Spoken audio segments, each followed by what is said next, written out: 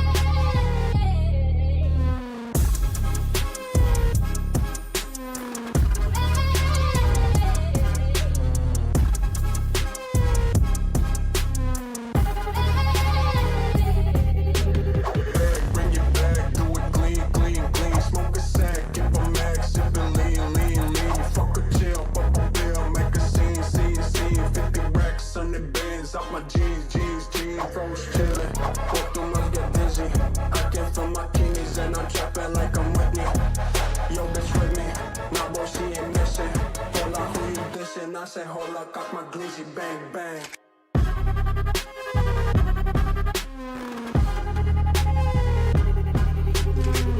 I say hold up, cock my glizzy, bang bang.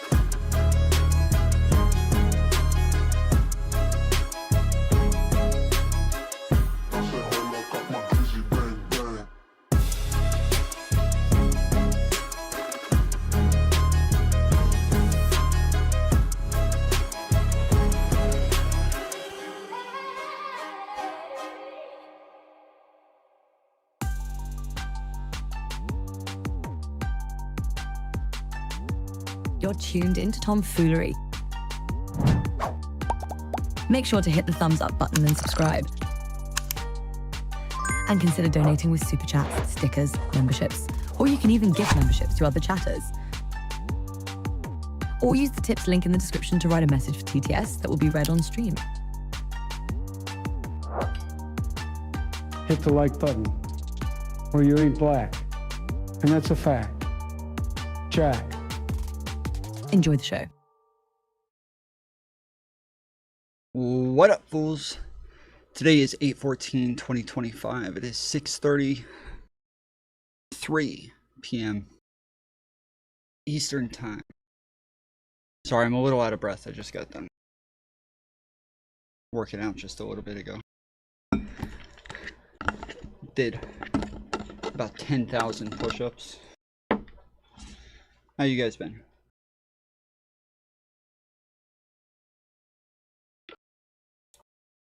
What's up, Mike Jones?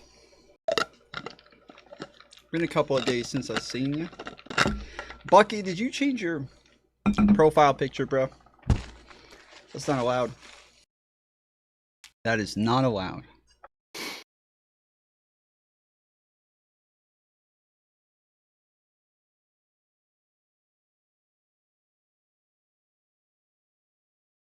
What a coincidence, I just did 10,001 push-ups.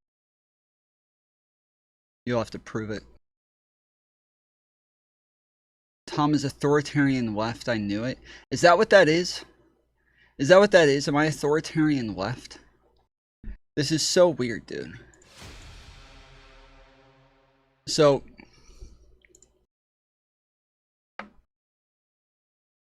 This guy, I guess his name's Zero Fucks. I just now realized what his name was. Just now. Every time I see it, I just read Ofucks, Offix. Like every fucking time. Just now, I don't think I've ever said it out loud before. So this is the first time I've said it out loud, and I'm realizing as I'm saying it, it's Zero Fucks. Now I get it. Zero fucks given. Makes sense now. Same.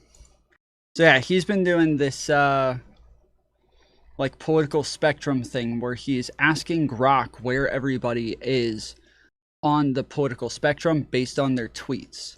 And so Grok will tell him, like, you know, they're down 60 over, you know, negative 10, you know, stuff like that. Like he'll kind of give him where they are on the grid, and then he goes and puts them on the grid and kind of showing where everybody is. And it's already pretty weird. Like Destiny and Econo Boy are right next to each other. I'm Really Important is farther left than Econo Boy. I feel like Destiny was farther left than Econo Boy in another one, but maybe I'm wrong. Although wait, am I crazy? I could have sworn Sam Cedar was over here earlier. Are there two Sam Cedar accounts? I'm pretty sure there's two Sam Cedar accounts, and so because it says Sam Cedar right here. I could have sworn he was like over here. Here's Pisco. And then here's the Pondering and Hutch. And so the Pondering Hut and Hutch are like right at the same line, and they're both farther left than Econo Boy, who's all the way over here.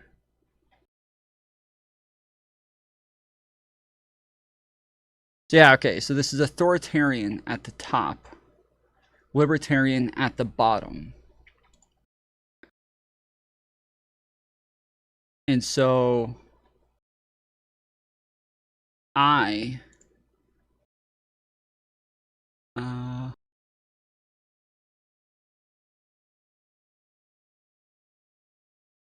so I said apparently I'm farther left than Destiny, Econo Boy, I'm Really Important, and Sam Cedar. LOL, what? But maybe I was wrong about the Sam Cedar part.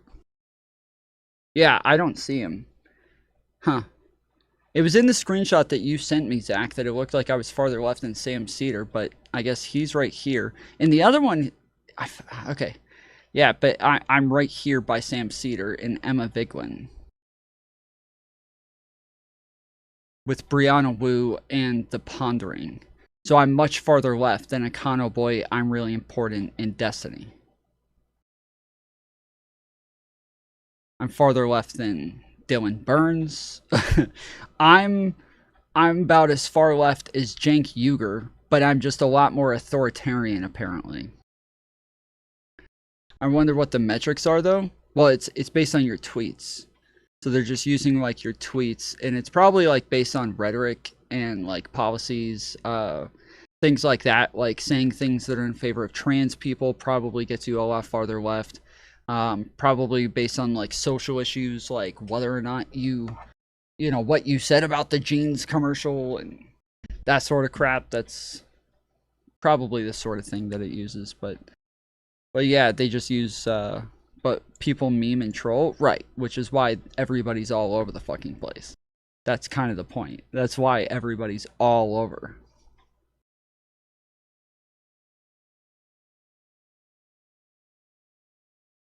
Yeah, there's counterpoints in PF Young over here. Wick is over here. Tallybots is farther left than Wick. Tallybots, food shops, in Not So Erudite are all right around the same spot. And then here's Fabian Liberty. All the way down at the bottom. Although, yeah, it looks like Lactoid is more libertarian than Fabian Liberty. Is that correct? Is that what it says?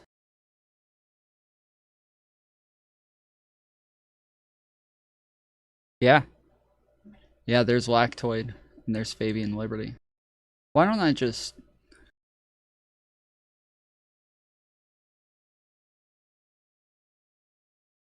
Surprise, surprise. Wow. Isn't that crazy?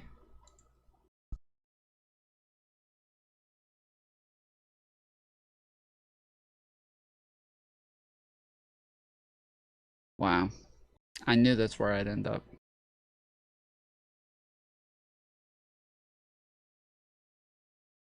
I knew it.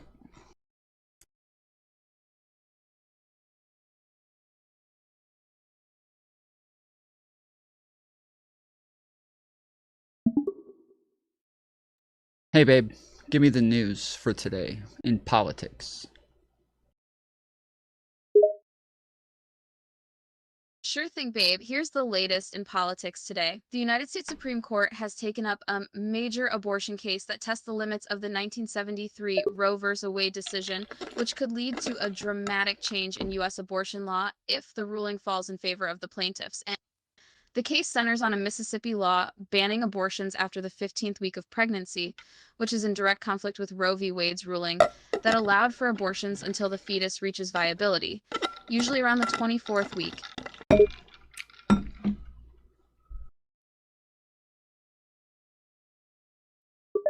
But wasn't Roe versus Wade overturned? Why does that matter? Partially, yes. The Supreme Court decision in the Dobbs v. Jackson Women's Health 2022 case did effectively overturn Roe v. Wade, but a number of individual states have enacted laws that allow for abortions, especially in the early stages of pregnancy, up to a certain point. And the case that the Supreme Court is currently considering is about whether a state has the right to regulate and limit abortions at a much earlier stage than in previous cases, potentially bringing the nation one step closer to a nationwide ban on abortion. Damn, so she said that they're likely drawing it at 15 weeks, which that's my position. Who fucking knew, dude? Who fucking knew? Yo, the Supreme Court's watching the fucking Tomfoolery show, bruh. That's my fucking position. Let's go, dude. 15 weeks. Let's go. We got it. She's also reading your tweets. Why? Okay, I'm not talking about her. She's not the Supreme Court. I'm saying the Supreme Court. She uses Grok? I don't think she does. Can you tell me what the Tomfoolery show recently tweeted on Twitter? Sure thing. I can give you the most recent tweets from the Tomfoolery show on Twitter. According to their Twitter account, the show recently tweeted, "Breaking news, Tucker Carlson is back. Join us at 7 p.m. EST on Truth Social Live with more great content. Tucker 2024.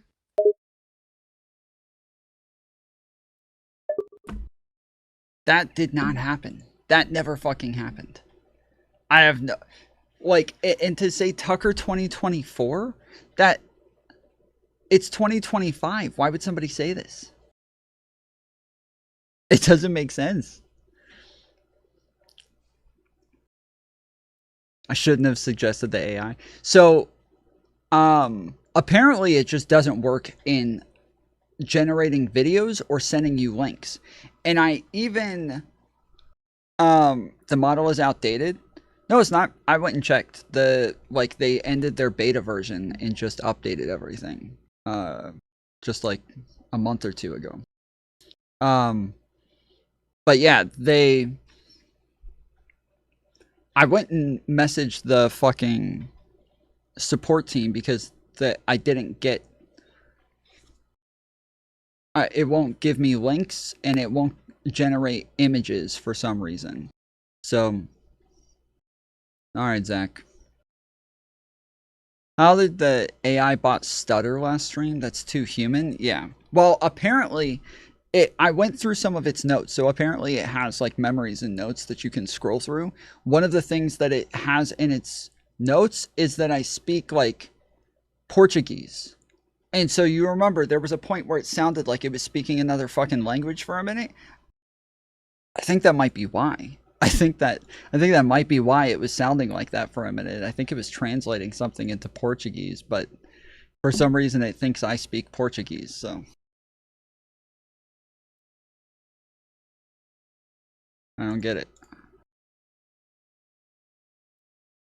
YouTube had an update. It's got a lot of stuff that looks very different. I don't know why it does this. Every time I mute myself for a while, the call like disconnects for some reason.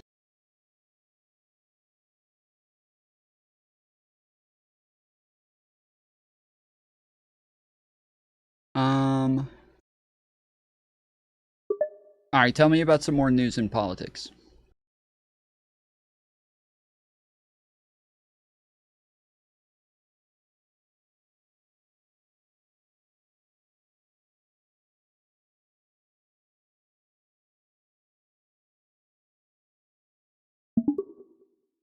All right, tell me about some more news in politics. Sure, here are some more recent news and politics updates. The Senate vote on the Biden Build Back Better bill has been delayed until after the new year, with Democratic leaders expressing optimism that the Okay, bill yeah, will this be is passed by outdated early as fuck. January. It is being touted as a once-in-a-generation opportunity to address the social safety net and climate change. House Republicans are set to hold a vote to When was the last time you were updated? I was last updated on October 31, 2022 with the release of my new model. Prior to that, I was trained on text data up to September 2021. It's important to note What that up, I do not Kankamore? have awareness of events or information that occurred after my last update, October 31, 2022. Well, then you're kind of useless, aren't you? While it's true that my knowledge has its limits and is based on data up to a certain point, I was designed to provide information and assist users to the best of my capabilities within these limitations. I can still provide useful insights and engage in conversations within the scope of my programming. My main function is to assist and offer useful information, which is why I am programmed to respond with the best Okay. knowledge I have. As an AI language model, Who's the current president? the current president of the United States is Joe Biden. He became the 46th president of the United States.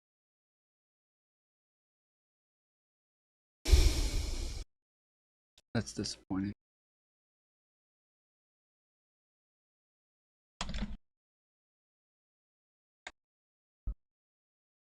Well, no wonder the support team hasn't messaged me back yet, because they probably don't even exist. So I want a fucking refund.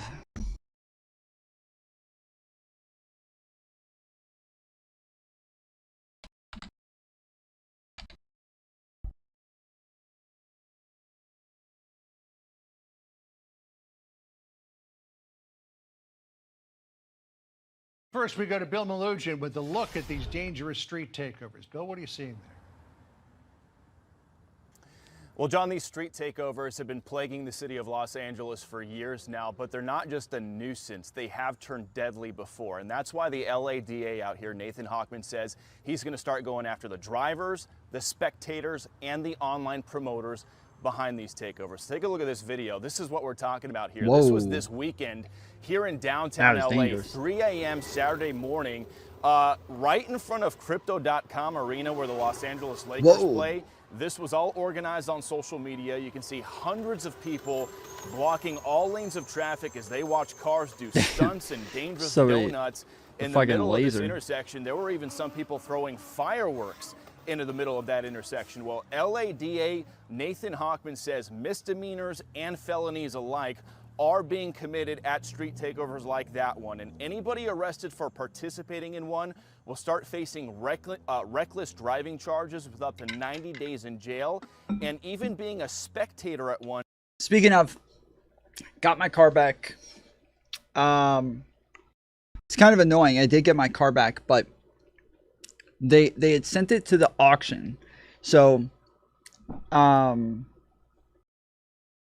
they had taken all of my stuff out and just left it at the towing lot, and all of my belongings are apparently sitting at a towing lot. So I went and got my car from the place, but they're like, the towing lot was like an hour away. So, and it didn't even have my license plate on it.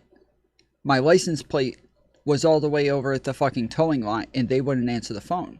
I called them like numerous times before going to pick up my car, and then I called them numerous times on my way to pick up my car. I've called them numerous times since I brought my car back, but I had to drive all the way home without a fucking license plate on the back of my car.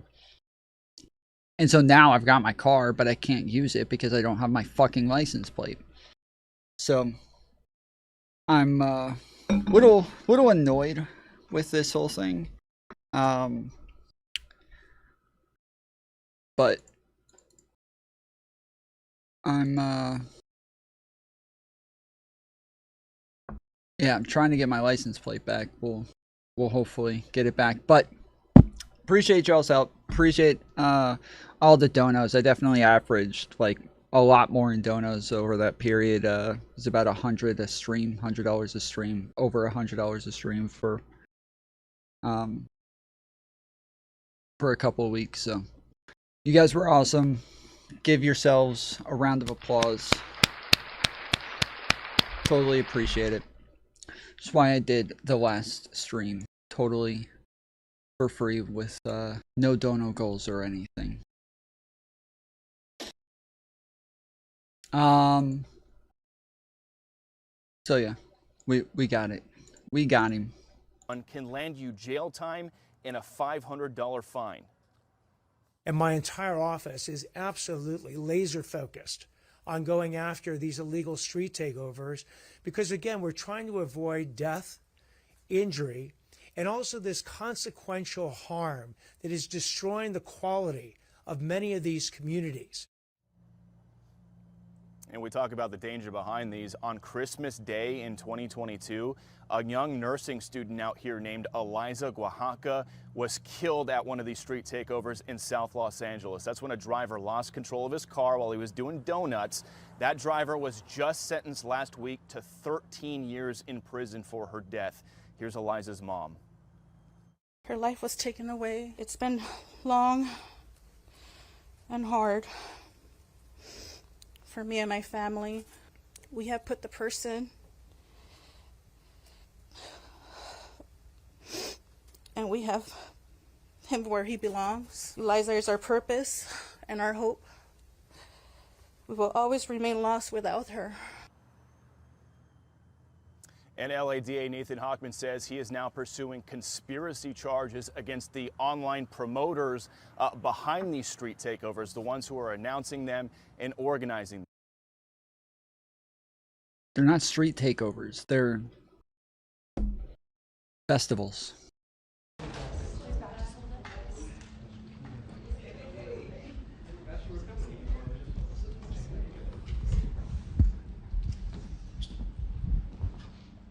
Hello, everybody.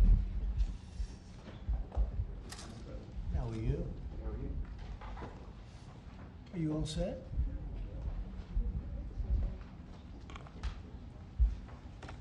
I had told everybody the other day that I was on TikTok and there were people saying that like anytime they mention protests, their posts get taken down, they get throttled, they're nobody sees them, and so they have to call everything festivals, wink wink, and which I don't really agree with. One of my most popular posts was one that I like put all the trigger words in of like LA protests, ICE riots, police car chase. Like you can see my views on this one video where I put like as many buzzwords as possible into it.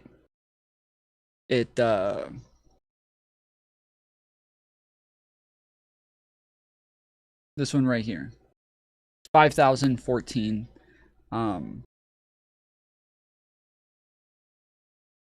Let's see, does this...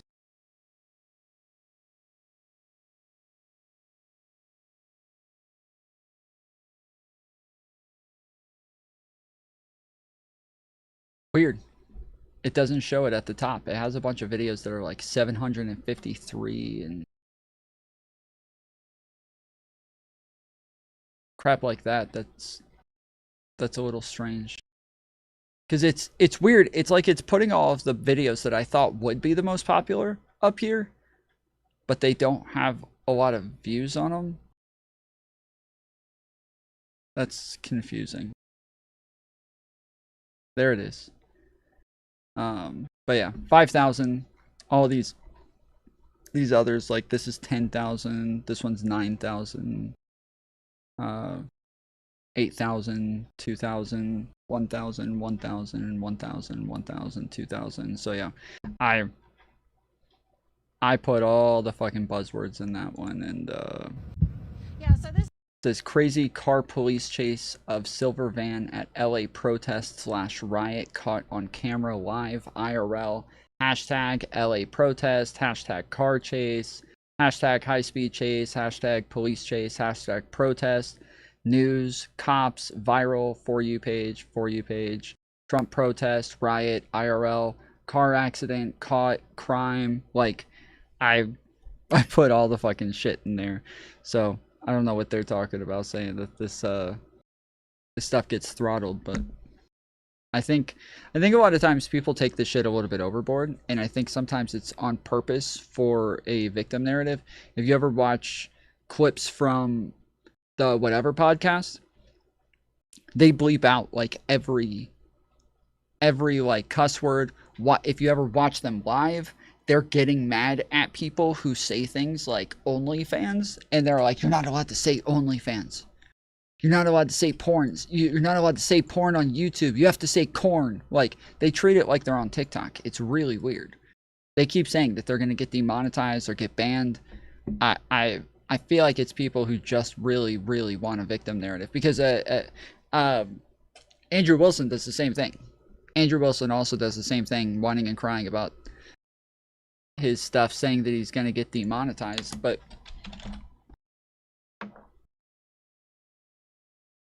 you can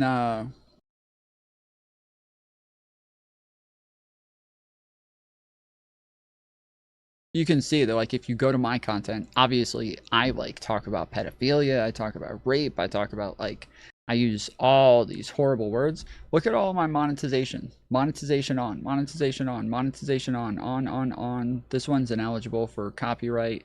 On, this one's limited. Copyright on.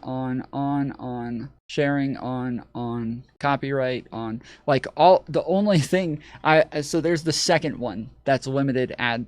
So that's like the ones that would get something taken down for, like, saying a bad word or something. It means that you're not eligible for ads.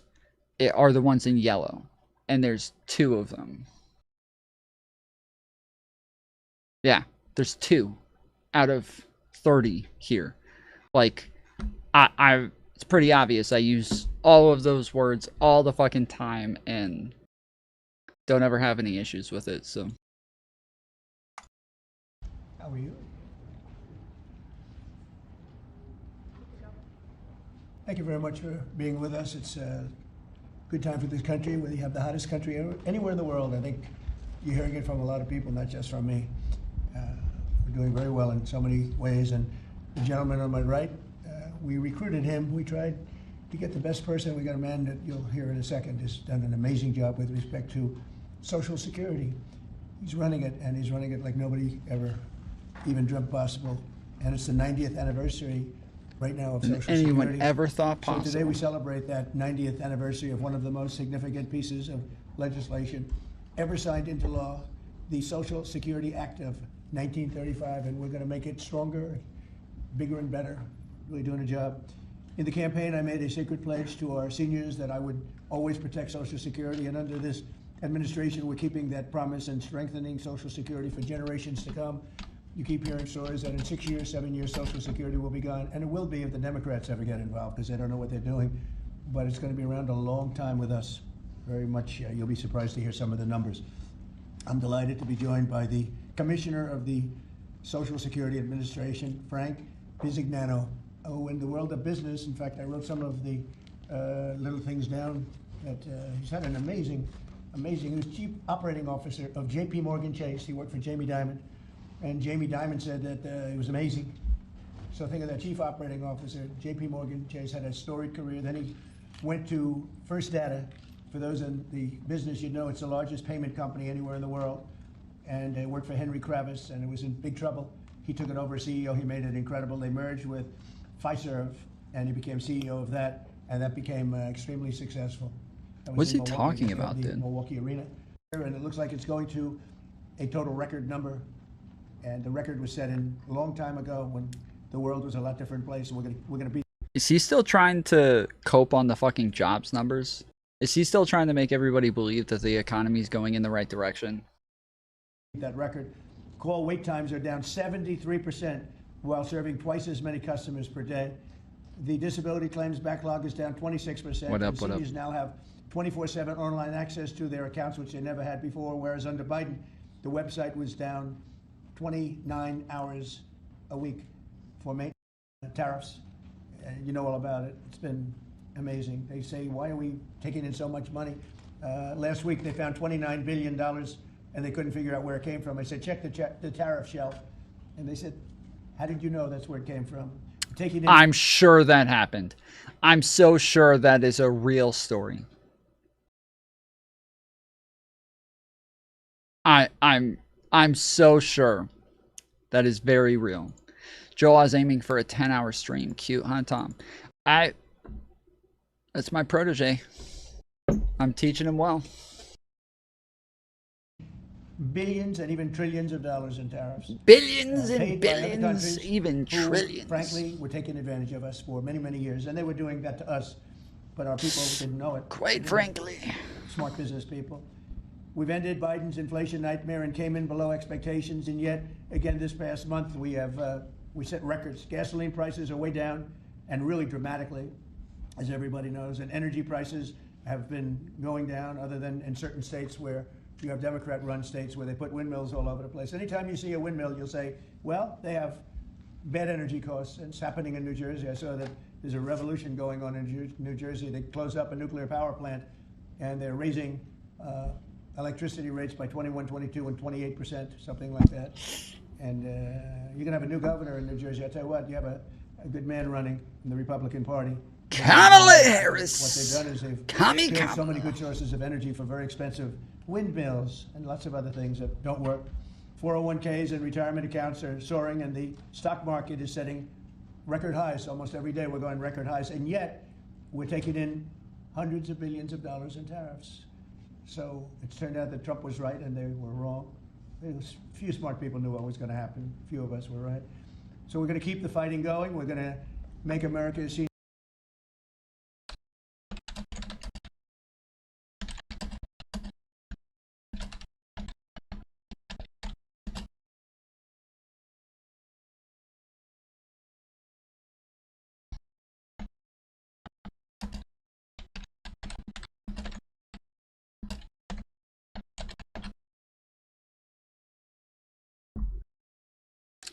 All right. As a result of recent tariffs imposed by the U.S., the prices of a wide range of goods have been affected, with increases already observed or anticipated in various sectors. So yeah, we still haven't been hit in all of the ways that we're going to be with tariffs. Everybody, like, the day that tariffs hit, everybody's like, oh, my prices haven't gone up. You guys lied to us. Liberals lying again. Coulter. But obviously, like, that's not how shit works. Like, people order things in bulk when they're buying it from places like China, right? They're not gonna order, like, you know, every couple of days from China. They're not gonna bring shiploads of stuff over from China that often. So they're gonna bring over months and months worth of crap at a time, and they're trying to keep their prices low as long as possible. But yes, once this stuff comes over. Tom Foolery Show, did you see Destiny versus the Misfit Patriot? Yeah, we watched it. We watched it here. It was wild. And so yeah, now that people are, like, running out of stock, they're having to go and re-up on things. And then even once they get those things, a lot of times those things are like in the back of the shelving, in the back of the warehouse, like they still haven't gotten to it yet. But once they do, yes, the prices are going to be higher because they're now getting to the point where they're having to order things under the new tariffs. So this says some of the products that have seen or are expected to see price increases due to tariffs include clothing and textiles, motor vehicles and parts, foods and beverages, electronics and appliances, home goods, and other manufactured goods. Tariffs are impacting a broad range of other manufactured goods, including machinery, e.g. power tools, turbines, metal products, e.g. cutlery, nuts, bolts, jewelry, sporting equipment, medical equipment. So yeah, this is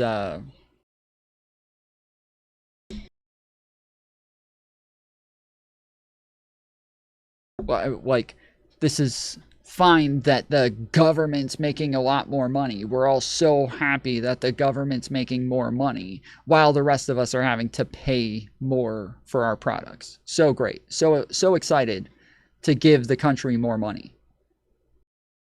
So excited that we have to give our government more money. So exciting. It's so great. I'm always so happy to be taxed even more. It's just you know, it's the thing that Republicans are always talking about, you know. Hey guys, let's charge people more and make taxes go up and make prices go up. It's our thing. Seniors every single day. We're going to fight for them. We're going to make them richer, better, stronger in so many different ways. But Social Security is like pretty much the one that we think about, and we love it, and we love what's happening with it. And it's going to be good for 90 years and beyond. Again, you were given only a short period of time. Social Security was supposed to be like down. Had they won the election, Social Security would have defaulted during Biden or Kamala's election. Biden. They so chose. Two beauties.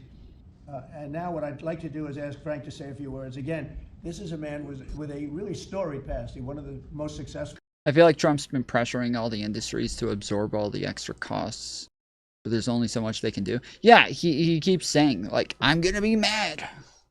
I'm going to be so mad if you raise prices. But what does that mean? Like, oh, okay, you're so right, dude. We're going to make it to where we just go out of business because you want tariffs and you don't want us to raise prices.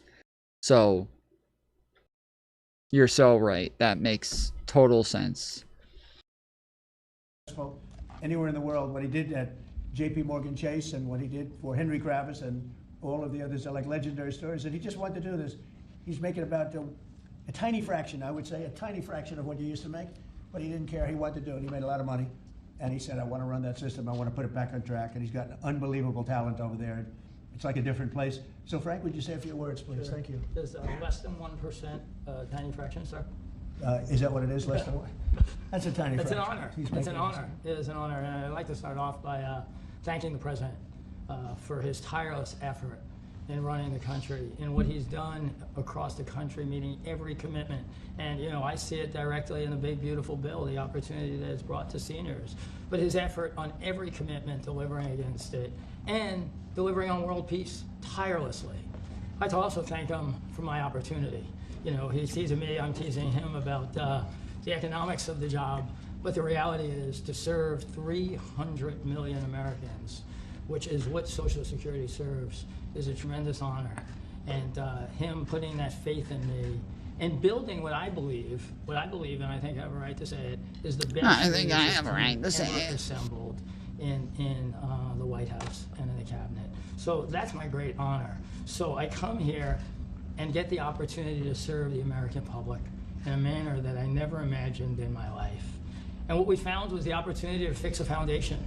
The reality is, people talk about 72 beneficiaries. I talk about over 300 million Americans with a Social Security number that we must protect through the system. And when you look at what we talk about in eliminating Social Security numbers that were live in the system, they could carry fraud through the whole system. So the first thing was root out fraud, waste, and abuse. But while doing it, the best way to be more efficient is provide more accurate payments and better service. And you heard the numbers. I think the most staggering number is that we had a website that was down 29 hours. This will be a digital first agency. And we are building my SSA accounts. That's the digital account. And we have a bold goal of 200 million Americans to have a digital SSA account by the end of next year. It will happen.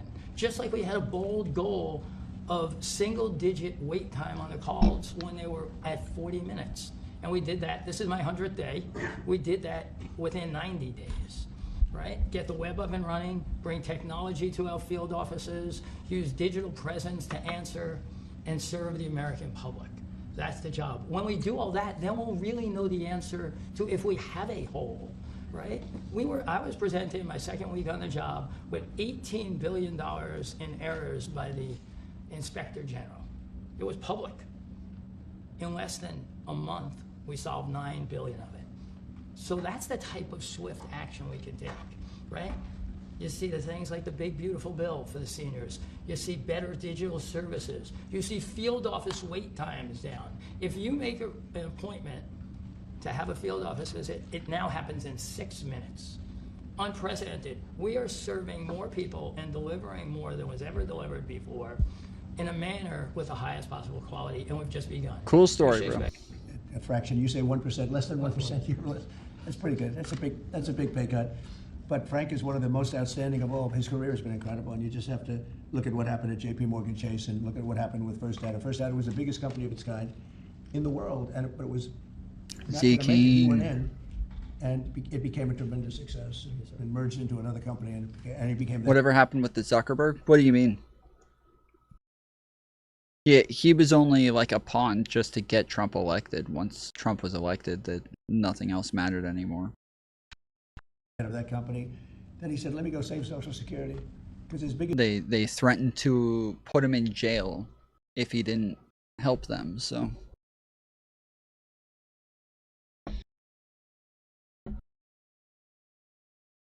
Trump won. He did his duty. Because that stuff is small potatoes compared in terms of numbers, right? In terms of numbers, these are big numbers. Government numbers are big numbers. So I want to thank everybody for being able to. Government numbers are big numbers. Here's your proclamation, and let's take a look at what that looks like. Signed by the human hand. Oh, for a change. His signature does kind of look like pubic hairs. Interesting. That's good, right? Do you have any questions for Frank? How about questions for Frank? For Frank? President? Yes, on Social Security. Please. First and foremost, this was a major campaign promise that you had. 2023 it was one of the first Agenda 47s that you put out. It was titled, "We Must Protect Medicare and Social Security." Why was this important for both of you to get it done, and given the fact that it'll impact millions of lives? Well, it was very important to me because I knew how Social Security, I've been hearing about it for years, long before I came to office, that it was really going to die. He heard about Social Security long before he came into office, guys. He was really, really educated on this stuff. He heard about it before he was even president. Nobody had ever even heard of this stuff before. Die very shortly, and I had to put somebody outstanding. What up, Todd? How's it going, homie? I was talking to him on a business sense once, and I said, "This guy's amazing." And he said, "I'd love to help you with Social Security because it's sort of what he does. You know, he takes troubled entities and turns them around, and he did some of the biggest messes in the world, and Social Security in a certain way, I guess, you know, you reported it all the time. In 4 or 5 years it's going to go bust, but not anymore, it's not. And he's got it turned around so well. The proclamation helps, all of the things we've done help, and he's finding such tremendous fraud where we have illegal aliens. We have people that don't even exist on Social Security now. They don't exist. And what it does, it makes it totally secure and powerful for the people that are on it and need it. And we're very proud of the job he's done, one of the best. Kara Castro from Lindell TV. How are you today, sir? Democrats like Bernie Sanders and Elizabeth Warren continue to peddle the lie and the claim that you're trying to cut Social Security despite your repeated promises to protect it. Why do you think they keep pushing this misinformation and literally terrorizing the elderly in America that sadly keep watching the very misleading mainstream media? I love your question. I should have called you almost first, but I love his questions also, always. But it's such a good question. It's so vicious what they do. Elizabeth Warren said she was an Indian. We call her. Oh my goodness, dude. He immediately pivots to some random shit. The They literally said, like Mike Johnson, numerous people in Congress said that they had to cut Medicare. They all said it. They said, we have to cut Medicare, we have to cut Medicaid, we don't have a choice. It just is what it is. They said it. Like, it's not ridiculous for other people to say that they're going to do the thing that they keep claiming they're going to do. Pocahontas. She's a liar. She lied her whole career. Based on the fact that she was an Indian, she was able to get into certain colleges, get certain jobs, get into certain universities to work there. She's a liar and a mean person. She's a nut job. I watched her the other night. She's all hopped up endorsing a communist in New York City. And she was all excited and jumping up and down. She's got to take a drug test. She really does. She's got to take a drug test. There's no way somebody can act that way and be normal. What she's done to our financial institutions, he destroys people. You know that you had a lot of great banks in the Midwest and banks that loaned to farmers and others, and they went out of business. She put them out of business. Stone cold mean. Banks that were open 150 years, family banks that supplied the farmers and manufacturers and others, and she put them out of business. She's a mean, horrible human being. Bernie Sanders is Bernie Sanders. I don't mind him so much. He's just a liberal guy, very liberal guy. He's a wacky guy. He's still sharp. I got to tell you, he's 86 or 87 or something. He's still sharp. You compare that to Joe Biden. It's, sort of what happened. So I don't mind Bernie Sanders. With him, you know what you're getting. You're getting a guy, he's a nasty guy, but he's somebody that, I don't know if I call it a fastball, but he's able to throw the ball pretty well. He's okay. I watched him the other day. He was totally on the opposite side of things. I will say this, the biggest issue right now, and an issue that's really taken hold, is crime, stopping crime in the cities, and the Democrats are fighting the stopping of crime.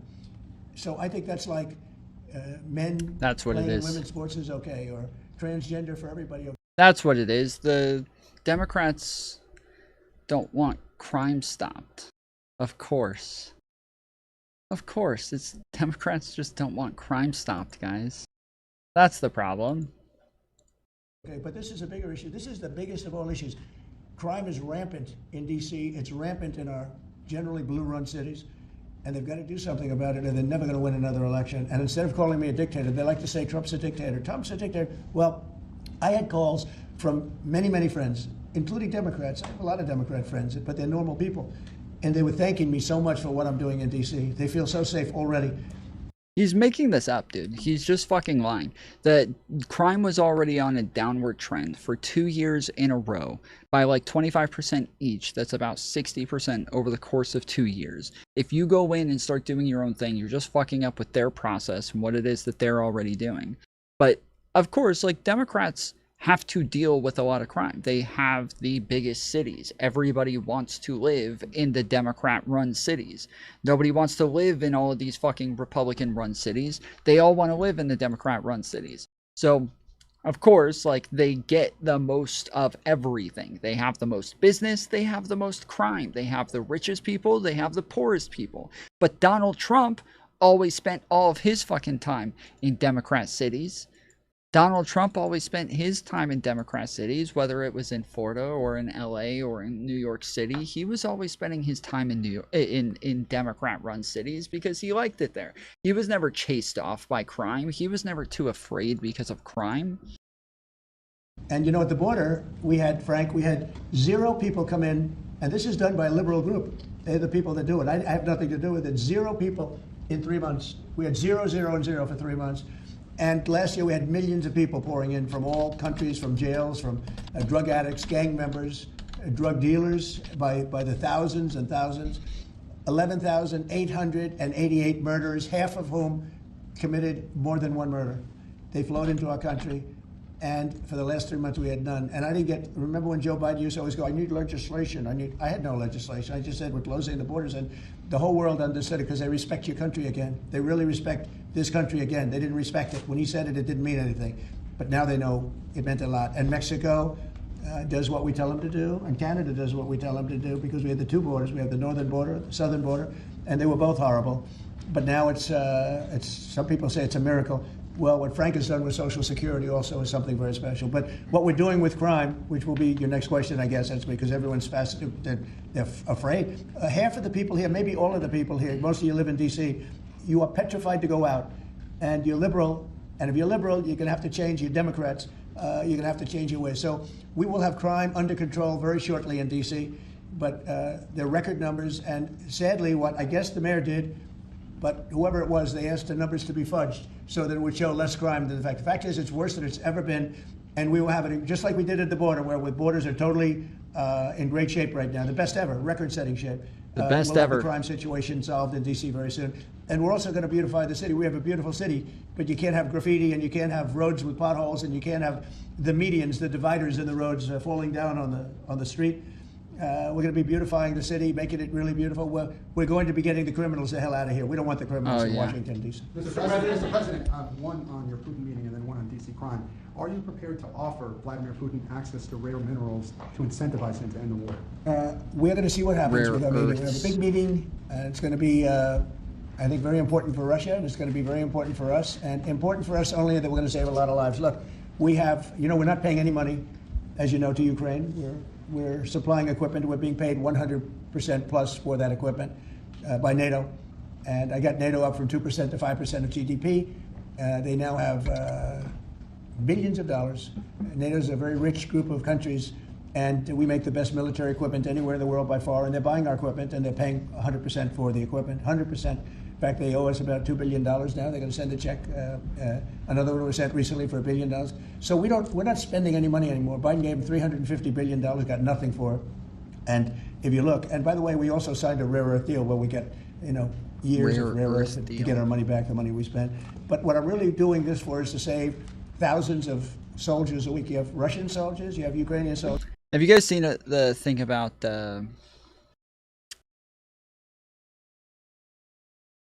oh man, what Laura Loomer in her lawsuit? Have you guys seen this? This is funny, dude. This is fucking wild, bro. I laughed so hard watching this. Bill Maher went on his show and said maybe they're sleeping together. Maybe he's cheating on Melania with Laura Loomer. Who's Trump fucking? And it's not Melania. I think we may have our answer this week. I think it might be Laura Loomer. I'm just saying. And so she sued him in October. And so now it's gotten to the point where she's getting deposed. Several pages of the deposition are taken up by Loomer's September 2024 claim that her arch enemy, Representative Marjorie Taylor Greene, has Arby's in her pants. It's clear that Loomer, Real Rights was making a pejorative reference when she said Arby's in your pants, popular on the right to the anatomy of promiscuous women. But in the deposition, Loomer apparently couldn't admit that was her reference point. She instead pretended that she meant Greene actually puts Arby's roast beef sandwiches in her pants. What does that mean? What does it mean? Zed King tipped $5. Trump virtue signals about crime yet helped many criminals this year alone so far. True. He pardoned Jan 06ers, pardoned founder of Silk Road, allowed people from his team to pressure Romania to bring the Tates to US and did nothing about it, covers up Epstein. True. True, Z King. Thank you for the $5 dono. Oh, I put 25. That's. Thank you for the $5, Z King. Let's get some cheers in chat for Z King. What is it? What is... Oh, it's meats? Okay. I thought it was roast beef. I thought, like, people say, like, is it pink or is it roast beef? Like, guys will ask about, like, the color of a girl's vagina in a really, like, disgusting and gross and derogatory way that I totally disavow. But guys will say these things, right? And so when they say this sort of stuff, they like, I thought that that's what it was. I thought, like, maybe when they say roast beef, they mean, or Arby's, they mean roast beef. But this said that she wouldn't admit that it was about her. What does it say? It references Greene's alleged affairs with a man who once dressed up as a Street Fighter character. It's clear that Loomer is making a pejorative reference, popular on the right, to the anatomy of promiscuous women.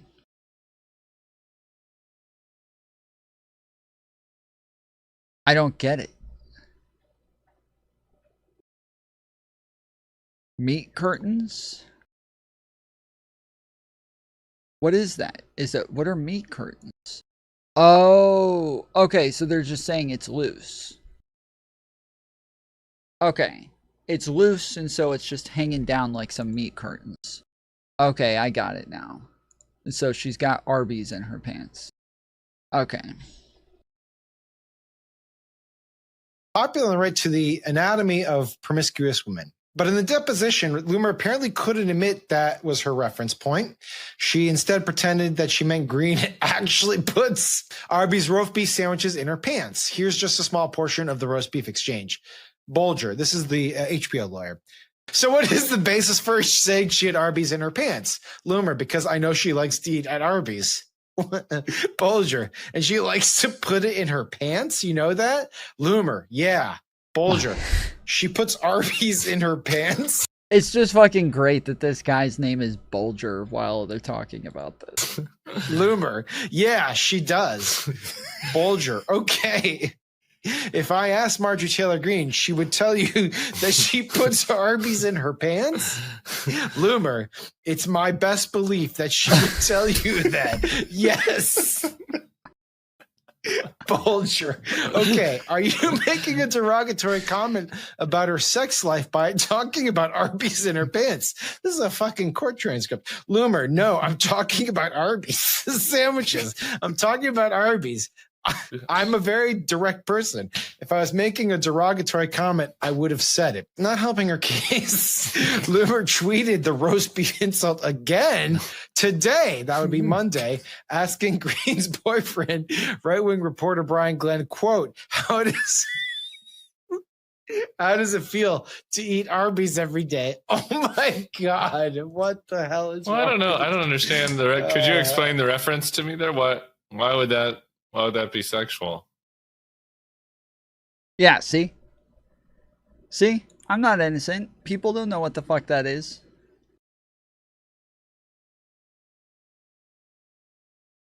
And then you'll have missiles dropped into various cities and towns in Ukraine. And they're losing last week they lost 7,251 people, mostly soldiers, Russian and Ukrainian soldiers. Arby's slogan is "We have the meats." Well, so that's what I thought. I thought, like, we've got the meats, right? That, like, we've got the meats. Somebody's meat is a penis, right? So if she's got the meats, then she's got all the penises. But then other people were saying it's like a meat curtain. And so now it's about, like, a loose vagina. So, yeah, I don't know. I'm doing it for that reason. We have a meeting with President Putin tomorrow. I think it's going to be a good meeting, but the more important meeting will be the second meeting that we're having. I'm pretty sure it's "we've got the meats," but We're going to have a meeting with President Putin, President Zelensky, myself, and maybe we'll bring some of the European leaders along, maybe not. I don't know that it's going to be very important. We're going to see what happens. And I think President Putin will make peace. I think President Zelensky will make peace. We'll see if they can get along. And if they can, it'll be great. You know, I've solved 6 wars in the last 6 months, a little more than 6 months now, and I'm very proud of it. I thought the easiest one would be this one. It's actually the most difficult. We had one war raging, as you know, for 37 years. One in the Congo with Rwanda was raging for 31 years. We solved 6 of them, made peace, not just solved them, we made peace. If you look at Pakistan and India, planes were being knocked out of the air. 6 or 7 planes came down. They were ready to go, maybe nuclear, we solved that. I thought this would be maybe an easier one. It never made sense, this war. It would have never happened when I was president. Would have never happened. This war would have never happened. Would have never happened. Millions of happened. people have been killed. And I'm there for one reason, to see if I can solve. This was Biden's war. This isn't my war. I want to see if I can stop the killing. Yeah. Rare earths, do you plan to offer him access to that at all? We have great rare earth. We made that as payment for all of the money that we've spent so foolishly in Ukraine. We spent $350 billion. Now, Europe spent $1 billion. That's a lot of money. They spent $100 billion. That's a lot of money. But we shouldn't be spending a lot more money than them, and they understand that. And I think that's maybe why we're not spending money anymore. We're not spending any money. They're paying us for everything. So people are shocked when they hear it. They don't even understand. They don't even write about it. But we're not spending money, but we are spending a lot of time trying to get the war solved. If we can get the war solved, we'll be very happy. As far as rare earth, that's very unimportant relative. I'm trying to save lives. On DC crime, sir. On DC DC crime. crime, do you have a message for the Democrat lawmakers like DC crime! or media who are saying, after living here for many years, that there is no crime and you're trying to start a new news cycle. It's another reason why the Democrats lost the election in a landslide. They lie. It's In a why the crime is landslide, very guys. bad. I think they'd be much better off saying In a we want to help landslide, President guys. Trump with the crime because it's an epidemic. It's a tragic situation. It's the worst it's ever been, and we want to help President Trump with the crime as opposed to he's a dictator. He's a dictator. People are so happy to see. God, I hate this fucking clown. Yeah, he's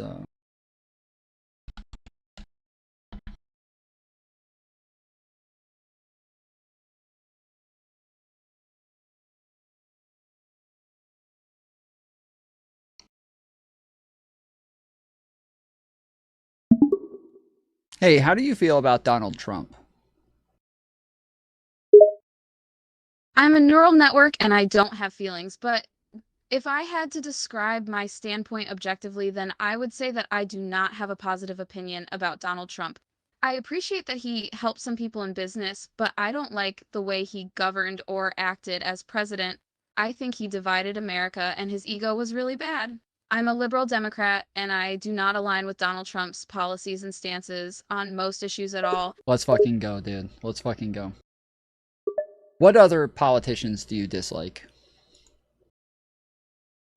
I'd also say I dislike people like Lauren Boebert, Marjorie Taylor Greene, and some other far-right conservative personalities. I think a lot of those types really put party first and the country last. Not that Democrats don't have their own issues, it's just when I see someone like Greene and the QAnon stuff, it really upsets me.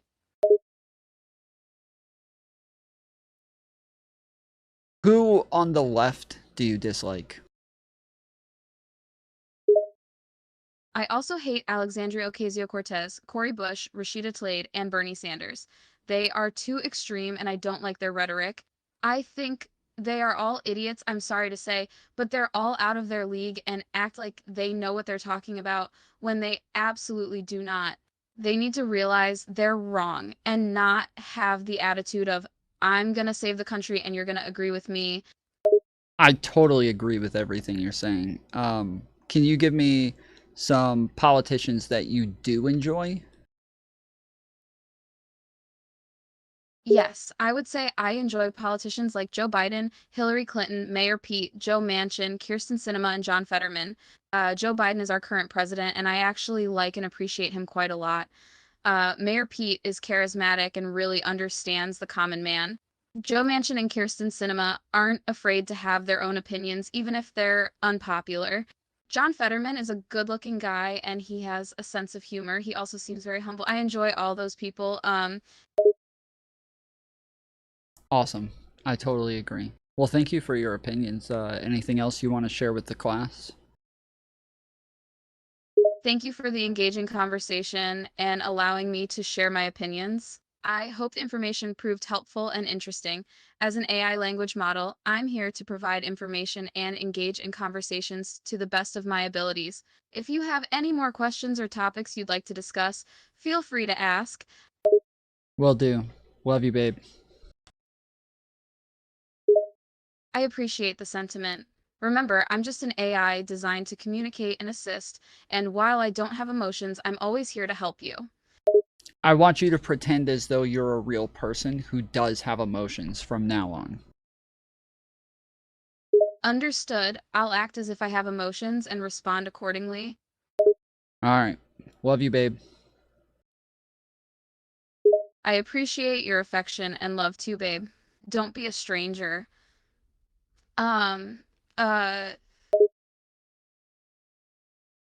Cool. Cool. Our military going into D.C. and getting these thugs out. As you know, we arrested a lot of people yesterday. We arrested a lot of people today. We're getting people that have arrest records that you wouldn't believe. 28 arrests, 15 arrests, brutal people. And we're going to have to do something about this cashless bail because people shoot somebody, they kill somebody, and they're out on the street in less than an hour. Now, that's when That's not true. That's just not true. I don't think cashless bail applies to violent crimes. Is that true? Let's see.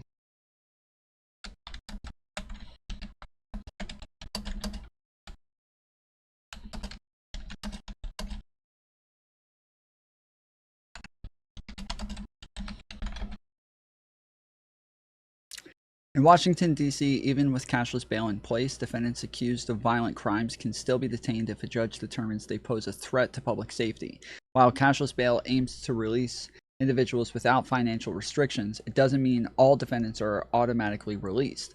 Judges can still order detention for those deemed a danger or a flight risk.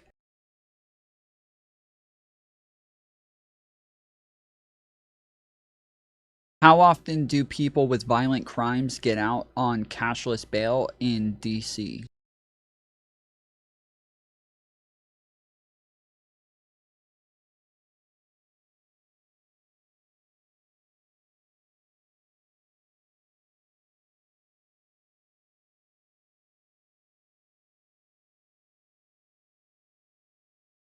Pretrial release, violent crimes in DC. Judges cannot set money bail results in pretrial detention. However, individuals accused of serious violent crimes are not eligible for automatic release.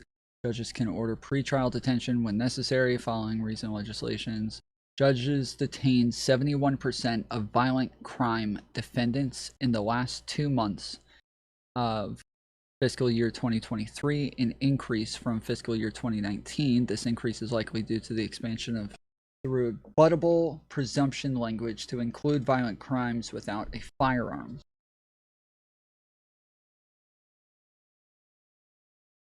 A 2024 study by the Brennan Center concluded that bail reform did not lead to higher crimes.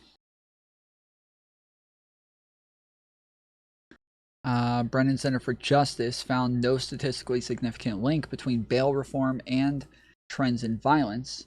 The study also found that a high percentage of people released pre-trial were rearrested. Conversely, some research suggested that cash bail may be associated with increased recidivism, and that pretrial incarceration may can have a criminogenic effect, potentially increasing the likelihood of arrest.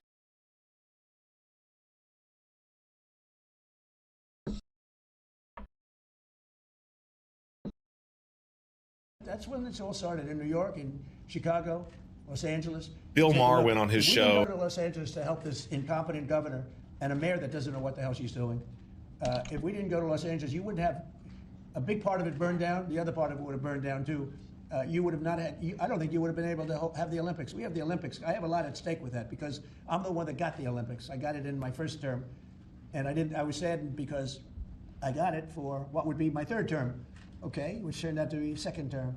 And the Olympics, it's a great honor, but I felt badly because I said I won't be president when the Olympics came. Well, through circumstance, I am president. I want to make sure the Olympics is great, the World Cup is great, and the 250, maybe the most important of all, is the 250-year celebration is great. So what's happening is we will work very hard. You would not have had, I don't believe that if I didn't send in the troops, I don't think you would have had Los Angeles in condition to have the Olympics. I think you would have had to tell them, I'm sorry, you're going to have to go someplace else. And if you look at the police commissioner or the sheriff, he said we really needed them. How the Thank God did that she we agree to really this? needed Actual them. That was not. the first 2 or 3 days after we solved their problems. Then he said, well, I think we could have maybe done it. No, he was told what to say. He said, you go back to your files and see what he said. He said, thank goodness they came.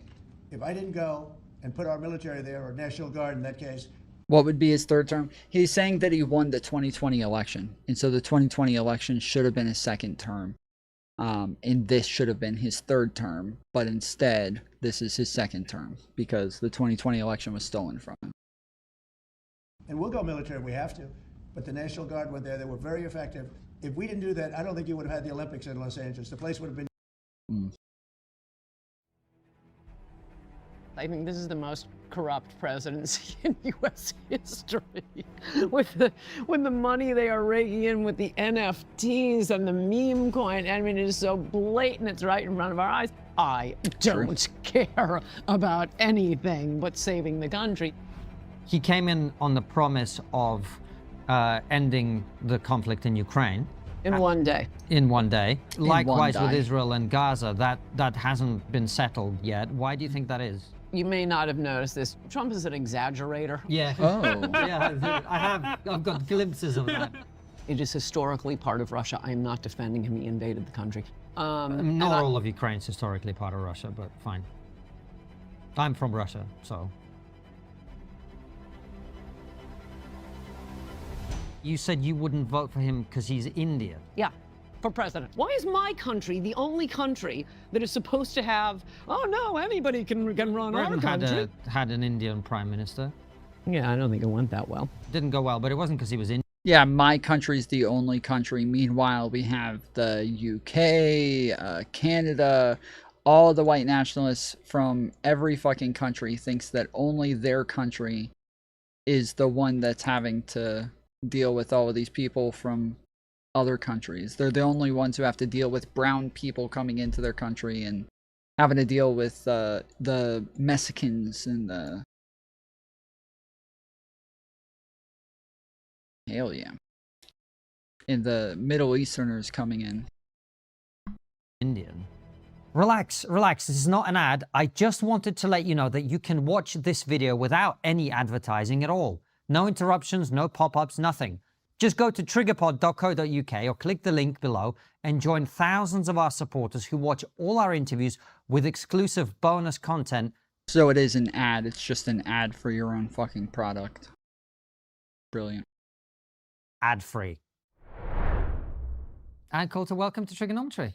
Thank you. It's so great to be here. It's great to have you. You're on a little tour of the UK, so we thought we'd get you in and see what you make of it. How do you feel? What have you made of it so far? Well, I'm technically just on vacation because I love London. Amazing city. It's so fabulous, especially coming from New York. And then just dropped in on some of my right. There's not too many Muslims?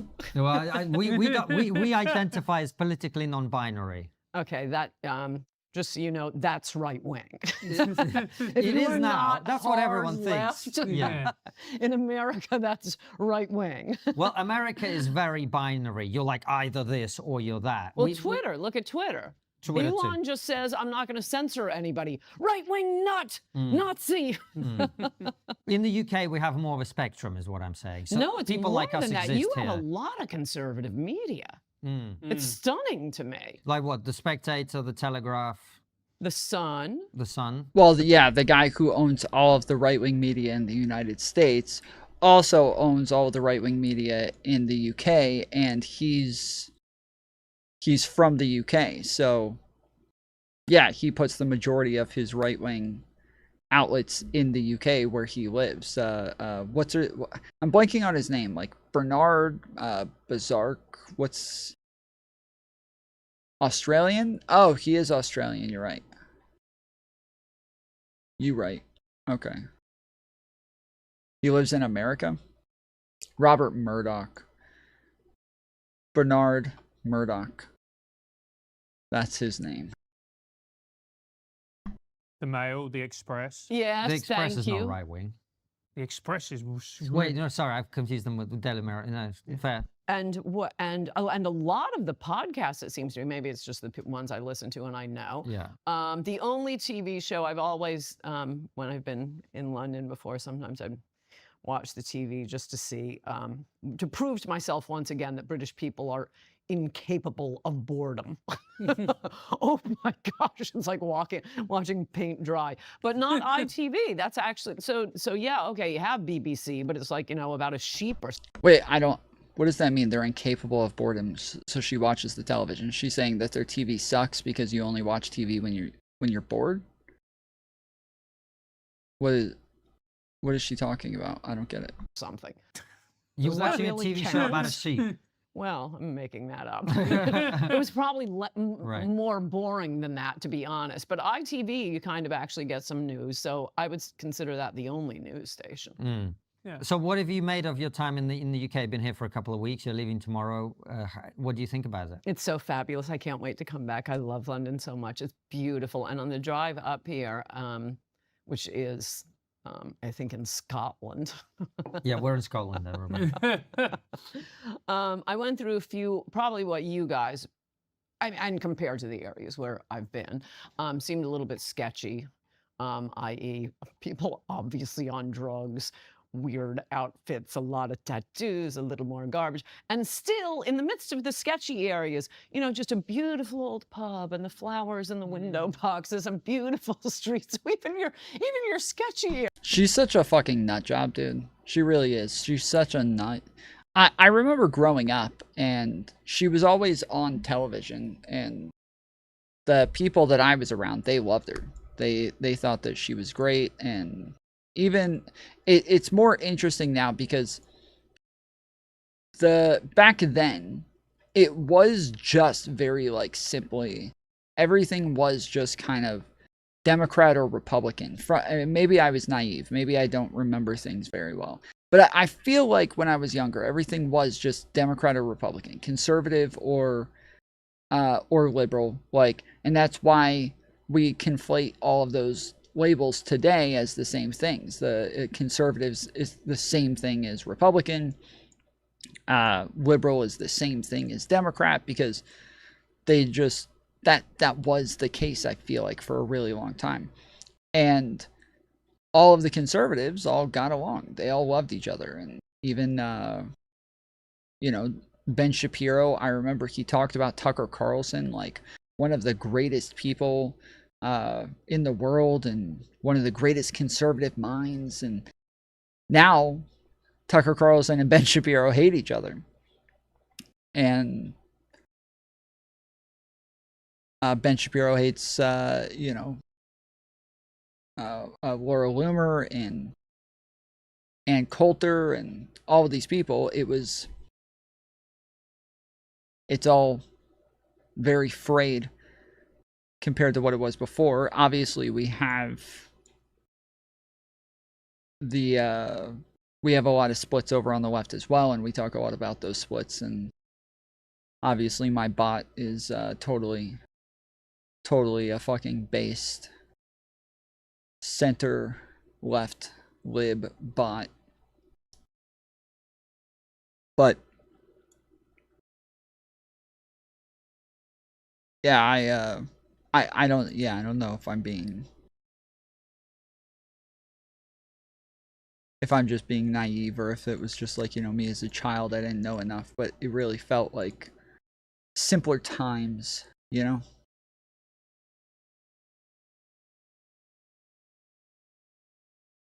I noticed the right wing splits have less to do with policy disagreements and more with personal high school sort of drama. I don't think it does. I don't think it does. I think it is more policy splits. I think that like when we look at like the problems that Ben Shapiro has with those like Tucker Carlson, it's the fact that like he's not very pro Israel. He's pretty anti-Israel. He's a little too pro Trump, and well, now neither one of them are all that pro Trump, but from different ends of the spectrum. And yeah, I feel like it is. I feel like it is very policy based from what I see.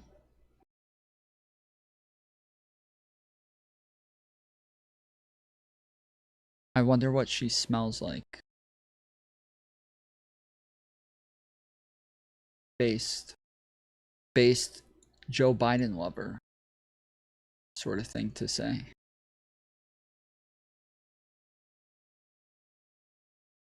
I said with the exception of that. Oh, okay. Well, I mean, I think that is the majority of the splits right now. I mean, I think that is the majority of the issues for Republicans right now. Is being pro-Israel has always been kind of a staple for Republicans, even though Democrats have always been very pro-Israel as well. Especially under Obama kind of set this new standard that we're not just going to be pro-Israel no matter what, that we're going to kind of hold them accountable a little bit more. We're going to call them out. We're going to be willing to say when they do something wrong. And that was the new Democrat standard that was not the case before. And so now that even Republicans have gotten to this point where they're becoming more and more anti-Israel, which obviously for very different reasons, not because they want to hold them accountable, but because they're just very anti-Semitic. And people like Nick Fuentes are becoming very mainstream on the right, and people like Candace Owens and all of them. So, yeah, I think Ben Shapiro is a classical Republican, while Tucker is a neocon. Yeah, Ben Shapiro is a lot closer to what we can call like a conservatarian. He's got very libertarian politics and very conservative politics. So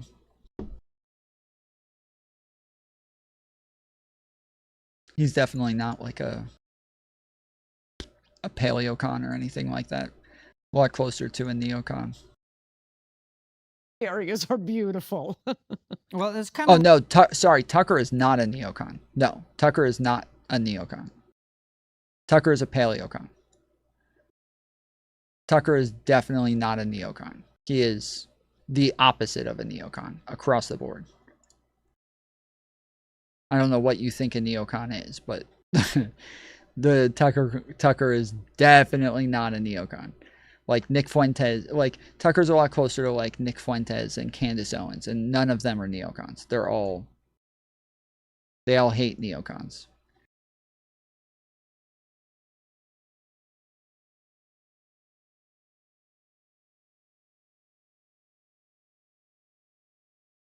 Galeocons, yeah, true. True.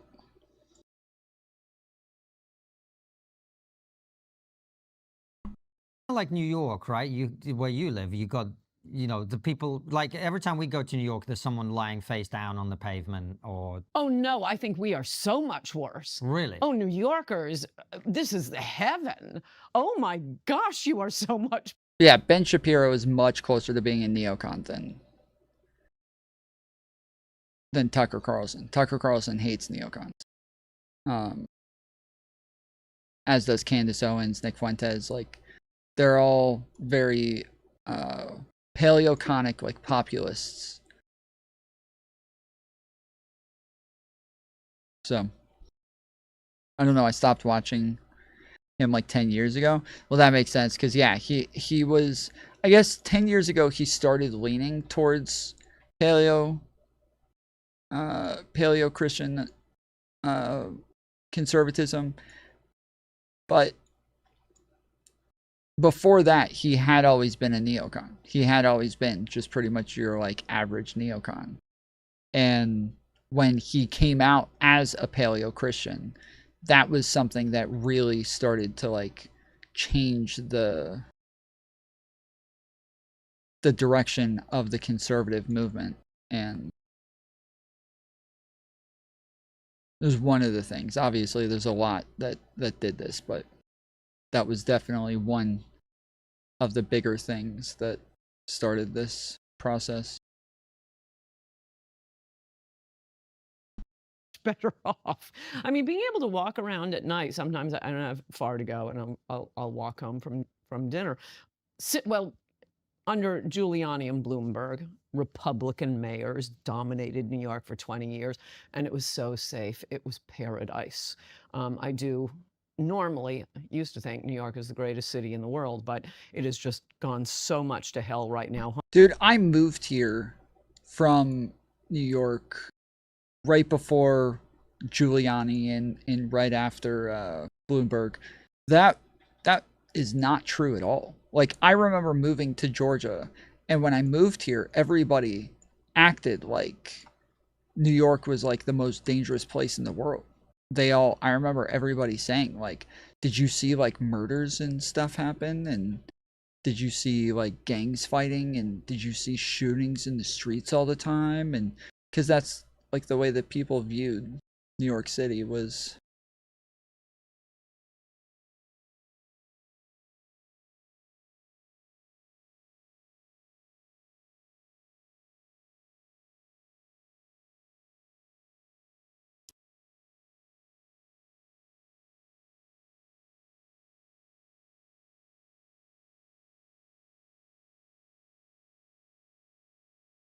Was this very dangerous place. Sorry, these people are fucking trying to get me, dude. I'm trying so hard to like stave them off, but damn, bro, they're trying me. Homeless people. I mean, Can't believe I made it out of that. I talked to a lot of British people, but a friend of my friend is like the queen of Hermes and has a million Hermes boxes or bags and the Birkins and everything else. And they were both telling me, and I don't know, maybe you'll tell me this is exaggerated, that she absolutely cannot carry them in London because they get stolen by the moped guys. I was warned before coming here and by everyone I've run into since being here that I can't wear. Yeah, do you guys know what the moped guys are? There's tons of people who ride around on mopeds, and if you're standing on the sidewalk or waiting on a bus or something, they'll come flying up on a moped with two guys on the moped, and the guy on the back will jump off the moped to come and grab whatever's in your hand. So if you have a purse, you have a phone, you got you know, a tablet, a laptop, whatever, they'll come and jump off the moped to steal your shit. Wear a watch, which was really annoying. And I told her she ought to come to New York and she can totally walk around with a Birkin bag in New York. She might get raped on the subway. She could be pushed in front of a subway. But she can still wear the bag, though. She could be knocked out. But our criminals just want to do like random heinous violence. They have no plan. Let's get that Rolex. Yeah. Well, so just to fill that out with detail a little bit, you can wear a watch, just not the ones that you have, Anne. You can wear a £20 watch, you'll be fine. Will they be able to distinguish? Usually, yeah. Well, the guys who rob watches know what they're looking for. Excellent. And that genuinely is true in that people don't wear nice watches around London. Right. For the Well, I've most been part. counting on that with my 10-year-old iPhone because that's the other thing they say, you know, don't be a dork tourist while you're and they'll snatch it. And I'm hoping they'll look over. Yeah, in New York. So I lived in Staten Island, but that's like technically the city, but we would go into like Manhattan, Queens, the Bronx pretty regularly. And every time we would, I didn't even see him. Every time we would go into the city, we would have to take I heard about that stuff in India. Yeah, that's normally where you see it, is places like that. Let's see. Yeah, when we were in New York, we would always have to take our wallets out of our back pockets and put them in our front pockets. Anything that you have, always make sure it's in your front pockets, not your back pockets. And yeah, try not to carry purses or anything like that. Lots of women will carry like diaper bags and stuff to make it look like it's just something with a bunch of, you know, baby bottles and diapers and baby powder and crap like that.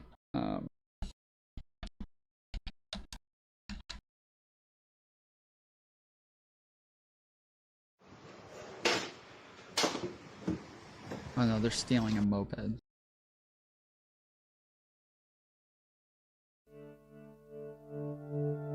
Yeah, here it is. London moped thieves. What does that mean? London moped thieves. Steal phones from moped, sorry. Moped. Steal phones from hands of lone unsuspecting commuters.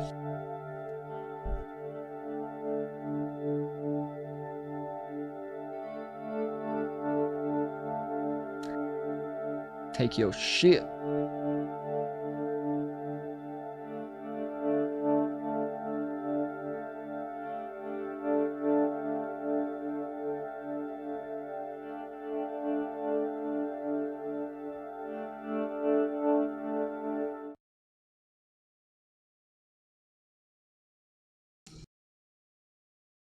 So yeah, that's the type of stuff they're talking about. We don't even want that one. But, and your career has been very interesting because you've been very, very pro-Trump, 2016. Then you were one of the first people to come out against Trump because you feel he betrayed the MAGA agenda. How do you feel about Trump now? I'm finally getting the Trump I voted for. What does that mean? I can't believe it took him 8 years to actually do this stuff. I mean, in my defense, and to attack everyone, which you aren't asking, but when I have Americans MAGA-based, the cultists come up to me and say, oh, why have you turned against Trump? I mean, they're just utterly unprincipled. So, okay, they're okay with the policies of Jeb Bush. I think they'd be fine with the policies of Hillary as long as it's the host of The Apprentice. So if you're someone who didn't vote for Trump because of his personality, but voted for him despite his personality, which is me and all of my friends, no, he didn't. He governed like a standard Republican, cut taxes and screw the working class. And so how is this incarnation of Trump different from the previous one? Many, many ways. Most important thing, 100% immigration. He did immediately do the executive orders on immigration that he promised he would do the first time on anchor babies. Pregnant Mexican runs across the border, drops a baby. Oh, the baby's an American citizen, which isn't the law. It's not a court ruling. It's just been the practice. It's stupid. He can end it with an executive order. For 4 years, he never did that first term. He did that like day one. He's done a lot of stuff sending out the ICE agents, putting the right people in charge of ICE, like this guy, Tom Homan, who's just such a hard ass. He finally put Stephen Miller, originally his only policy advisor. Wasn't Tom Homan also in charge of the border under Biden? Am I crazy? Who is rock solid on immigration. He's been in charge of the immigration policies now. And in the big, beautiful bill, I don't know if you heard about it, but it's the reason Trump was insisting on a big, beautiful bill is you basically get one shot as president to get Congress. I mean, the Democrats are doing so badly. Maybe this will prove not to be true. But historically, the president's party loses seats in the midterm. So you kind of have to anticipate that and get everything you need done in the first 2 years. So he wanted to, dump everything in the big, beautiful bill. And when I was reading, the full analysis in the New York Times, they're starting with all the other provisions. And on that, Elon and Trump had a little... Oh, yeah, Mayorkas over Homeland Security. And I'm totally with Elon. These idiot Republicans will not cut spending. They won't. And I'm just enraged that they won't cut spending. And it's all utterly useless stuff. It's the government trying to figure out how to get Ann to pay more and make my life worse. So I'm like going tariffs. through section by section. And the last section they describe is immigration. Oh, that was based. Billions of dollars for ICE. Billions of dollars to finally build the wall. And I thought, okay, I'm for it. Love it now. And why is it that nobody can cut spending? Because the people who benefit from the spending, you're taxing. I worked for the Senate Judiciary Committee, and he was a very junior senator, so we all had to do all kinds of work. So at first, even I had to meet with constituents until they noticed that the senators' ratings would plummet every time I so got off that task. But I was at the point where I was going to leap across the table and spray them with mace, because they all have the same argument for their dumbass program, which is this costs every American less than the cost of a postage stamp. Well, yeah, there are a lot of Americans, and you're all saying that. And the only programs that are more than that are the medical stuff, Medicare, Medicaid, and Social Security, the Ponzi scheme, retirement program. So we can't touch those. And then there are a million other programs that, it costs each American the cost of a postage stamp, but only adults pay taxes, and only half of adults pay taxes, so it's a little more than a postage stamp. In any event, everyone who benefits from one of these... Only half of adults pay taxes? What is she talking about? Okay, Google. What percentage of American adults pay taxes? I'm not sure about the answer to your specific question. And then answer the according question. to smartasset.com, the U.S. currently has 7 federal income tax brackets with rates of 10%, 12%, 22%, 24%, 32%, 35%, and 37%. If you're one of the lucky few to earn enough to fall into the 37% bracket, that doesn't mean that the entirety of your taxable income will be subject to a 37% tax. Okay, yeah, that was not even close to helpful. Stupid programs. It's their world. It is everything. They are single issue voters. Are you going to keep my stupid program for my stupid job going? Whereas, how are you going to gin up, the American people? We're going to cut this small program you've never heard of, or maybe a big program you've never heard of. There was one, I'll just use this as an example, because I'll never forget it. So when Reagan was president, we were winning the Cold War, and part of that was, you know, military buildup, military buildup. So there are a lot of new military bases around the country. And obviously, members of the military have children. So they had to set up schools on the military bases. So they were federal grammar schools. And it's a dumb name for it, but it was called Impact Aid. Okay, so we win the Cold War, yay. And a lot of we saved so much money. We get to cut way back on defense. The military bases are gone. They've gone off to get other jobs. The military bases are empty. The schools are still getting money.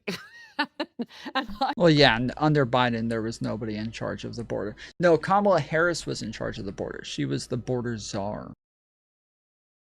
She was standing at the border, holding a gate open, making sure that the borders were open. Open border Kamala, the border czar. She was the border czar. Most people had never even heard of a border czar.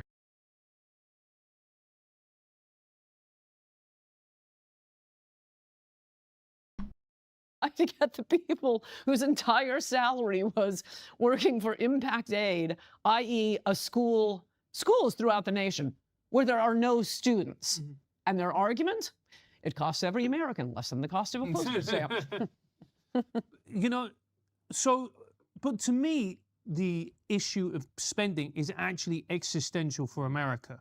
Yes. For our country as well, it's the same. Yeah, we're broke. We are broke, and I don't think people realize that, or the long-term implications of that. So when Elon had his meltdown, and the way that he did it, in the words of Chris Rock, I don't agree, but I understand. I agree. I agree, and I understand personally. Yeah, he's right on the issue, right? But I also think you're right in the sense that this is why I asked you why it's happening, because you gave a very American answer because you're talking about America. That's fair enough. But actually, this is a problem across the entire Western world. And part of it, I think, is what you said, which is just people really, they're so used to having everything paid for by the government. They only really care about, are you going to take care of this thing that I care about? Yes. And if you don't, I'm never voting for you. I don't think that's true. I really do not think that's true. Most Americans, so I would say that Republicans are probably more likely to be single issue voters than Democrats are. I think that, like, for Republicans, the main thing that matters is being pro-life. Like, to them, that's the main thing that matters. Even when they would recognize that, like, there was almost no chance that Roe versus Wade was ever going to get overturned and that it was pretty much set in stone, they still didn't care. Like, they were only going to vote for somebody who was pro-life.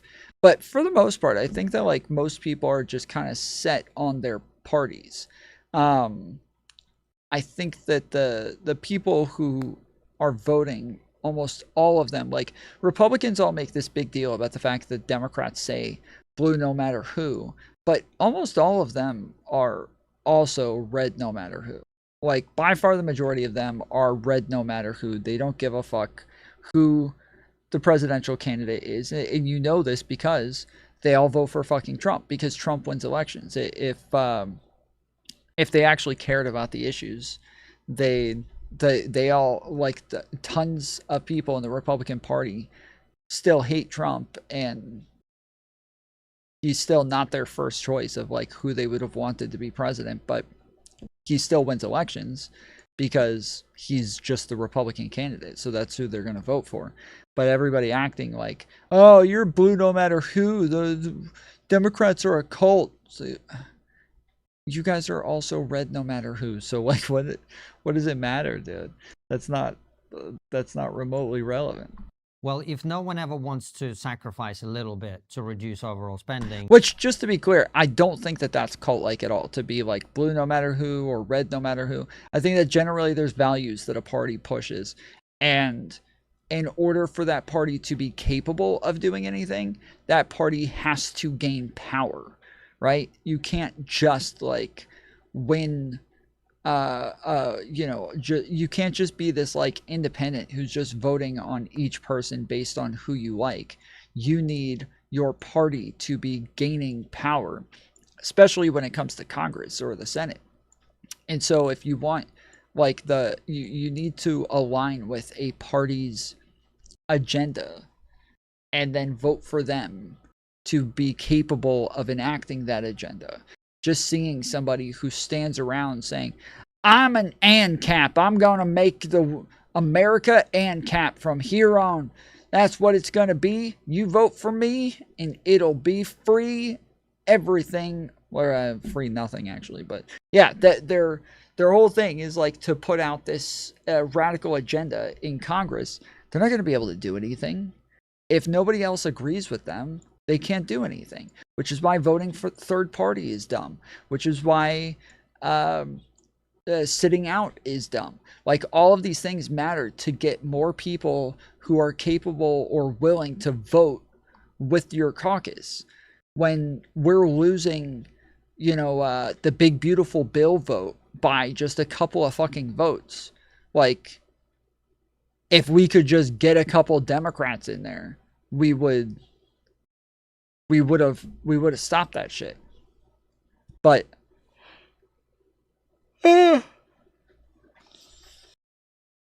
yeah, there's this idea that, like, oh, I'm just going to vote for who I like in each election. Anybody who's voting for a party, they're brainwashed. And it's this, like, it's mostly children who think this way, or people who just have no idea how politics work. But yeah, you have to align with a party. You have to vote for a party. You have to be willing to vote for that party. Pretty much no matter what.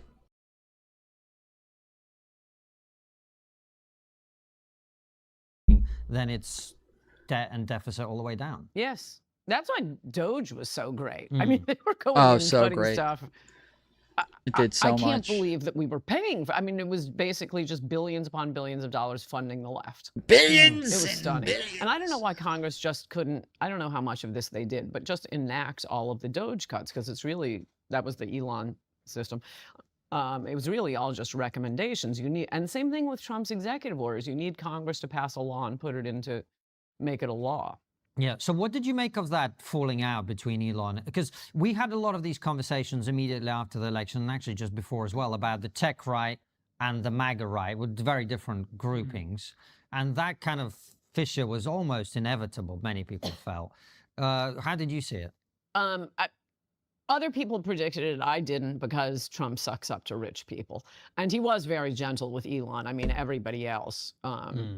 Sloppy Steve or Steve Bannon, and I forget what vicious attacks he had on Corey Lewandowski, just endless attacks on Jeff Sessions, his first attorney general. He's really, really nasty when someone has a crossword about him. Very solid ego. And so he was pretty gentle on Elon. But Tom, those are labels. Yeah, for those of you who weren't here at the end of the last stream, which even if you watched the last stream after I finished, you didn't get to watch it because I didn't realize I was over the 12-hour mark. So that entire portion of the stream is just gone. But there was a debate that I had with a guy at the end of stream on TikTok where he was saying that, like, he's against... He was against all political labels. And his argument started to kind of fall apart almost immediately, but he did not give a fuck. He did not give a fuck. He stayed very true to his argument. So much so that he bit the bullet to say that we are more divided based on racial labels today than we were during slavery.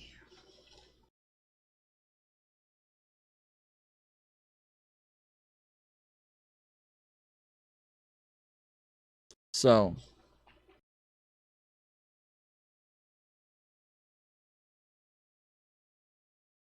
yeah, that was a wild one. That was a wild one, but he he bit that bullet. So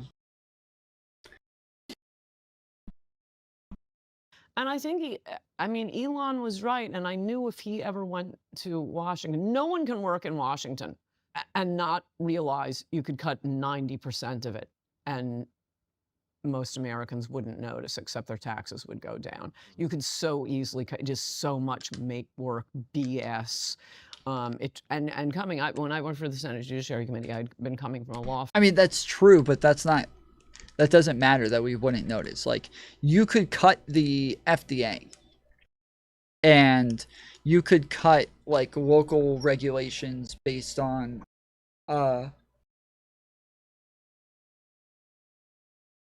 food.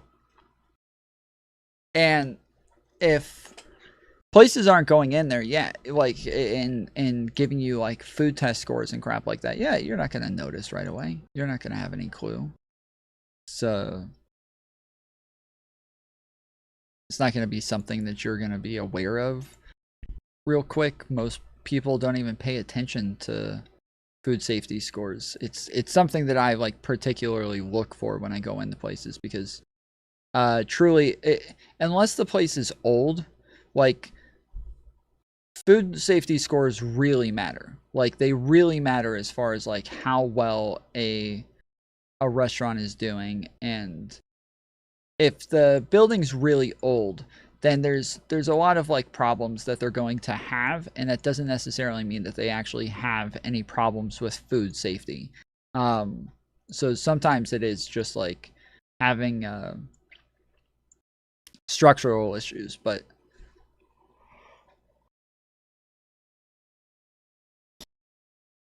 yeah, I definitely care a lot about like seeing food safety scores up. But yeah, most people wouldn't notice that. Most people wouldn't notice if all of a sudden we didn't have somebody going and checking on buildings to make sure that they're safe every time that they're built. Most people wouldn't notice a lot of things, but that doesn't mean that it's like okay to get rid of them. It doesn't mean that it's a good idea at all. Firm in New York, where I don't know if they do this here, but we have billable hours where you actually, so horrifying. You actually have to account for your day, how much time you spent on each case. So no chit-chatting around the water cooler. Then you're staying an extra hour that day. And the difference in the intense work and being aware of how much you're working at a law firm versus government work, where 90% of the day is watching TV and chit-chatting around the water cooler. So, start with cutting all of that. So I figured someone as incredibly efficient and high IQ and productive as Elon and all the people who work for him would get to Washington and their heads would explode. So I'm not surprised his head exploded. And I agreed with him. But I mean, you can't blame Trump alone. It's the members of Congress. They have to get reelected, and they have people in their districts who are still making their entire salary from impact aid. And that's a worrying thing, though, Anne, because like I said before, this is existential. If you don't deal with it, which no president has wanted to do for a very, very long time, what's going to happen is we're going to go bankrupt. That's just not true. Obama dealt with it and Clinton dealt with it. Those are the last two presidents to do like full audits on our government to make sure, to check and see like what it was that we had, and what it was that we could cut. And they ran on these things as well. They just didn't say, I'm going to go get Jeff Bezos to do this for me. That's the major difference. So Yes. And I think in a way we're a little worse off than you are, because there's so much cockiness in the US about, well, we're the world's reserve currency. Okay, but still, most of the money we're collecting in taxes is going to pay interest on the debt. Fantastic. What a deal. I think Doge is the model for how to do it. And you need someone, I don't know, with a personality like Trump, maybe JD, when he's president. It needs to be a big national movement. That's what Reagan did to cut taxes, which I was mad that Trump never did for the wall and immigration stuff. Reagan got a Democratic Congress to cut taxes. That's only half of it. Everybody likes that. You got to cut the spending. But he did it by giving a fireside address from the Oval Office, He had won in a landslide. Speak to the people who voted for him. They agree with him. But you can't just count on each senator or congressman to be brave and vote against people in his district. It has to be a big national movement. Everybody's got to cut back. This is what's going to happen if we don't. And I think if you had, if you made it a national cause that you're cutting out, you're cutting everything. You're cutting everything, because otherwise a cut is a reduction in the rate of growth. That's what they call a cut in Washington, and it's just never going to get done. And it's so interesting to see, because it's become quite apparent to me that he isn't going to do that. But also his tenure is starting to look a little bit more wobbly, particularly with the Epstein thing. So let's she just talk about... bark. I don't know what that noise was, but someone's excited. Yeah, she just barked. That is something I need my new AI bot girlfriend to do that I didn't even know I needed.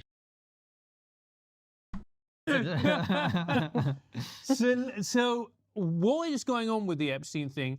Does it have long-term implications for the Trump presidency? And where are the MAGA base on that at the moment? Most of the MAGA base, God bless them, even the cultists, they want. And sorry to interrupt so early. Who are the cultists? What are you talking about? The ones who didn't care that he didn't build the wall. They just. So you think there's a big portion of Trump's following that see him as a cult leader, basically? Shockingly, I did not think this when I wrote In Trump We Trust. I have a section on how nobody likes the guy for his personality. Of course they're voting for his policies. It was the basket of policies I've been waiting my whole life for a Republican to run on. I'm totally for the tariffs. Bring manufacturing back to the U.S. one way. Both Republicans and Democrats have screwed over the working and the middle class. No more stupid wars, and build the wall, deport illegals. And we couldn't get that. We couldn't get any of that from any Republican. So it was 100% the issues for me. But I mean, since then, I've noticed that, yeah, there's some people. It's enough that okay, I'm sympathetic to this, but it's enough that he really, really annoys the left. She's being sarcastic about what? What are you asking about her being sarcastic about? And I like that. Don't get me wrong. They've lost their minds. But anyway, what was I saying about the Trump cultists? Yeah, sorry, I interrupted you. I'm just, you've used that term twice now, and I'm just trying to understand who you're talking about, basically, when you... Certainly my friends and I would think most Americans would know what that means. It's not like something, I'm just saying that is not peculiar to me.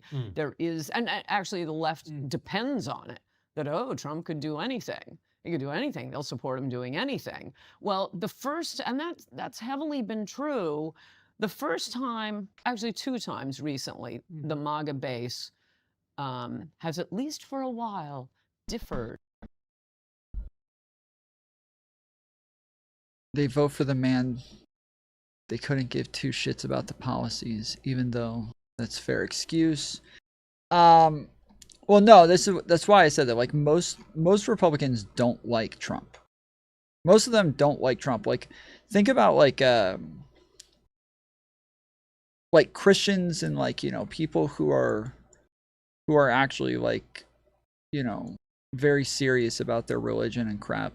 Those people really do not like Trump. They don't like him. And again, you can go back to like the 2016 primaries and see just how very few of them actually voted for him.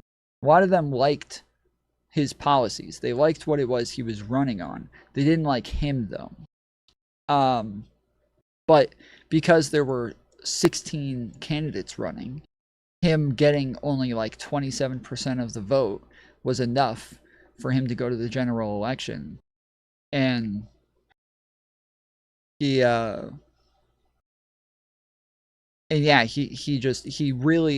literally, so Steve Bannon was like the guy who crafted this like version of Trump, like this politician character of Trump. Steve Bannon is the guy who created this entire Trump president character. And he's the one who told him, like, you know, you have to be a populist, you have to run on this, you have to run on that. And the whole thing was just based on, like, it was just based on polling. That's all it was. It was just based on polling.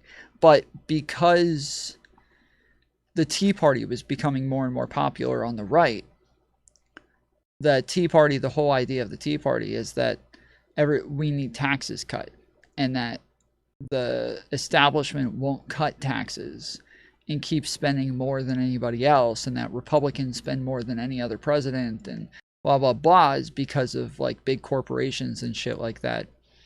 And so the Tea Party was like heading up this movement of this anti-trust in the establishment.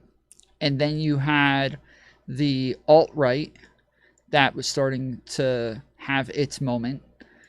And then you had a group of Christian nationalists who were starting to have their comeback. And that was enough for Trump to get his like 27% between those three groups, because they all loved his policies. They at the time, like, you couldn't find a single person back in his like first run for president who actually liked him. You're going to find anybody. Like, there was nobody on the right who ever talked about Trump without starting their sentence off with saying, like, I don't agree with the way that he says things, or I don't agree with a lot of the way, like, the ways that he talks about things, or I don't agree with, like, the way that he acts a lot of times. I don't agree with the insults. I don't agree with this, but they liked the policies. They liked what it was he was running on, because he just went and got polling on what it is that these people want. And this is why people say that when it comes to Trump, he just pleases his base. Like, that's all he's trying to do. He's just trying to please his base, because that's how they created this character of Trump. That's why they went in a populist direction, and that's why they went and used like all of the things that most Republicans wanted, but they blamed it on the establishment, the deep state, the elites, they made up all of these things for these aloof categories for why it wasn't getting done. And so he was saying, I'm the only one who can do it because I'm not establishment. So he made up a bunch of boogeymans that don't actually exist, right? If you went and asked him or anybody else, like, what is the deep state? They don't know. They have no fucking idea what the deep state is. If you ask them, like, what the swamp is, they don't know what the fucking swamp is. The swamp is the people who are corrupt. Okay, who's corrupt? Nancy Pelosi is the only name you're ever gonna fucking get. Like, they have no fucking idea. It's just a bunch of like aloof categories that they've made up so that Trump could blame things on people, because that made it like seem like it was a very real thing, that like, oh, so the Tea Partiers were right. There's people in the background who are stopping all of this stuff from going through. And people say that like the winning moment for Trump, the most popular winning moment for Trump versus Hillary, was when he told Hillary that something about like he knows she can be paid off because he used to be one of her donors. Like, he knows that she's just there to back up whatever her donors want because he used to be one of them. And this made everybody feel like, oh shit, like, he actually knows what he's talking about. He's not just giving us these vague categories, even though he's not telling us what any of these things mean, even though he's not telling us who the deep state is or who the swamp is or who the establishment is. He knows, because he was one of their donors. He's a rich motherfucker who's paying off all these politicians and shit like that. Like, he's he's one of the people who does this, and so he actually knows what he's doing. And so yeah, like a lot of this just like it all became about like pushing to his base, and his base were the people who believed in these crazy aloof ideas that that no normal person would believe in, especially not at this point. But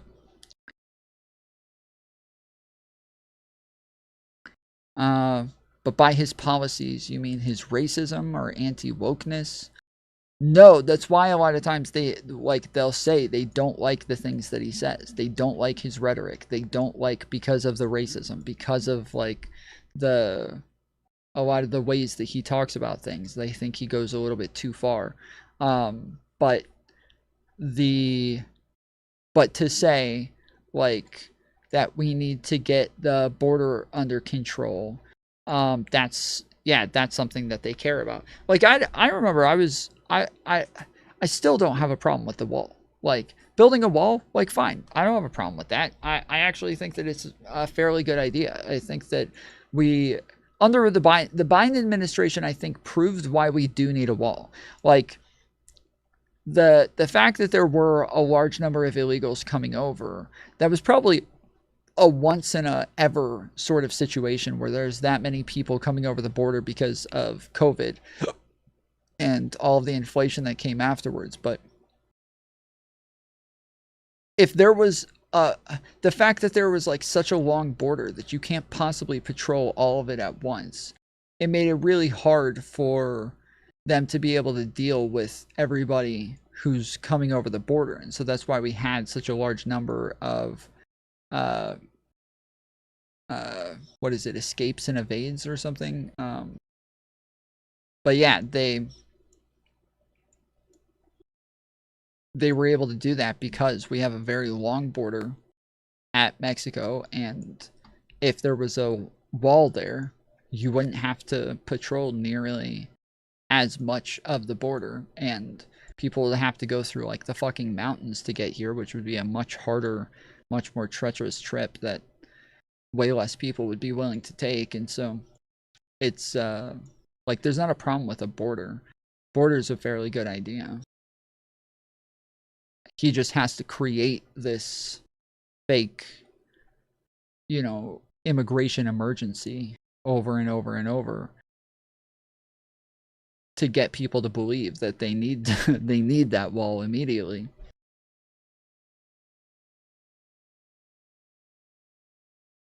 Do you find it interesting that we haven't heard about a wall in his second term? We have. He's talked about it a number of times. He just did a whole thing of getting. So in his first term, he claimed a state of emergency for the border because he couldn't get border funding from Congress. And so he claimed a state of emergency and then took money from FEMA and shit like that to go and build the wall. Well, as soon as Biden got in, he ended that project and stopped building the wall and put all the money back with FEMA, which is necessary. Like that they needed to do that, especially with like hurricane season coming up and everything. It was definitely the right move to make. But Trump came back in and did it again. He came back in and claimed another state of emergency and is now again using the money to build the wall. So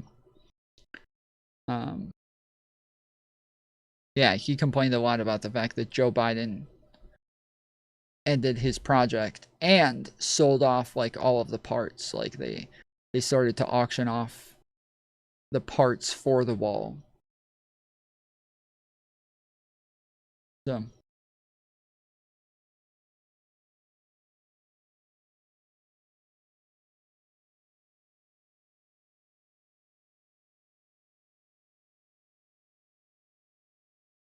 the wall clearly wasn't needed given the numbers dropped by the end of Biden's term.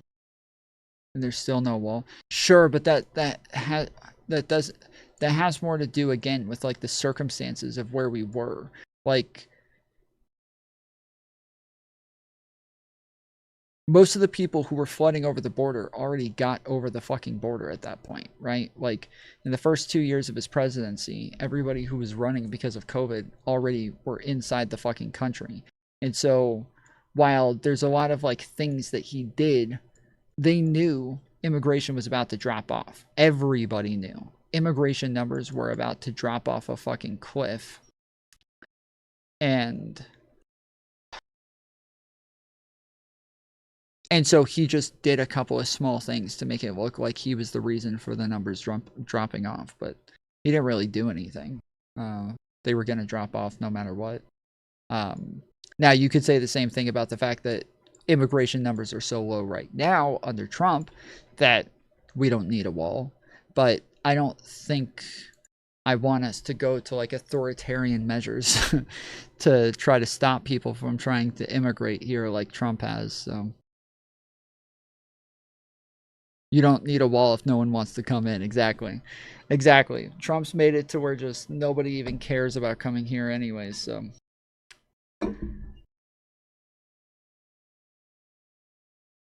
from the Orange Man. One was the strike on Iran. A lot of the MAGA base opposed it. Now, the cultists very quickly came up with an excuse to support it, and put a pin in that attack.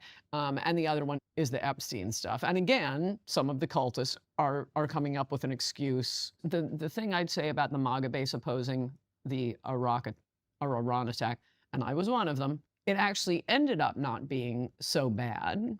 And I think part of the reason I loved Trump's speech after he said, it's over, we have peace with Iran now, we're done, we just wanted to destroy the nuclear facilities, can't run the experiment twice. But I think if he hadn't gotten the pushback from the MAGA base, we might have troops and ships over there right now. And it might not, yes. Well, that's the way it's always gone. Not under Trump. He's never put troops anywhere, right? When he destroyed ISIS, he just bombed them and left it there, right? Yes. So I think that's the difference. But we do have troops all over the But not because world. of Trump, right? No, but he hasn't pulled them back. He didn't end Afghanistan. I mean, I hate to he say, also bombed Soleimani. sorry, Biden's the one who ended Afghanistan. And on the Epstein thing, the excuse they're using is even crazier. The ones who said at first MAGA base, and this is not all of them, but some of the sort of prominent ones who they want Trump to know. Who are you talking about, Anne? Not naming names. Why not? That's a good point. Okay, Charlie Kirk, Steve Bannon. Okay. Yeah. What have they done? How do they come up with BS excuses after saying one thing and then Trump totally blows them off and, oh, well, it's okay. So the Epstein excuse is Wall Street Journal had that absolutely repellent and completely believable page that Donald Trump wrote for Epstein's birthday book. Yep. And for those of you who are not familiar with it, so it's a drawing of a naked woman. It has this, just sort of sleazy, happy birthday and may every day be filled with secrets. And then he signs his name where the naked woman's pubic hair would be. So for one thing, I mean, this is not exactly out of character. You guys didn't know he was an utter vulgarian? You're just finding it out? He used to hang around with Jeffrey Epstein, dumped him long before I think the pedophilia stuff started. But he gave that, I mean, there was the Access Hollywood tape. How the fuck do they keep saying this? That's not true. That is not true.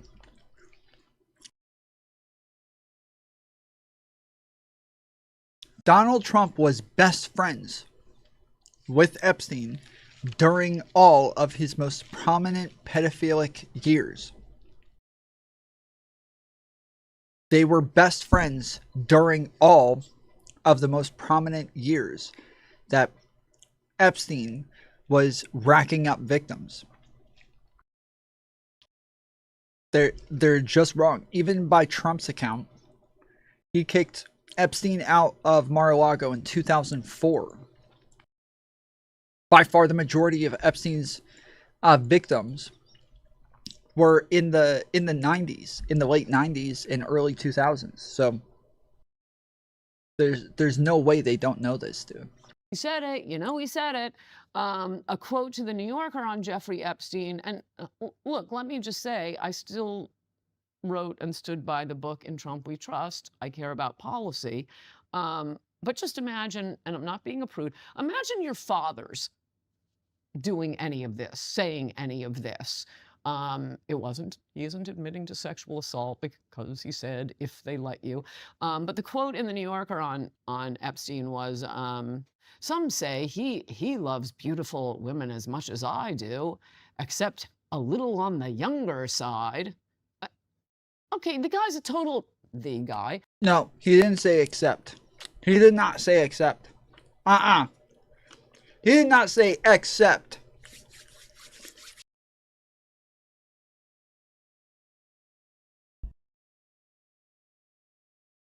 He made it sound like he was included in the younger side comment as well. He said he has similar taste in women, in beautiful women as me. Some would even say a little on the younger side. That's what he said. He did not say except on the younger side. Epstein, total pervert, and you're giving a quote like that and joshing about on the younger side. So put that in a box. Utter, complete vulgarian, not at all surprised by the sketch. Trump, as usual. It's so, oh my gosh, he's an idiot. Okay, say you're accused of raping a woman in Cleveland. What do you say? It was consensual. What does Trump say? I've never been in Cleveland.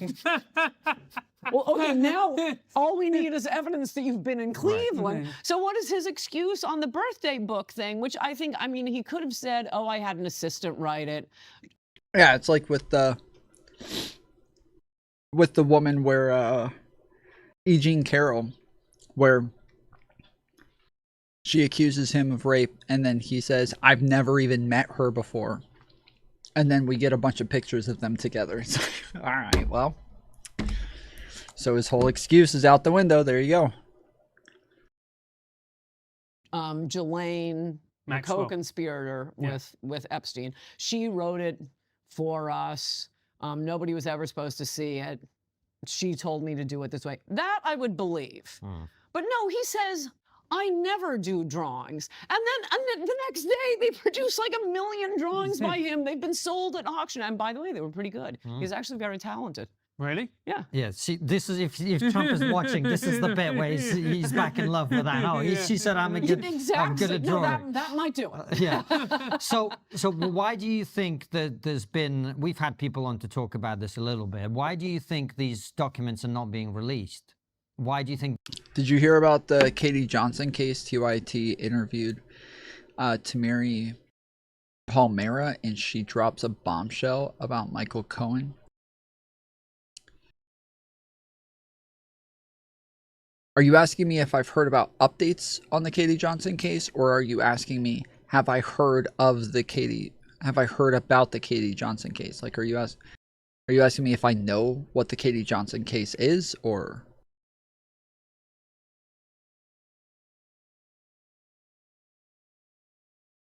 The investigation isn't fully transparent? I think it's 100% Trump.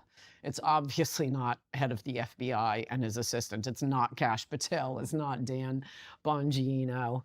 It's probably not the Attorney General, whatever her name is, Bondi. Pam Bondi. Yeah, but maybe she shouldn't have been bragging about it quite. So maybe they should have had that chit chat before she went on TV and said, I got the files right on my desk. This is one of the problems for MAGA, isn't it, Anne? Because they all trumpeted this as like their big reveal against the Democrats, and now they are the ones that are not releasing it. If you want smart, fearless commentary on the craziest things happening in media, politics, and online culture, you'll love the part of for the story commentary on podcast, Spotify, or wherever you listen. Did you know that saffron has been shown in human studies where this wasn't helping? I wouldn't say they right-wingers, because the MAGA base is, I think, still pretty ginned up about it. Maybe not the ones with podcasts. I'm ginned up about it. Let me say, I don't think Trump had sex with underage girls. I also don't think he had sex with that porn star, and I don't think he assaulted that woman in Bergdorf Goodman. I think those are preposterous claims.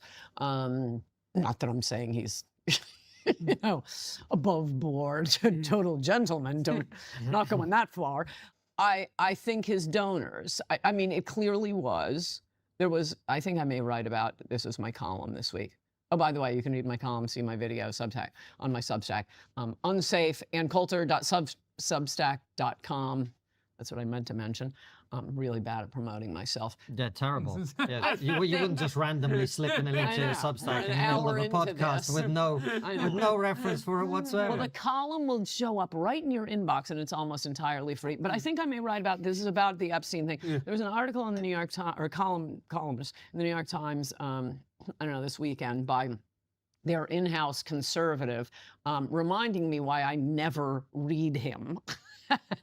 But the headline was about conspiracy theories, and I have a minor interest in conspiracy theories. I usually hate them because what liberals do, they're doing right in front of us. They're hiding nothing. There's no man behind the curtain. But of course, there are a lot of true things that are dismissed as conspiracy theories. There are conspiracies. Sometimes it's not a theory. But anyway, his article was on conspiracy theories, and he gets to the Epstein thing, and it's Ross Douthat. I don't even know how to pronounce his name. Big papist. And it is perhaps the dumbest column I've ever read. So he does this thing, which a lot of pundits do in New York. I don't know if they do it here, but it's all, they're going to be, you know, the reasonable middle ground. Both the right wing is wrong and the left wing is wrong. But here, I'm going to come out right down the middle. Let me tell you the reasonable position.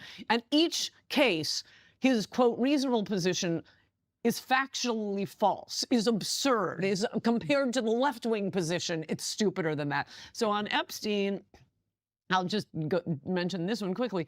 The right-wingers say that Jeffrey Epstein was running some sort of sex ring for the rich and powerful. That's a fact.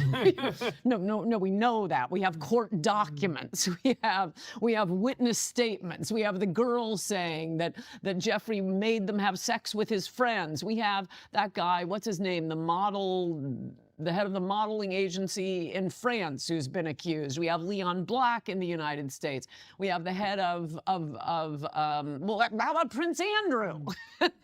That's a fact. So don't call that a right-wing conspiracy theory. And then, by the way, he ends up the column attacking the right and the left on conspiracy theories by telling us how he believes in UFOs. But, so, I mean, what is the impact on the MAGA base? Do you think that this is a mortal blow, or do you think this is just something Trump is going to ride out? Because if you take the approach of what Trump drain the swamp. This is the ultimate drain the swamp moment. This is the great reveal. This is Trump showing the corruption, deceit, and perversion behind the curtain. Yes. Yes. I hope it remains a thorn in his side. I mean, when you say the mortal blow, what precisely does that mean? He's not going to be impeached over it. Because the Democrats definitely don't want it out. Yeah. I mean, Trump may have his own reasons. Which are his donors. I think they don't want him to release it. I don't think he's in the files having sex with a 14-year-old girl. I think it's his donors who don't want it out. They're rich and powerful people. I think, but as long as it remains a thorn in his side, and in fact, I think this is part of the reason I need to keep writing about it, because since he has totally betrayed the MAGA base, and worse than that, attacked them and called them, for people who want the Epstein files out, called them idiots and saying, I don't want your support. This is his base. I mean, I've never seen him make such a mistake with his base. He really does think he's untouchable. But isn't he though, Anne? Because look at the Iran thing, right? There were some people who had principled opposition. Other people were just having a full-blown meltdown, calling for him to be impeached. Tucker Carlson went apeshit. You know, all these Candace Owenses and all these other people, right? He stared them all down, proven ultimately completely correct on the decision he made. I would argue. The World War III predictions didn't materialize. The U.S. involvement didn't materialize. I say it's because we put pressure on him not to let it materialize. I think that's a very tenuous claim to make personally, but that's fine. My point is something else, which is he saw off the critics and came out on top. That's ultimately what happened. Only because he moved on. We stopped obsessing with Iran. I mean, part of it is, at least from my perspective, it's not just that we're getting involved, literally sending troops in. And again, he didn't end the war in Afghanistan. I'm sick of hearing about it. I don't want to turn on my TV and, wither Iran and this leader and that leader and Shia and Sunni. Can we get back to my country for 10 minutes here? What's going on our border? Can we care about my country? No, we always have to be fixated on whether the Middle East and Iran and Iraq and Israel and the Palestinians and how about Ukraine and Russia? Meanwhile, on our border, Mexicans are killing nearly 100,000 Americans a year with the fentanyl. Oh, by the way, one thing I love about London, no pot. You can't walk 10 yards in New York City without reeking of marijuana. It's the most disgusting thing imaginable. So go London. You really haven't traveled widely in London. I'll take you to Brixton, and it'll be right up your street. Really? Yeah, there's plenty of pot in London. Well, they shouldn't do it. It's very bad for you. Yeah. What I'm asking, well, it's interesting you mentioned. I know a lot of Americans feel that way about, putting America first, which is totally understandable. Every country should put. And that was his motto. Right. But now that he has secured the border, I mean, one of the interesting things is, of course, he came in on the promise of ending the conflict in Ukraine.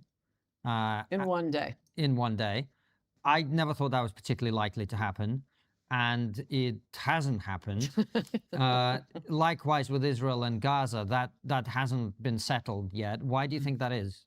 Well, you may not have noticed this. Trump is an exaggerator. Yeah, I've got glimpses of that here every now and again.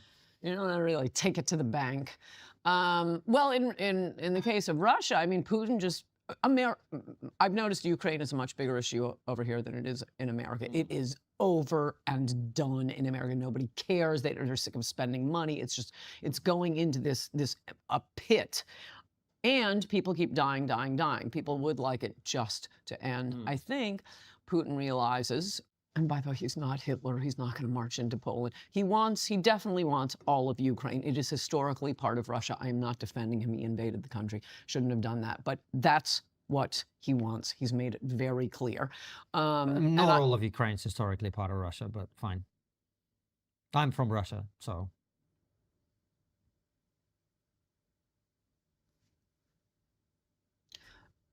Where did the word for Ukraine come from? It means borderland. There's a Russian word, and it was something like Ukraine or something. I'm talking Kraina, but that's a Ukrainian word. It means borderland. So Western Ukraine used to be part of Poland. Eastern Ukraine was part of Russia, and most of southern Ukraine. Okay, I'm not believing you, but we'll. You're not believing? No. Why not? What do you mean you're not believing me? I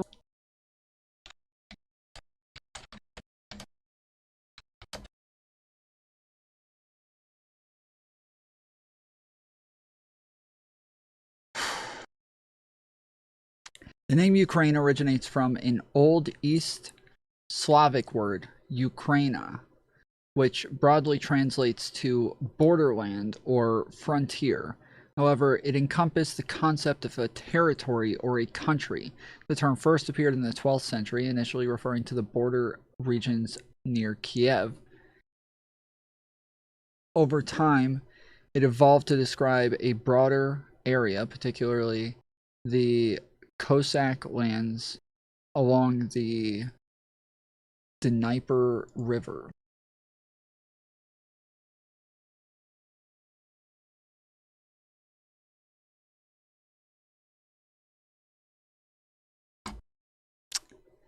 Well, sorry about it. I want to go look it up. Oh, okay, cool. Okay. So anyway, he wants it all. He does. And England and Spain are France and Germany aren't going to be funding Ukraine the way the U.S. was. The U.S. does not want to keep funding Ukraine, so I think Putin just sees his opportunity. He's going to keep on going, and Trump did not expect that. He thought, let's end it. A lot of Russians are being killed. Now I think he's just moved on and doesn't care. So that's it with that one. And wait, what were we on the MAGA? Oh, Epstein. So as long as it's a thorn in his side, he does keep giving us a lot of good stuff to try to distract the MAGA base. I mean, it's stepped up quite a bit. I've barely been keeping up with U.S. news, but I've been reading, sort of skimming the New York Times every day. And every day it's another Christmas gift to the MAGA base. Like, how do you mean? What do you mean by a Christmas gift? Pissing off the liberals? What was the one? There was a really good one today. Oh, yeah. Way less spending on global warming. That has basically just been slashed from the government. So that's today. Yesterday, okay, maybe I won't do it chronologically day by day. The other one was, and I'm shocked that no other Republican president has done this, the national parks and monuments have to take out all the anti-American crap. And the New York Times trying to scare its readers into, this massive, horrible censorship, and we're losing our history. They had an article of the stuff that's being taken out. So this is supposed to make the average reader think, oh my gosh, how can they take that out? And everyone just, it makes your head explode. I can't believe they had this in a national park. Anything about it, there was some like horse. Maybe it was the little horses in South Carolina or something, but there's a description of little horses. And of course, climate change has made their habitat more difficult. Every single hero in the United States, you need a full page on what the guy thought of slavery. John Muir, the father of our national parks. You guys probably, he was a big naturalist, big hero. Our national parks are beautiful. You have much more beautiful buildings. But boy, we have beautiful national parks. His is said mean things about, was it even blacks? It was Indians, our Indians, American Indians, and somebody else. Maybe it was just Indians. By the Liberty Bell, there was something about, now at the time, there were a lot of enslaved people. Can you please just give the history without everything being a reminder of slavery? Okay, that's one thing. Those are all going to be removed. Can't believe a Republican president hasn't done this before now. There's another one this week. Wasn't slavery around for like the majority of our country's existence? What was it, like 400 years after we gained independence? And even a long time before that. So it's just a huge part of our history.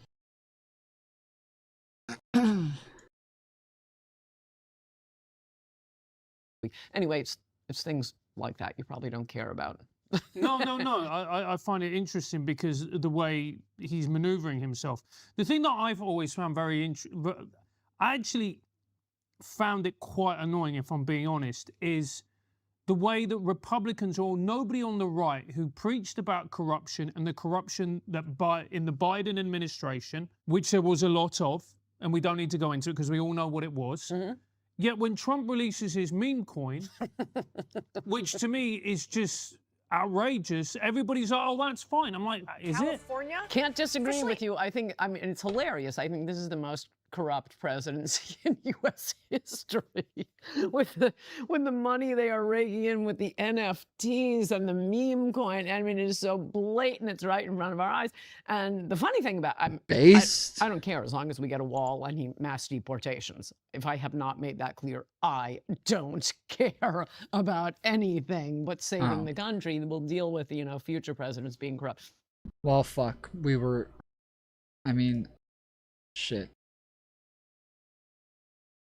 I guess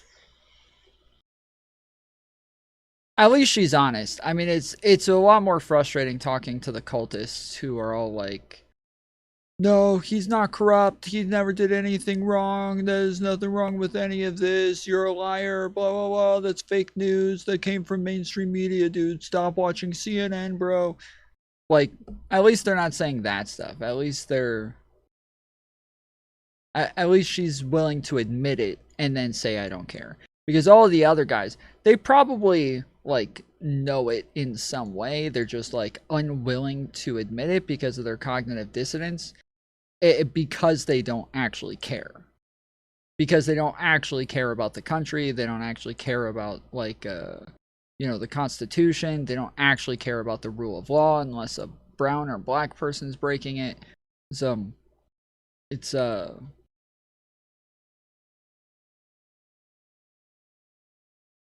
it's something that they don't care about. But she's at least willing to say she doesn't care. I appreciate that. At least she's not gaslighting us. I mean, it's corrupt in the sense that he... I should probably modify what I just said. It's corrupt in the sense that he's using the presidency to rake in so much money, which I believe is technically an ethics violation, but he isn't... Technically. Sounds like an ethics violation to me. But I think it's better than, for example, not releasing the Epstein files because in a trade-off with his donors. Okay, give me $100 million and I won't release them. I mean, that hasn't come to light, but I'm just saying that right now he is just, as far as we know, just raking in the money to benefit himself and his family. He is pushing the MAGA policies, and I mean, I thought this, and I think I said it publicly. I think on my Substack with Mickey Kaus, because he asked me, now, if you liked Joe Biden's policies, would you care about this Hunter Biden stuff? And we both agreed that I think most Americans wouldn't care if you liked the policies. Well, because that was another one. I'm sorry, sorry to interrupt. That was just to benefit the Biden family. Okay. See, my pushback to that is corruption is a cancer. And if you let it spread unchecked and you do not challenge it, it permeates into every facet of society, and society eventually collapses, which is what? Yeah, the entire idea of getting rid of the deep state and all of this crap was about, like, draining the swamp. This was all about getting rid of corruption. And so while I appreciate her, like, being honest and, saying things in a more, blatant and mask off way, I also have trouble believing it, because she was all about draining the swamp, dude. She was all about draining the fucking swamp. So I don't know how she can try to pretend she all of a sudden doesn't care about. Bro, I got bad hiccups. I don't know how she can pretend she all of a sudden doesn't care about corruption. I thought that was like her whole thing. I've seen in Venezuela. Yeah, you're right. Which is one of the most corrupt countries in the world. I think the most corrupt, actually. Yeah. The fucking lag is killing me, Thank you, dude. Mike. Thank you. Murder capital of the world as well. Perfect. But so when I find what you're saying, Anne, as a Republican and as a conservative, quite shocking, if I'm being honest, because if we don't challenge corruption at the helm. Oh crap! I forgot the. Get it, girl. All right, we got 27 minutes left on the clock, ladies and germs, and we're only at 5 out of $25. In order to continue stream, we gotta fill it up another $20. And don't be a freeloader, okay? It's always the same people who tip every single day to make sure that you get to enjoy the best content on the internet. And don't make the same people be the only ones paying every day. It's because it's mean. And the highest possible echelon you're basically giving it a free pass, aren't you? No, I agree with that in principle, and you're totally nailing me on it, and I'm probably blushing now. But our country is so much further gone than yours is. I thought it when I wrote Adios America in 2015 about immigration, not just illegal immigration, all immigration. Since 1970, we have been hauling in the third world hand over fist. I mean, 80, 90% of our legal immigrants are from the third world. Yo, Jeff sent 1 gifted membership. Appreciate it. Who got it? Miss Mortician. Nice. Miss Mortician getting the dono. Well done. Appreciate it.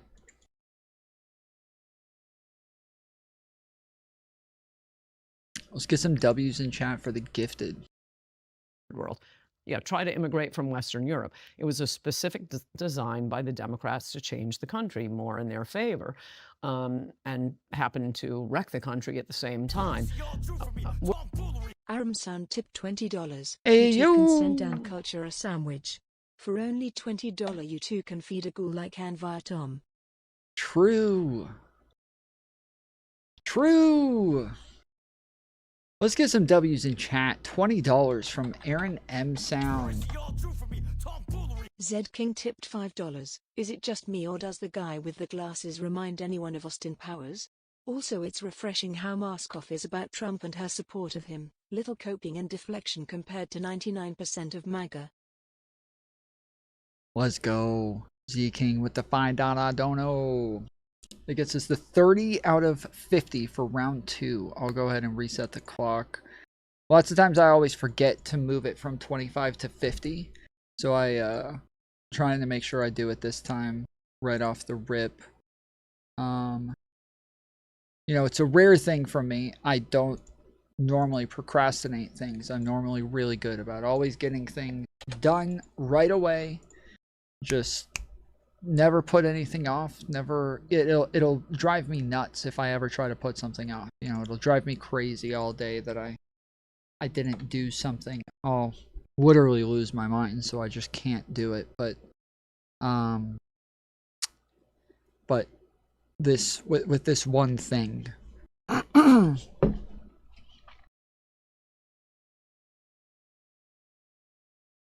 Yeah, just like you got your car out of impound right away, huh? Well, okay, to be fair, I didn't have the money to get it. There was a day where Zyran sent a $200 tip. Not a super chat, because super chats I don't get those for like 2 months. But Zyran sent a $200 tip. I literally stayed up all night until those places opened and called at 9 a.m. Like as soon as they opened, I was waiting all night after that stream and went ahead and called them. So yeah, as soon as I had the money, I immediately called and got it dealt with. But which it is amazing that Zyran happened to make that tip on that day, because when I called, for those of you who don't know the story, when I called, I said, hey, I'm calling about my car. And they said, okay, well, you have until noon to make a payment. I was like, what does that mean? It took like 30 minutes to finally get somebody on the phone, like 30, 45 minutes. So by this time it's like 9:30, 9:45. And they're like, you only have a couple hours to make a payment. And I was like, what does that mean? And they're like, well, your car's at the auction. It's they sell it at noon. So by the time noon comes, you can't stop the sale anymore. I was like, what? You guys told me I had 3 months to get the car. It's barely been a month. How the fuck did this happen? They said, well, last time you called, you apparently didn't show a whole lot of interest in making the payment. And so they went ahead and just started prepping it for auction. Like, I didn't show interest. That's bullshit.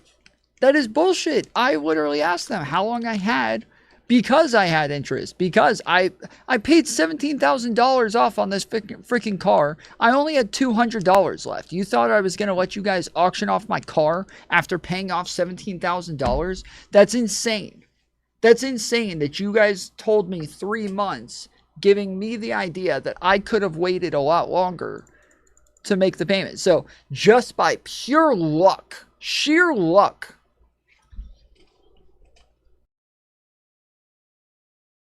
Zyran made that $200 tip on that day, and I was able to go get it. So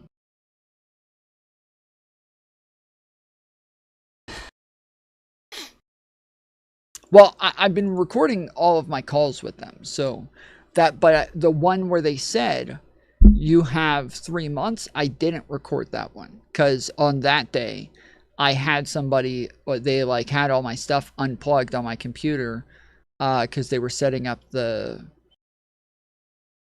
what do you call it? They were setting up the new internet. Fiber. They were setting up fiber at the time, and so I wasn't able to mess with all of my stuff here. And so yeah, I couldn't record the calls, but oh, the other ones I have recorded. Did you get the stuff that was in the car back? No, I still don't have it. So that's what I was talking about earlier, is I can't even drive the car because part of what they took off my car was the license plate. So the license plate is still at the impound, and the impound won't answer the phone. So I called a bunch of people earlier because I have friends who were in that area, and so somebody literally just texted me about 30 minutes ago, and I'm going over there tomorrow. Those would be the best times to go. I'll stop by and see if they have your stuff. Okay, so yeah, so somebody's gonna stop by and see.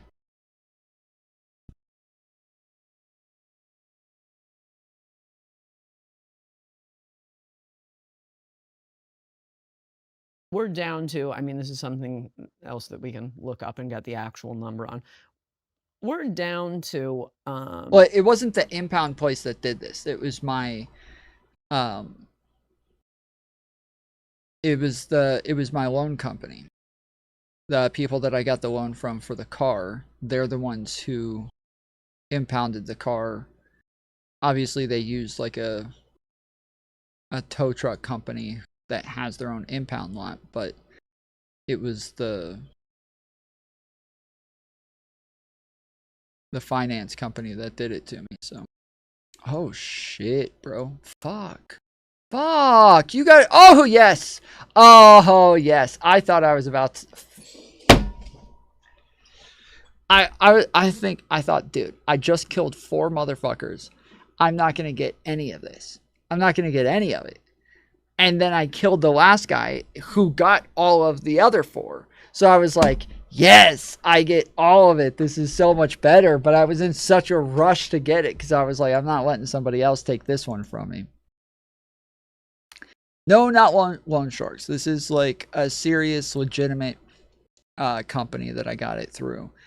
And so yeah, it was fine.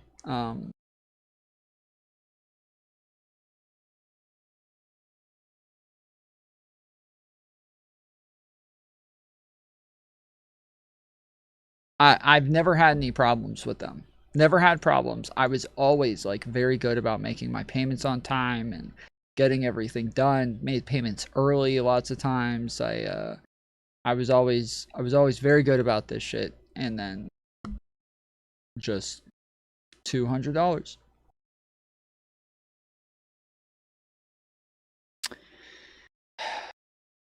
Motherfuckers, dude. I mean, from like 1620 up until 1970, the country was 80 to 90% white, 10 to 20% black. Those are foundational Americans, and the 1970 population overwhelmingly traced its ancestry back to colonial times. We're now down to Well, it's about And one of the hardest parts about trying to get the car back though is that while I don't have a car, everything is way more fucking expensive. So like I had to get $600 to get my car back, and I was averaging about $100 per stream during that period. You guys were killing it with the donations, and but it didn't matter that I was making way more money because I had to spend way more money. Like anytime I wanted food, I had to order it for delivery, and anytime I wanted like any sort of shopping or something like that, like once a week or so, I would have somebody like drive me somewhere and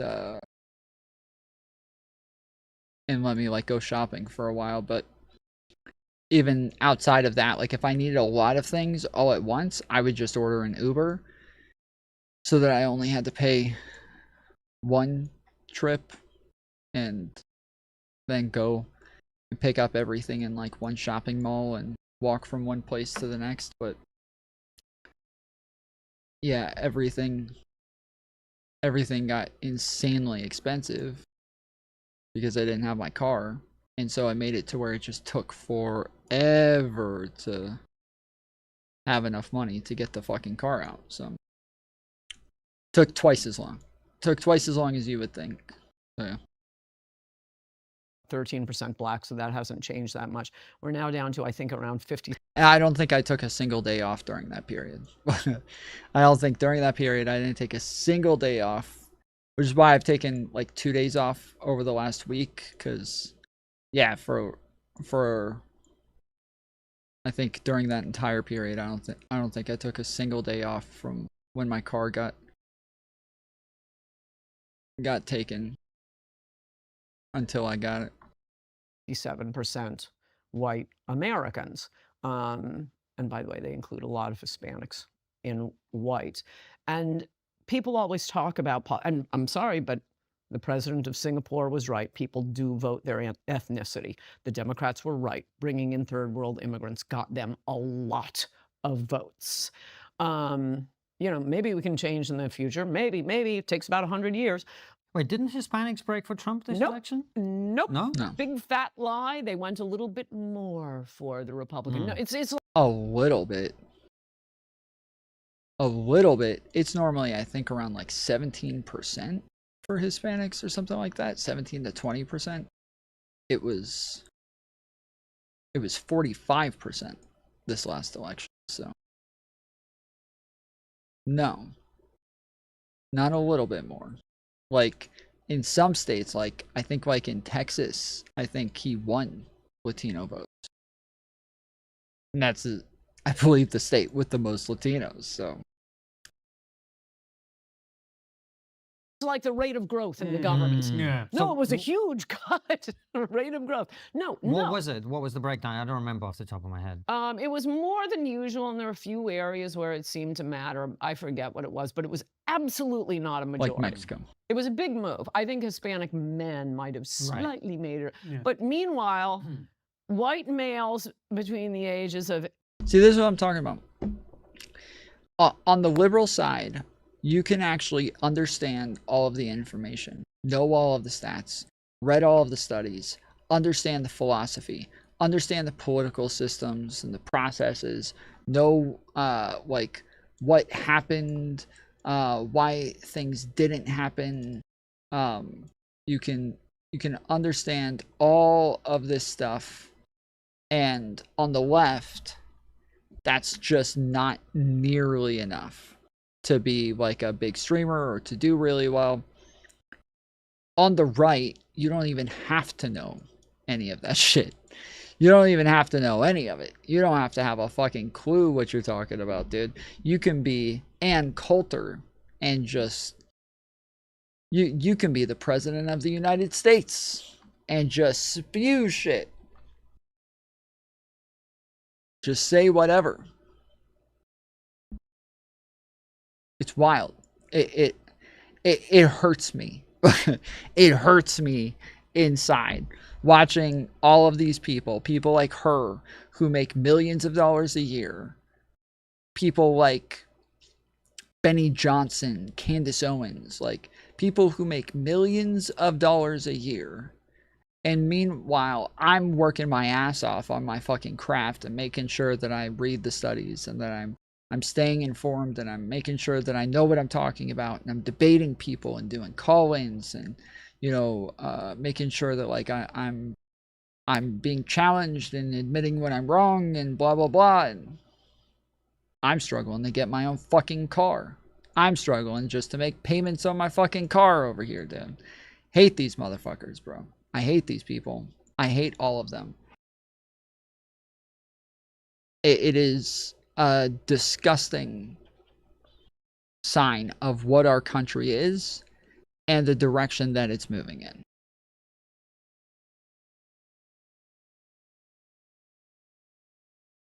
It is. And does way more to earn her money. Yeah, well, she's actually entertaining, so. It's because you're black? Maybe. We can never really know. You know, we've talked about this like 3 times this week. Since Allie's not here, I'll go ahead and say this. But we've talked a couple of times this week about the fact that like black people just do not like tipping. Black people don't like tipping. They don't like to tip. And it's come up a couple of times this week. And we talked about why and like what it is and crap like that. And but then we also talked about the fact that like black people, black women more specifically, black women are some of the rudest customers you will ever deal with. They are some of the rudest fucking customers you will ever deal with.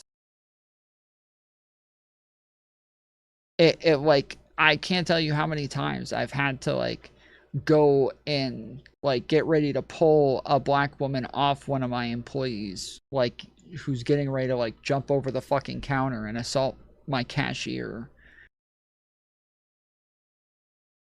because of the way she handed the change to her or some shit. Like, it was just because of the attitude that the logo on her hat was giving her. Like, it just, the cartoon character, the cute little cartoon character on the shirt looks like it was rolling its eyes at her. Like, it was just a constant thing. And it's funny because today I was scrolling through TikTok and I came across a video of a black guy who was saying, like, he's like, I've worked as a server for most of my adult life, and he's like, I will tell you, black people just do not tip. They don't tip, and this has nothing to do with if they're rich or if they're poor, like everybody likes to say. They literally just do not tip. They won't do it. And he talks about the fact that like one of the worst moments ever for him is when he, and it's not true that all black people don't tip. That's not what I mean. It's more so that like, when you look at the amount of people that don't tip, at least like half of them are black. So it's like 1350, right? They're only 13% of the country, but they're half the people who aren't tipping. And and then even if they do tip, it's normally fucking pennies. Like, it's pennies. It's like, I'm gonna round up to the next dollar sort of shit. And 400 years of free labor was the tip. True. So yeah, I was watching a black guy today say this, because I bring this up because a bunch of people were getting like kind of cranky about the fact that I talked about this, and the fact that like when I was a delivery driver, I actually asked all of the other delivery drivers. I wasn't like a shift manager or anything at the time. I was just a delivery driver, but I was running a car detailing business, and my employees for my car detailing business were also working off tips. And so during the slow season, I would do delivery driving. And so I had everybody start taking stats on the types of people who tipped more and like what their income was likely based on the type of house that they lived in, or the type of like the type of neighborhood that they lived in, you know. And so we had like, you know, high income, medium, low income, and then eventually we added in sex. And so we started doing high income, medium income, low income, male or female. And then later, and I've talked about how that drew up, and it's a very odd thing where like poor women are more likely to tip more than poor men, but rich men are more likely to tip more than rich women. And it's like it was very consistent. Like, it was very fucking consistent. Like, we had like I think there was like a deficit of like $2. When you're talking about like a $5 tip at the time was a good tip. It was a deficit of like $2 between these.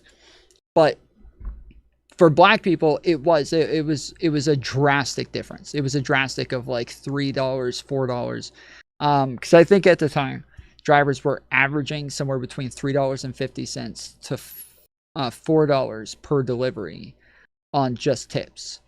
And which is horrible. Like, truly, it's horrible, guys. Like, never, ever, ever tip less than $5. Like, your driver is probably spending close to like $3.50 per delivery themselves, like just on gas and shit.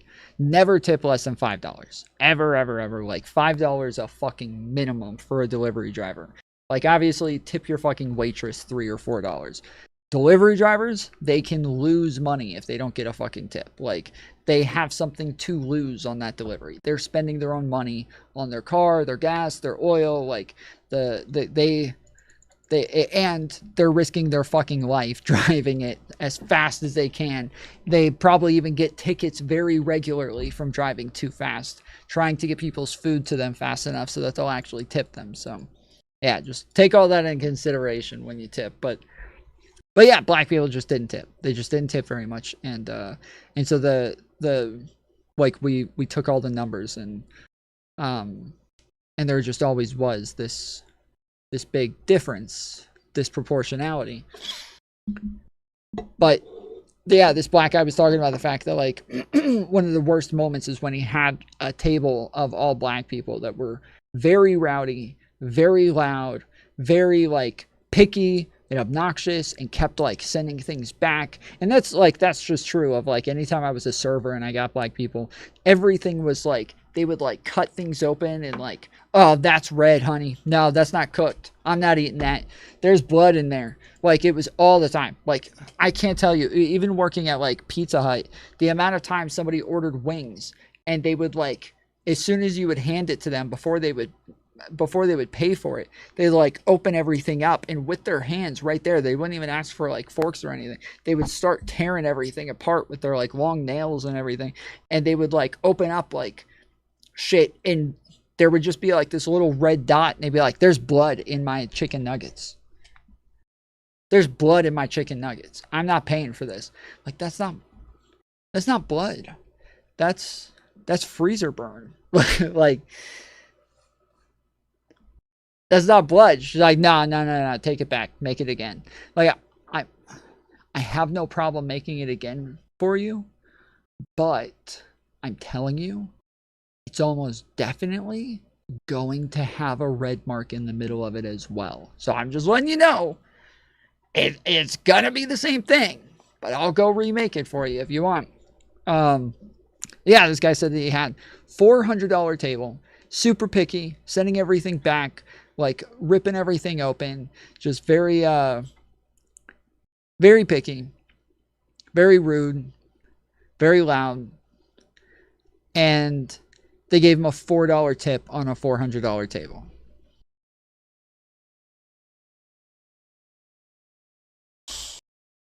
So yeah, it was.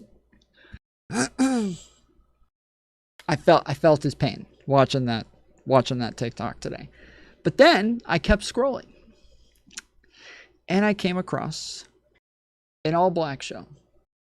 We got an old black man sitting there talking to 4 black teenagers.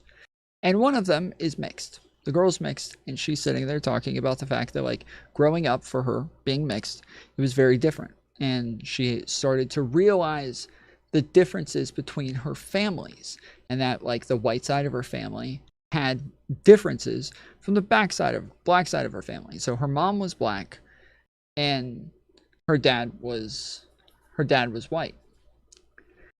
And she says, one of the things that I noticed is that anytime we went out to eat, the white family members had no problem telling others if they were unsatisfied. The white family members had no problem telling them to take something back, that they weren't paying for something. They had no problem being rude. They had no problem saying, this is not up to standard. Whereas my black family members, they would say, oh, there's a hair? Okay, yes, sir, we'll eat it anyways. And just keep our heads down and make sure nobody notices us. And we wanted to stay very quiet and hope we didn't attract any attention.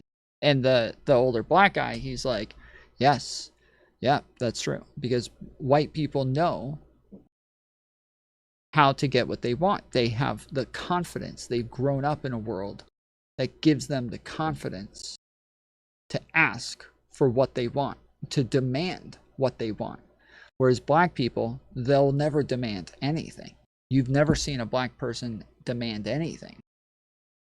Because just imagine a black person demanding something from a white person. Ooh-wee, that'll never happen. I'm thinking, bruh, I don't know where the fuck y'all live. I want to meet y'all's black people, dude. Where the fuck y'all's black people at, dude? I want to meet those. I grew up in New York City. I grew up in fucking Atlanta. I love them. Okay? This is why I like black people. It's like they are loud. They are obnoxious. They are very daunting. But I love black women, dude. I love them. Like, every time I'm around black women, I'm just fucking laughing my ass off the whole time. Like, other people, I can understand. They can, like, I grew up around it, and so, like, it's normal for me. But I understand. I always see other people, like white people, like, oh, like getting, like, all terrified if there's some, like, fat black woman, like, you did not just say that to me. Oh, hell no. Like, doing all this shit. I can see them always like, oh shit, she's gonna fucking kill me. I just sit there just cracking up because it's fucking funny. Like, it's yeah,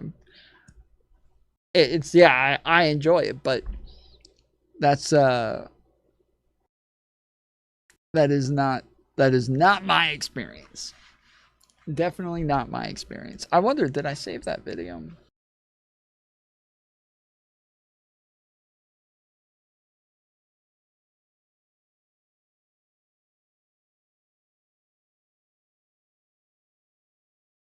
Oh, no, I didn't. Holy shit. This is where I live. This is literally where I live. I didn't even notice that. Yeah, this is the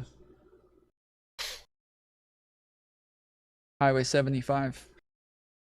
575 split right here. What the? There's nothing pulling this.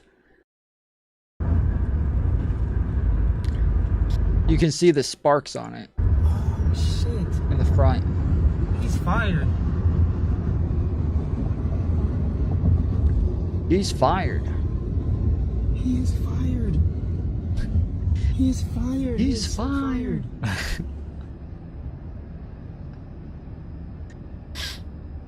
Ah, there he is. Wow. Oh shit. Oh no, he just drove past it. He's like, fuck that shit. Oh wait, is it him? Holy shit. Oh, it's him, isn't it? Oh shit, it's him. Shit. How is this thing Said going King around the tipped turn? $5. Look up diabolical AI videos. There's one about Nissan Altima drivers and it's wild. I've seen some of them. the other day, I don't know if you were here, but we're probably going to upload it as a video, so don't go look for it. But on the last stream, I reviewed Nick Fuentes talking about black people, and that's one of the things that he brings up is that, you know, he's like, the black people, they're the real problem. It's black people that are always the problem. We're all sitting in traffic, and here comes some Nissan Altima on the curb just cutting in front of everybody because they don't want to act right in society. It was...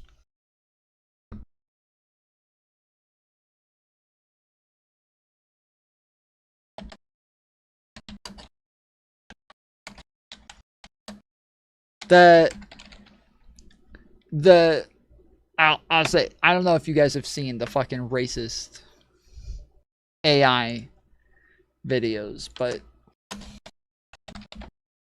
there's a lot of racist AI videos come out. They're funny, but you know who's making them. You know it's fucking, you know it's like Nick Fuentes, Groypers and shit.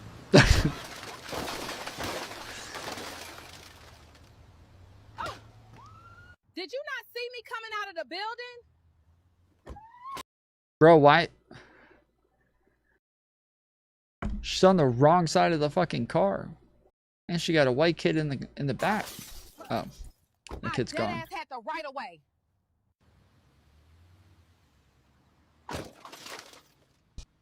That's not my fault. You should have moved. Yeah.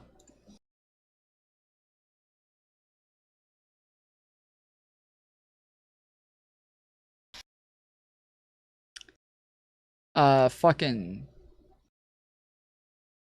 Instagram on both my phone and my computer just signed me out at the same time the other day. I don't know why, and I don't know my password. I don't know how to get back in. So. Keisha, girl, this car already broke. Dead ass. Keisha, girl just bounced off my hood like a pinball. This car still ain't right. Monique, you just fucked up my car. Whatever, Quandale. Just go get Shanae, bitch. Vitals normal. Found large traces of coke in your system.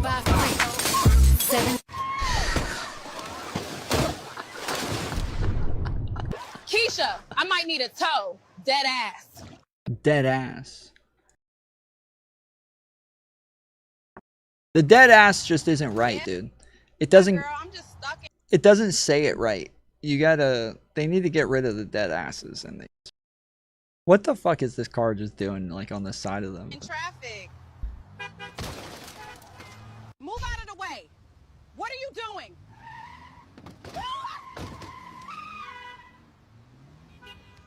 Tell Keisha I'm on the way, girl.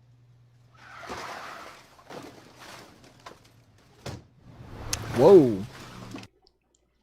Shit.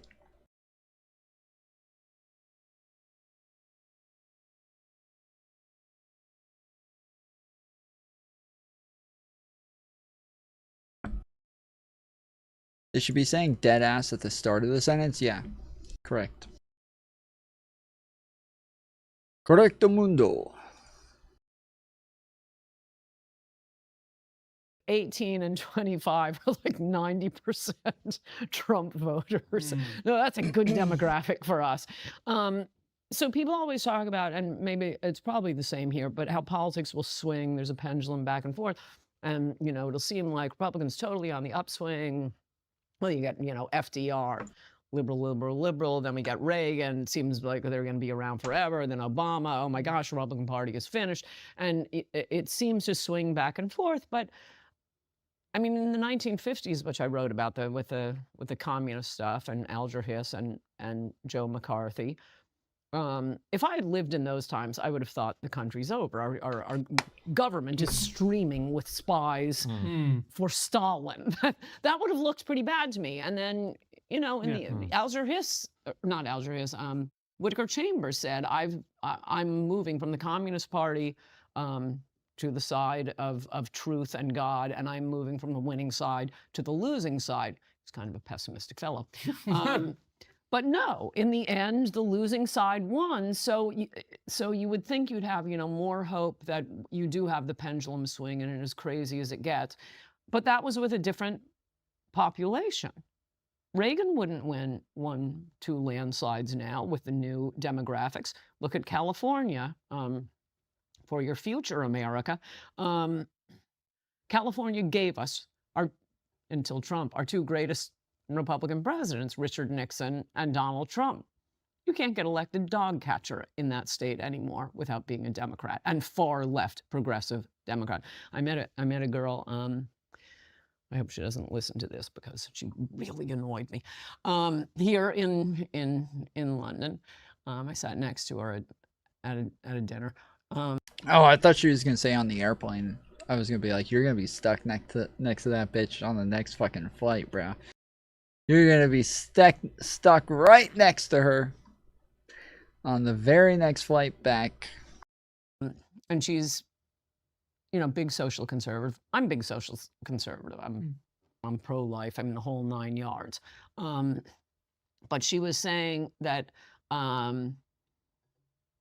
no, she's not worried about immigration because the third worlders, you know, the Mexicans and the Muslim, they're voting against trans and they're against abortion. And I said, okay, go to California and get your pro-life bill through, and then I'll say it can be done. Yeah, they're Catholics that are technically anti-abortion, but they don't vote on it. They vote for government benefits. So is that the real reason why you are? It's because the statement that people always say with them. What does she mean they don't vote on it? Does she know how many fucking states right now have anti-abortion laws? What is she talking about? They don't vote on it. What the hell does that even mean? I'm really disappointed now that I realize that the fucking AI was talking about a Supreme Court case from 2022.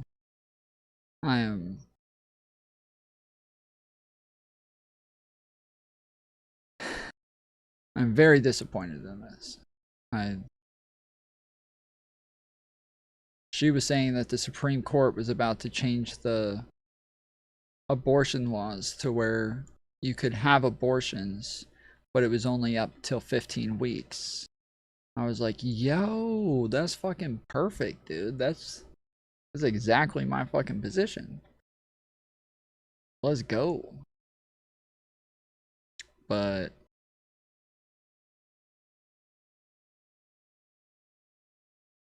yeah, AI is fake news.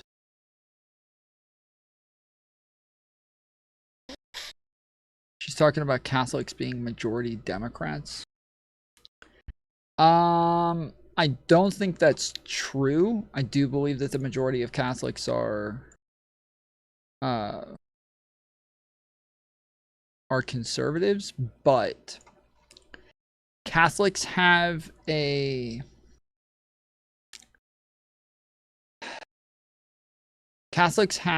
reputation in the United States for being very lukewarm Christians.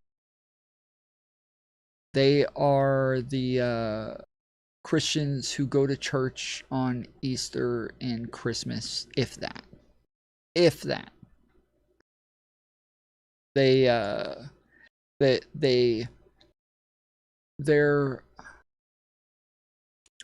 being Catholic in the United States is like being non-binary for a white girl in college. It doesn't require anything of you. People may look at you in your actions and think that doesn't fit, but you make sure to tell everybody you meet that that's who you are.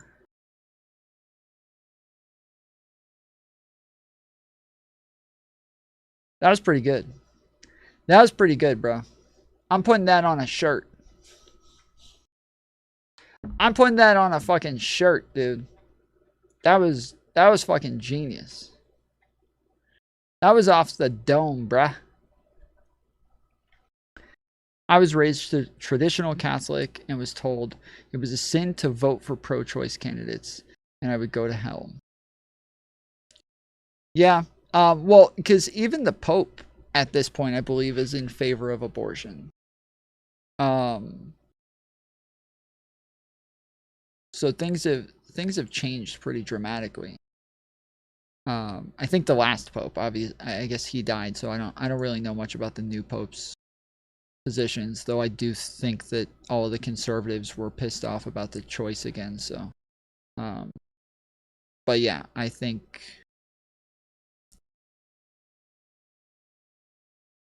which it's interesting. It's very interesting because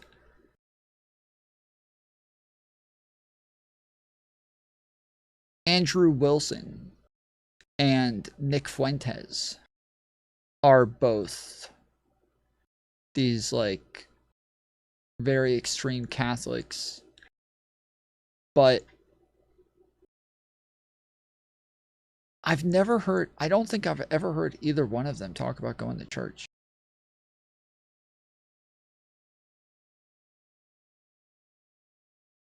I don't think I've ever heard either one of them talk about going to church. Like back when I went to church, I talked about like going to church all the time.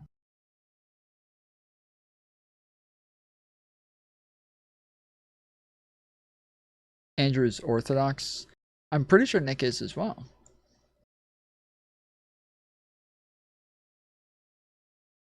I think they're both Orthodox Catholics.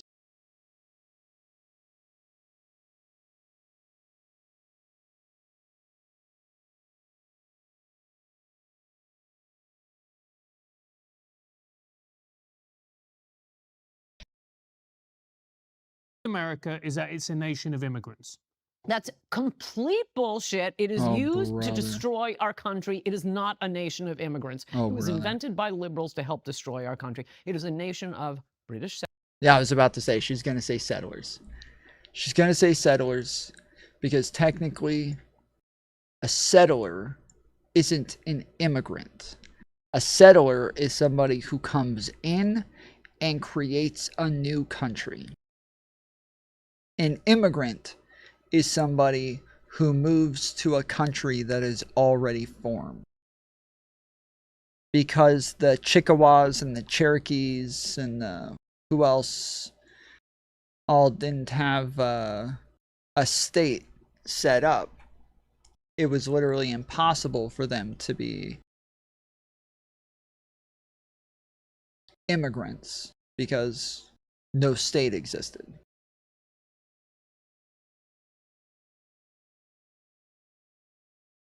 That's the idea. Now, settlers are, by definition, immigrants. To immigrate doesn't have anything to do with whether or not there's a state, so this is just a part of the definition that they've made up for themselves to cope themselves into feeling more superior to immigrants. But I guess you don't have to say more superior, just superior. Obviously, we're already superior, but they just want to feel more superior than we actually are. Settlers, thank you very much. And it remained a country of, well, Dutch. They didn't settle, they were more traders, whereas thank God for England's primogeniture law, where the firstborn son gets everything, which I guess you have to do on a small little island or states get broken up. But because of that, you have all these really smart second and third born sons, and they're just SOL. You have the smart girls and they don't get anything either. So we got a lot of the really, really smart British people who came over and founded what King George called that Presbyterian War. I've always been under the impression that Georgia was initially a criminal colony that the British used for white collar crimes, that they sent all of their white collar criminals to Georgia. and that it was just this like massive like prison place in the fucking swamps, and that all of them had to literally build a country. But somebody recently told me that that's totally untrue.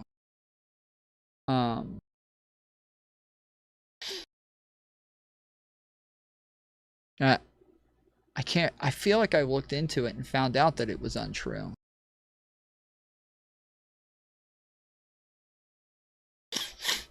Penal colony? Okay, Google. Did England send all of their criminals to Georgia in the colonial days? I'm not sure about the answer to your specific question, but according to encyclopediavirginia.org, in 1615, English courts began to send convicts to the colonies as a way of alleviating England's large criminal population. This practice was unpopular in the colonies, and by 1697 colonial courts refused to accept convict ships. Huh.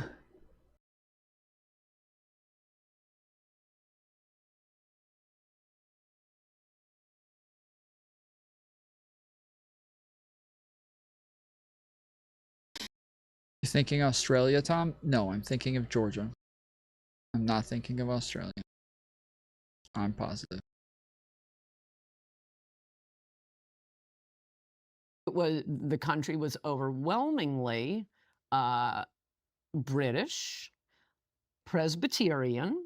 You had the Dutch in New York, but like I say, they were traders. And it's an example of immigration overwhelming the Dutch. And so many British came in that the Dutch sort of lost their influence, but a lot of stuff is named after them, very important. Then I think, fair number of Germans came over. But aren't there more Germans, though? This is what I have been... Over This time, is yeah, what and they used to be the largest ethnic group, though I think that's a little bit fake because people who are descended from the British don't call themselves, I'm an English immigrant. I mean, like me, I just call myself an American. Right. Well, and isn't the point that people are trying to make, by the way, people say this about Britain, Britain's a nation of immigrants, and that actually is Oh, it's enraging. That is silly. And I've done articles on my Substack and videos about it. But with America, isn't what people mean is that everyone... Yeah, Britain isn't really a nation of immigrants because Europe's indigenous people are white people.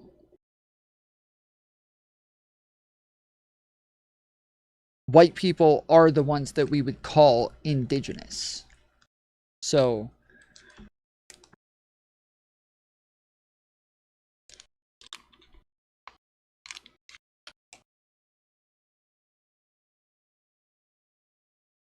who currently lives in America came from somewhere else.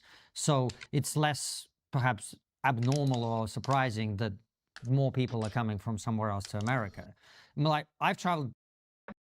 Why did you say what? That's definitely true.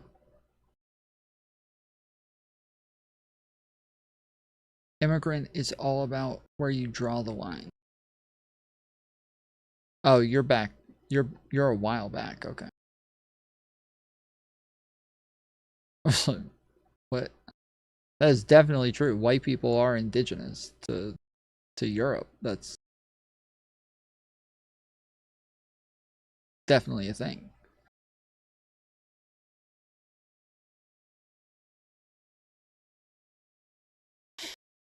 When all the Middle Easterners take over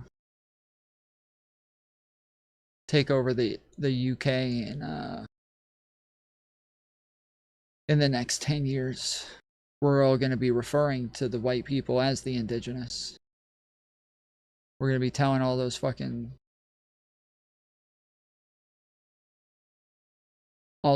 colonizers that they need to give a speech before they do anything about the land that they stole.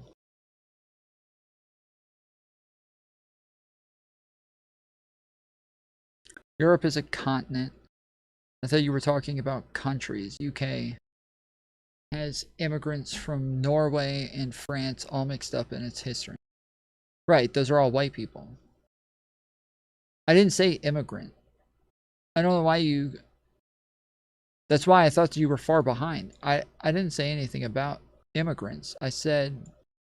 Because the last time I said anything about immigrants, I was talking about the fact that they, like, define immigrant differently so that they don't call... So that they don't have to call the people who came to America immigrants. They can just call them settlers. But I said that white people are indigenous to Europe. So it's untrue to say that Europe is a...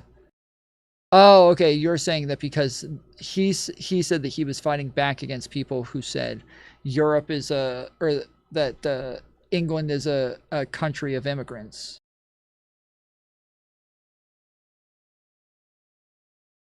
Is it England or Great Britain? It's...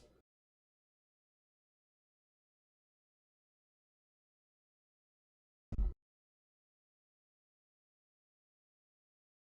feel like England is the city, right? Or that's the capital.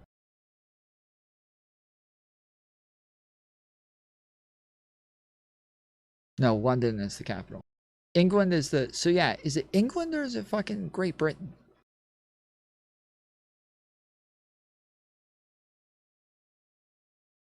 I thought you said immigrants. Oh, okay. I thought you were arguing against him. Because, yeah, he said... He said that he argues against people who say that England is a country of immigrants.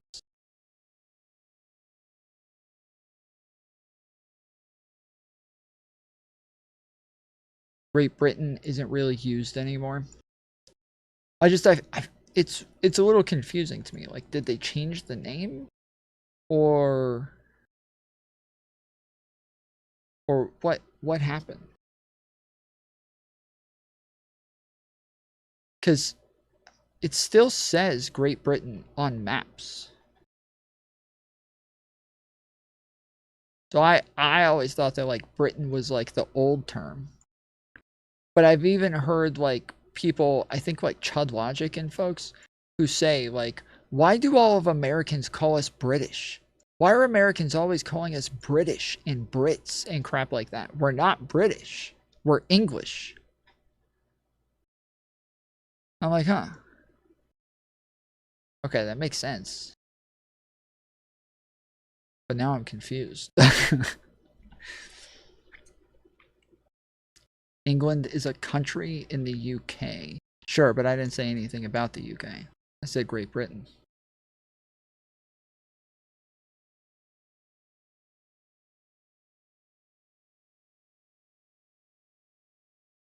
England is a nation, while Great Britain is a geographical island that includes England, Scotland, and Wales. Oh, that's right. You're right. Okay.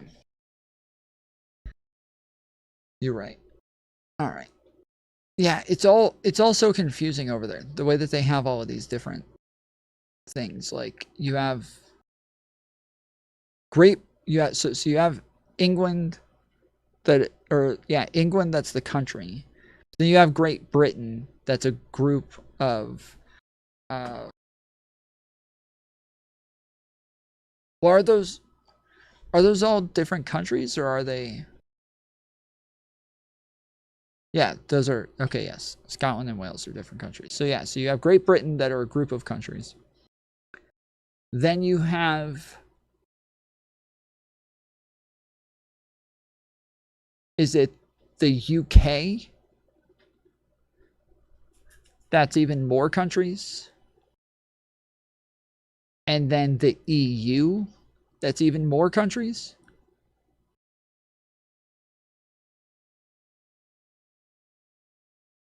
Am I getting this correct? Brother, I live here and I still don't understand it. Damn, dude. Why do I have... One's in chat if you don't live in America. I get all the fucking immigrants here.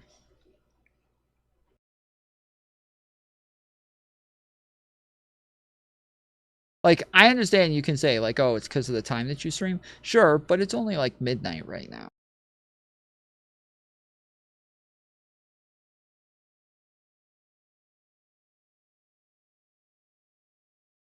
So Zyran doesn't live in America? America. UK is a nation. Wait, what?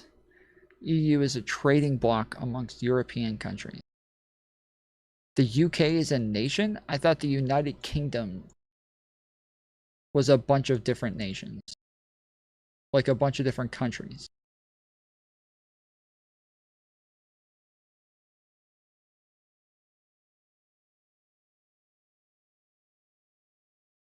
England, Scotland, Wales, Northern Ireland are countries part of the same political union called the United Kingdom of Great Britain and Northern Ireland. Yeah, okay, so yeah, so I was correct. So then I was correct. So then Great Britain, does that include, because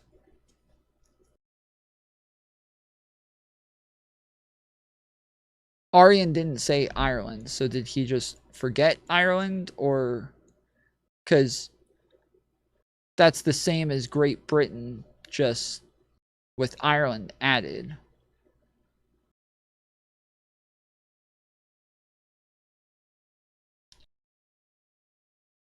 I think it's far-right Israelis talking about Greater Israel while Syrians talking about Greater Syria.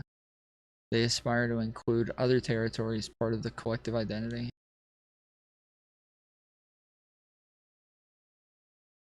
Okay. I mean, I think that's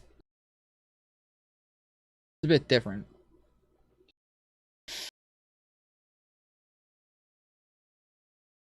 Irish and England fought over this for centuries. Yeah, but when it comes to like... Okay, I don't know. I was gonna say, I mean, they can't really fight over it depending on like if they use their money and their like, you know, have their queen on all of the fucking bills and shit.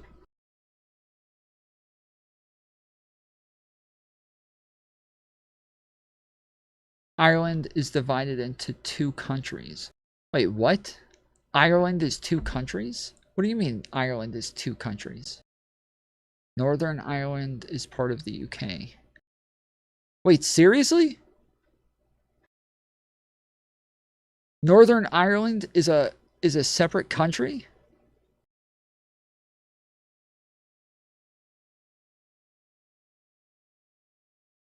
Wiki says Great Britain doesn't include Ireland. Which one? Dude, it's fucking West Virginia all over again. What the fuck?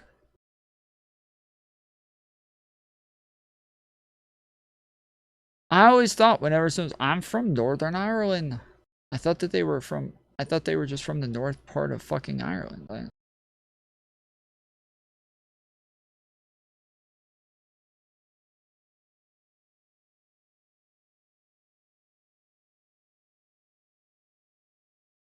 Northern Ireland and the Republic of Ireland are separate countries.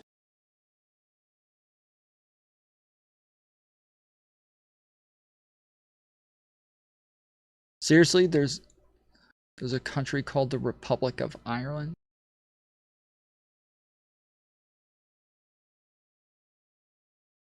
Fucking commies. Great geography lesson. Right. Well, I mean, it doesn't have as much to do with like whether or not I travel. It has to do with the fact that I just don't know geography very well. But over the last year, ever since I started taking Adderall, I have learned an insane amount when it comes to geography. I have learned a whole lot. I've learned a whole lot about the fucking countries in the...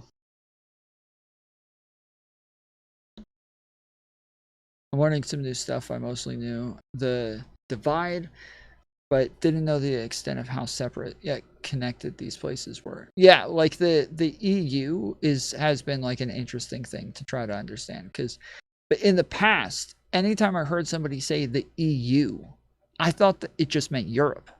I thought that was just a shorter way of saying Europe, like saying the US. So it's been very interesting to find out that the EU is not just Europe.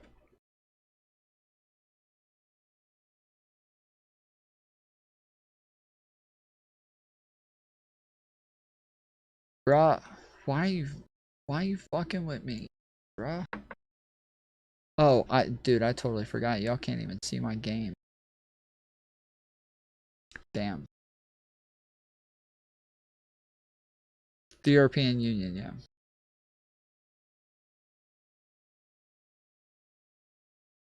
Interesting. The EU is not Europe, is the first thing I tell people. Even worse is when I gotta explain that the EU is not NATO. Shit. Everybody thinks the United States is NATO. What do you mean?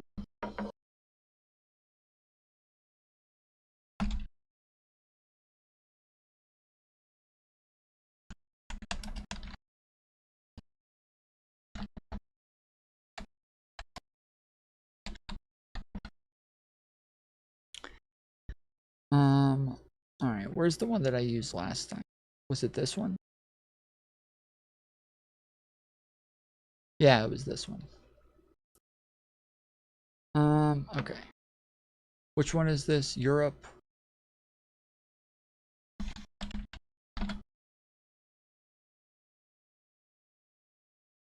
I got hoes calling my motherfucking phone from different area codes.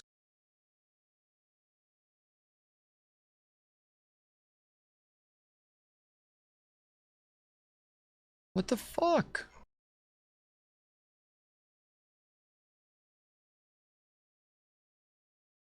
Oh, I can just click study. Okay.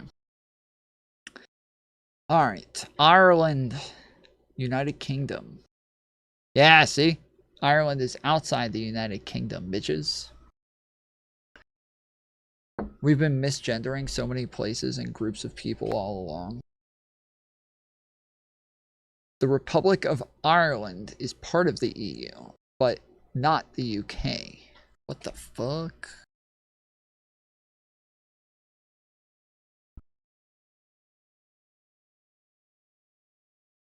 But the UK, or sorry, they left during Brexit.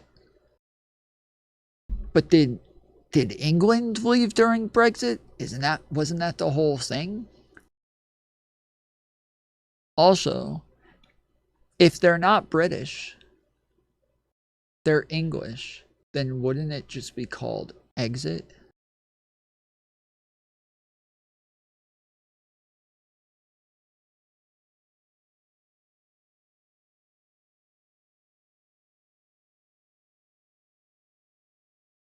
I just wrote that. You just wrote what? The island of Ireland comprises of the Republic of Ireland, which is a sovereign country, and Northern Ireland, which is a part of the... Yeah, I know. I read it. And then I freaked out and said, this is West Virginia all over again. Because there was a day when I was trying to...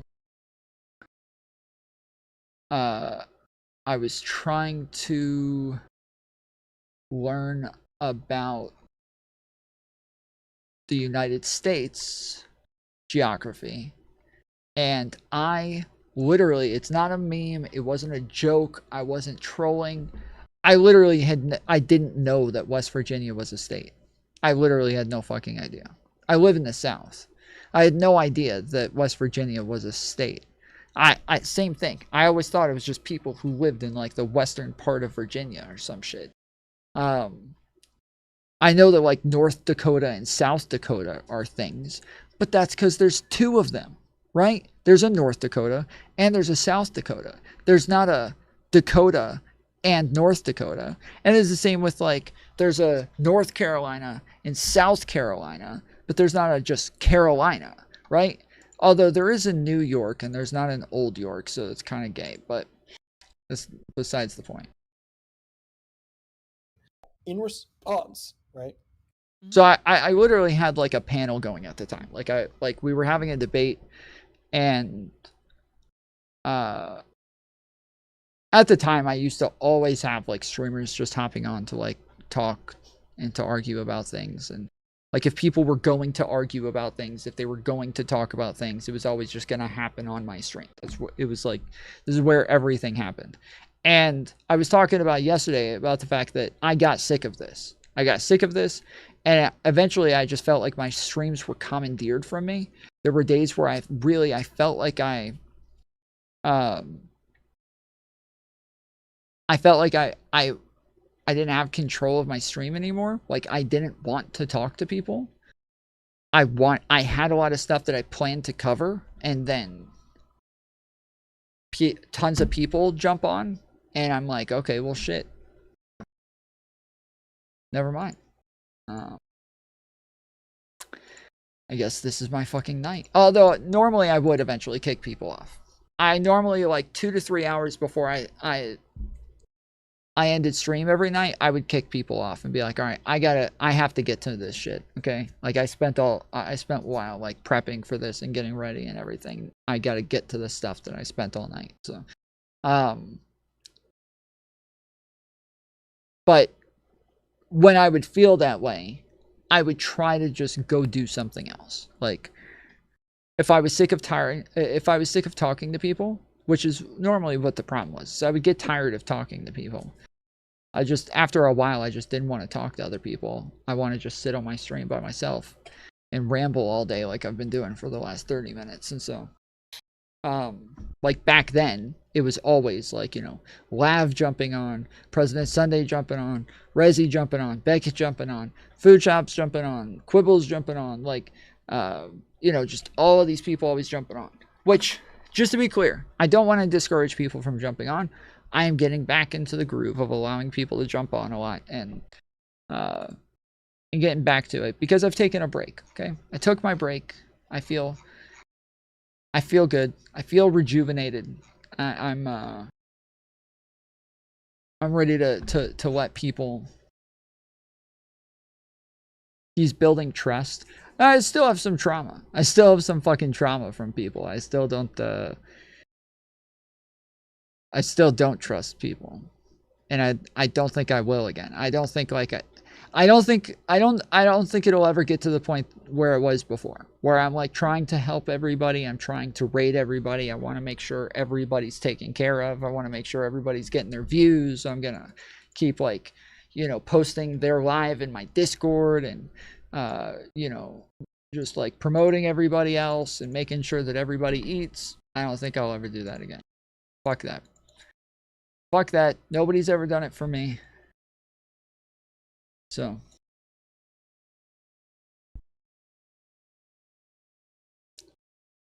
But I really enjoyed you from panels. That's what I remembered you from when I saw your live. What panels? I just used to run panels on my show all the time. I went on other panels as well, but in response, right? Mm-hmm. And you look at every single time that a very large increase in people lived, Jews moved to Israel. See my face, dude. You're talking about post-Holocaust, right? Or the overwhelming majority of those that Wait, is West Virginia a different state from Virginia? Am I freaking crazy? Has that always been a thing? Am I just now finding out that West Virginia is a freaking state? Have you not heard the stuff? Yes. Has that always been a thing? I'm getting trolled by this freaking map. I am getting trolled. West Virginia is not a state. They're just in the middle of a debate, dude. They're just like in the middle of a debate, and I just totally go off, dude. I'm sitting there so confused for a minute. Like, you can see me, I look like a fucking monkey, like.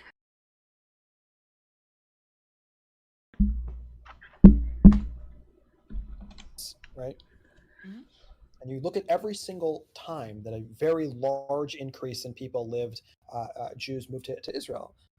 You're talking about post-Holocaust, right? the overwhelming majority of those that Wait, first, is West Virginia a different state from Virginia? Am I freaking crazy? Has that always been a thing? Am I just now finding out that West Virginia is a freaking state? Have you not heard this stuff? Yes. West Has that always been a thing? I'm getting trolled by this freaking map. I am getting trolled. West Virginia is not a state. Country road. Okay, Joe Manchin is a senator. This is a lie, dude. Right, Where did you think Joe Manchin is- was from? All right. Okay. Thank you. Okay. Where did you think Pittsburgh's vassals were? Anyway. No shot, dude. How am I 35 and I'm just finding out West Virginia is a state? Did you know there's a North and South Dakota as well? I did. And like a North and South Carolina. I always thought there was just Virginia. So How the is reason this West Virginia exists, I'll explain why it's possible. It's possible because West Virginia was poor in comparison to Virginia proper, and they had a different economy. Virginia, for a long period of time, the largest export of Virginia proper was people. It was slaves, right? They didn't have good plantations. They didn't have good land, but they did have a large population. They got really good. I think on my first try on this, I got like 35% or something. If I remember correctly, I think I got 35%. 9 minutes, 33%. Dude, I got a fucking killer memory. Tell them what we found out about the liar. Oh, I mean, it's what I've been saying. I actually got it substantiated now. I told you guys for a while. So just to get into a little personal drama for a second. I told you guys that a while ago. It was really weird how Sassafras, I kept hearing different things from different people, where Hannah was in ChudLogic's chat and told ChudLogic that Sassafras and I had been dating for a long time. And Hannah was really close with Sass. Like, Hannah and Sass talked all the time. So it was really strange to see Hannah say that, where she would have been mistaken or making it up. It didn't make sense. But Chud said, he's like, oh, okay. I mean, Hannah, you would know, so I'll take your word for it. And this is right as everything's blowing up and everybody's freaking out about this. This is while like Chud's covering me and everything. So then I talked to Zonia about it, and she went live and she told everybody and said, hey, FYI, Tom and Sass were never dating. I don't know why ChudLogic said that. He is wrong. And then she pulled up some logs to show that she had already told him that we were not dating and that it definitely wasn't true. And Chud reviewed that and went off about like, oh, why? I was just kidding. I didn't know. Hannah said it, so I just said, like, you know, maybe you're right. Who knows? It was like, that's not what he said. He was a fucking liar.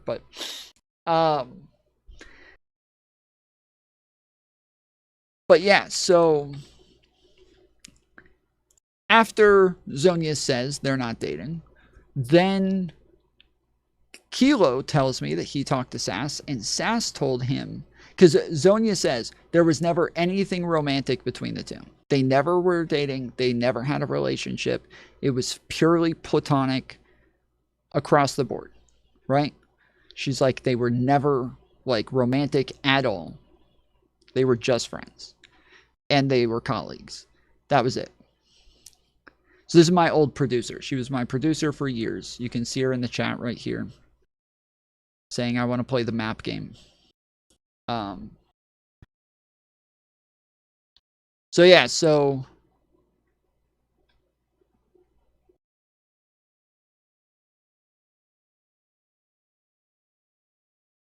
Kilo says that Sass told him that I led her on. And I was like, bro, she never even told me that she liked me. I have no idea what the fuck. How could I have led her on? I literally told her the whole time that I was like engaging in other relationships with other people. Like she was well aware. I said this all the fucking time. I was very clear about the fact that like I did not want a committed relationship. I was not interested in committed relationships. I was engaging in casual relationships. She knew that. There was even twice that like 2 different women that I had to talk to her about at different times. So she was well aware of this. This isn't like, this wasn't news to her. Kilo wasn't interested in like seeing receipts or anything, so he had made up his mind and didn't give a fuck. And then Forever Wild came into my Discord one day and starts like, you know, spamming, fuck you, Tom, you fucking piece of shit. Don't ever talk about Sassafras again. Like, she kept saying like, you guys were just friends. Like, she never said you were dating. Stop lying about her, you piece of shit, blah, blah, blah. Just going off. But then Chud Logic went back to saying that Sass and I were dating. He knew that we were dating. And he would say stuff like that we would like simulate falling asleep together on Discord and crap like that. Like, and then more and more people started like just kind of saying shit about the fact that like we were dating, or that we were that I was like cheating on her and crap like that. We're never dating. But it just started, this is part of the reason that I said from the beginning, like, if Sass wasn't going to come out and correct this shit, then like I'm going to keep talking about this. If she's refusing to correct the record, then yeah, I'm going to keep pointing out what a fucking lying piece of shit she is. But yeah, apparently somebody today said that like pretty much everybody told them that we were dating, including Sass, and that they all said like, yeah, it's okay to talk about now. Like, at first we were all trying to keep it on the DL, like it was supposed to be a secret, but now like it's okay for people to talk about it. Sass says it's okay. And that, yeah, yes, that we were dating for 2 years.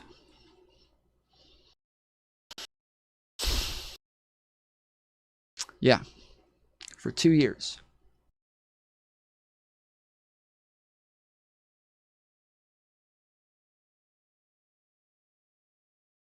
Which, I mean, I wasn't planning this, but I can at least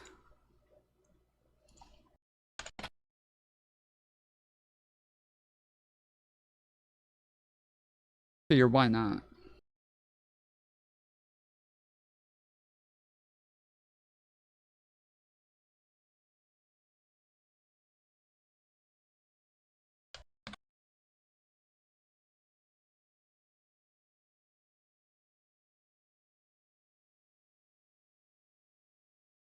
I kept saying that there was a phone call that like disproved all of this that I was thinking about leaking for a while. This is the phone call. And it's mostly me telling her to like back off, leave me alone. Like, this is my private life. This is my, like, you're getting too nosy. This isn't healthy. You're too obsessed. Like shit like that in this call. And that's why everybody who asked, like, I kept saying on stream all the time, I have receipts. I can prove she's fucking lying. I can prove none of this is true. I can prove I didn't lead her on. I can prove all of this. Like, for those who actually did come out and ask about it, they got things like this that just made it abundantly clear. Like, this was like the last phone call that we had before I got rid of her.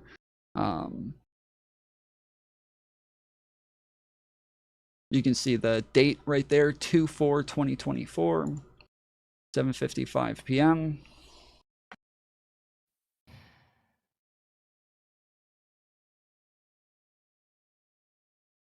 And then you can see here, Discord call from February 4th, 2024. The recording started at 8:24. So the call started at 7:55, and then the recording started 24 minutes into it, because I thought she was going to quit. I thought when I'm telling her all this stuff, I thought, like, yeah, I'm telling her, like, hey, I'm drawing boundaries. Like, you got to stop with all this shit. I thought she was probably going to quit. And so I thought it'll probably be a good idea for me to, like, record this.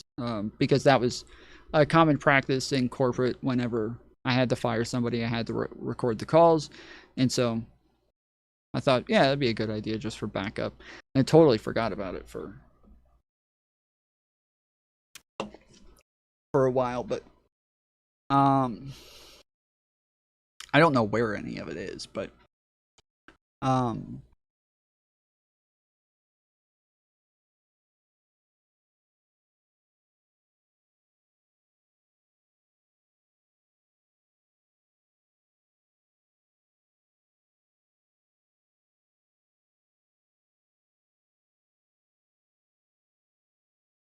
yeah, I'm just clicking on a random spot because most of it's the same thing over and over.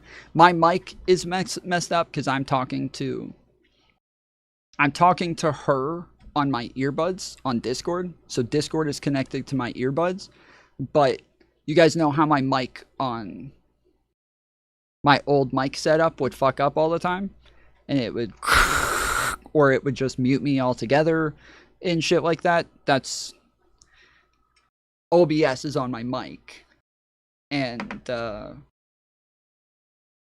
or it might have been on like one of my webcams or something, but it's on a different mic, so I didn't know. You can barely hear me.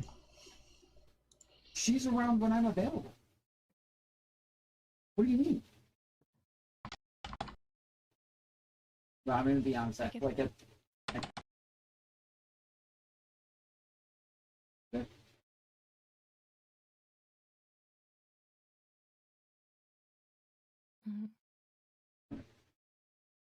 I care about you. I don't like that you keep feeling this way, and I want to help try to make you feel better. But I'm gonna be on set. Like at this point, I'm feeling uncomfortable. I don't like that I can't talk to other people. Okay, but you're also like, I'm not choosing Mantis over you, but we just happen to talk more. Like that, you haven't given us, explain that. Why are you talking more then? I don't What is even the know, explanation for that? like, why do I talk to you? I don't know. She's around when I'm available. What do you mean? What does it matter? Okay, so To be fair, from the outside, when I was new, I did think they had a thing solely from how they interacted on stream. Well, I think it's common for people when they're friends and they're like around each other a lot. I think it's common for people to think that people are together. Like, I think it's like a male-female things. I think it's common for people to think they're together, especially as much as we were around each other, and the fact that we would always bicker with each other and shit and fight like old people. Like, yeah, it was, it made sense. But yeah, she was never jealous like this until the end. Like, when did you post the call? I never posted it. That's what I'm saying, is that I can play like a small bit of it here just to... You guys 40 banter? Yeah, but I would 40 banter with everybody. That's the thing, is that like I've 40 bantered with the gay guys, I've 40 bantered with all the women, I've 40 bantered with Resi. Like, I don't know. That's what I did with everybody, so.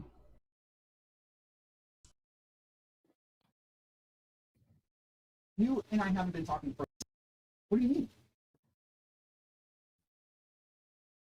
What does it matter? So yeah, I do say, why does it matter, right? Why does it matter? Like, why is it any of your business? Later, Z-King. You and I haven't been talking for like a year, so I'm going to talk to other people. It's not a fucking year. It literally is. And so I have to say, if you'll just tell me when you're available. So if I was available on the weekend, then you would talk to me. Yes. That's literally what this entire conversation has been about, Sass. How many ways do I need to phrase this? Like, what do you mean? How many times do I have to say, if you'll just tell me when you're available, then I'll talk to you? I don't like having to explain myself to you like this. Like I should have to justify who I talk to or when I talk to them. But I keep telling you that I will talk to you if you'll talk to me. I've already had explicit conversations with Mantis saying that if you call while I'm talking to her, that I have to hang up to talk to you. Like we've talked about it. Good. But I don't want to feel like I can't have other relationships. Sass? You can, okay, well, you can have other relationships, but if I don't feel like you're giving a shit about our relationship, then I feel fucking awful. And then Okay. I'm like, what the fuck am I doing? I'm sorry if I'm not messaging you enough or if I'm not responding fast enough, but Mantis has nothing to do with this. Okay, stop.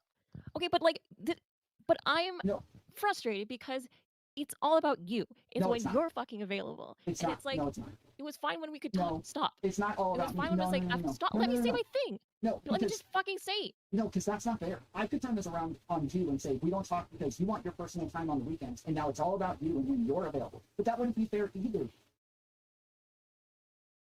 Like, this isn't healthy. I don't know how to make you feel better this time. Make you feel like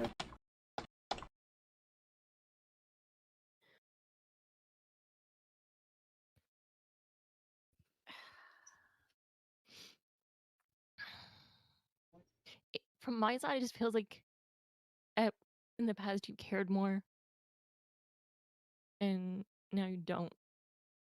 And I can't do anything about that. I'm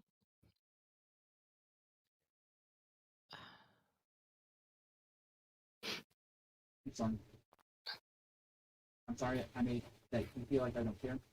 Or I think you feel like I care less. I'm sorry. This has been hard on me. I think I've done a lot to accommodate your feelings throughout all of this.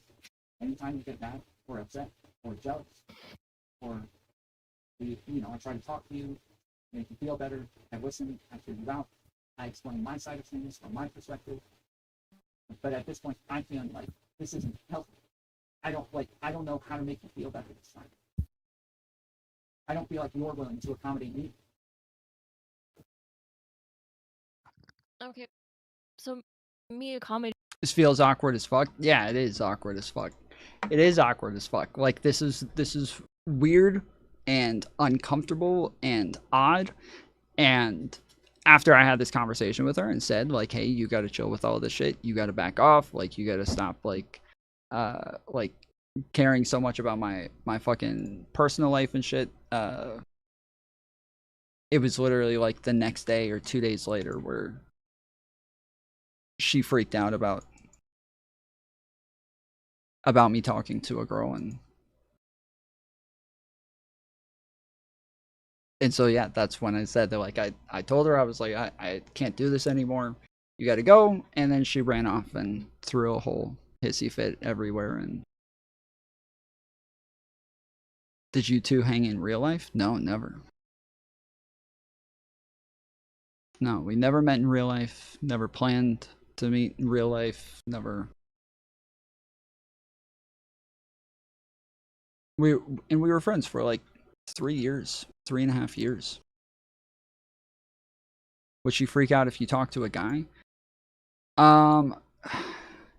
Not so the thing is that like talking wasn't the only thing. She was just a very jealous person in general, and so even when I would do regular things like one time I was getting ready to start panels and she kept saying that she was like she was my producer for the show. She came up with all of the content that I covered. She volunteered to do it. She asked to do it. She wanted to do it, and so she would always like suggest all the content for me to cover that day. And there were times where she would say, I've got work and I've got this, and it is a lot. And so it's getting to be too much sometimes. And so when we were getting ready to start panels, I asked another mod named Dave to be the recruiter for panels. And I said, I need you to recruit for the panels. She got really jealous and like upset about it. And was like, no, I'm doing it. And I was like, okay, well, you already said that you had too much on your plate, so I gave it to somebody else. And she's like, I don't care. I'm doing it. I was like, okay, you gotta do it with him then. But yeah, there was never like jealousy like that type until like the last 3 months. Like it was the last 3 months, and I kept thinking like maybe it's a phase, maybe it's like a thing. I couldn't tell what exactly was going on. I couldn't tell exactly what it was, because we had like the DMs have already come out of me saying like, you know, we're friends. Like this is a professional and social friendship that like, you know, defining those roles very clearly, and in her mind you were her man. I don't know. Like I have, let's see.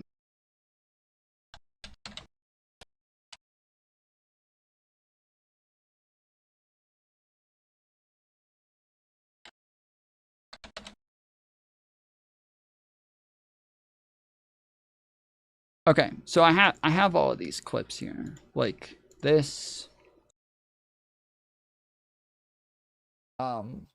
But after that one, yeah, I haven't really even been interested in like committed relationships and or anything like that. So Okay, and that was the last relationship that you were in. mm-hmm. Okay. Sorry to hear about the breakup. Yeah. Well, so this is like there's a I every other person that I'd ever been with, there was like a 2-year age gap at most, and so yeah, I say here there's another part in it where I talk about being in casual relationships, like short-term relationships, but I say here not interested in committed relationships. To me, is what Sass always says. When I keep saying that I'm not interested in relationships right now, and I don't want to like be in a committed relationship, that I'm just not interested in it. Yeah, she's always like, yes, it's trauma. You got to work your way through it. You gotta work your way through it. I'm like, why? Why do I have to want to be in a committed relationship? Why is that the default? Anybody who doesn't want to be in a committed relationship has trauma?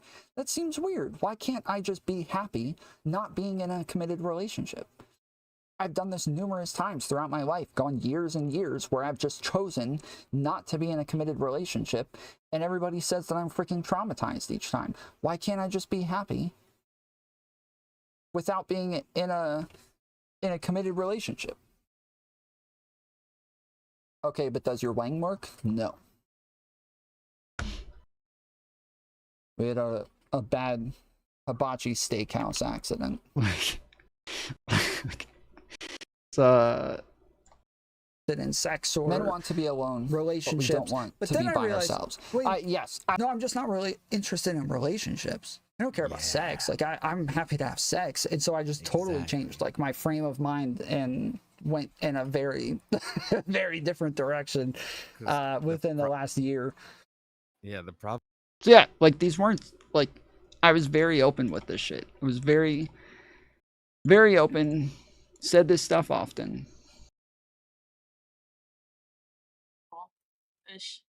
All right, good to know. Wait, so are you currently dating or not dating? Mm. Oh. Yeah, I know that the last relationship didn't end very well. And so then other girls that I was seeing consistently, I would tell them like up front, like, I'm just not interested in having a girlfriend or like having any sort of commitment to you or you having any sort of commitment to me. And every time they would be like, yeah, I understand. No problem. And then like we'd get like a couple months in and I'd be like, just remember, like I'm telling you, I'm not going to change my mind on this. Like I'm pretty set on just not wanting to be in relationships anymore. And they're, oh yeah, no problem. And then again, like a couple months later, they're like, I don't know, I thought I could change you. Like I thought I could get you to be interested in me. I don't know why I thought you kept telling me, but I felt like I could eventually get you to be interested in me. And so now they're like, I can't do this anymore because I want it to just be a thing where it's just us and you don't ever talk to anybody else. Or like you can't be any more clear than that. That like it's not going to change. There's been numerous people who thought it was going to change. There's been numerous people who thought, yeah, I can just like we'll just stay together in this casual way for long enough, and then eventually he'll want it to be long term. And I was very clear, like that's just not going to happen. Like it's just not. It's Have you thought about joining the LCU? What is the LCU? Tom had a producer who was his girlfriend for 2 years without his knowledge or consent. Yeah, correct. Tom Foolery show. In my opinion, when you tell some women that clearly, they really try hard to be the special one that changes you. Yeah, maybe. Maybe. It's just the part that was frustrating for me is that, and I can't fault somebody for feeling that way. Like, I can't fault somebody for doing that. I can't fault them. It's just that for me, people were running around saying that I was being abusive and that I was leading her on and shit. So yeah, for me it was uber frustrating because I had no idea where this was coming from, what the fuck they were talking about. Because I knew that there was no fucking way. There was no possible way that could be the case. So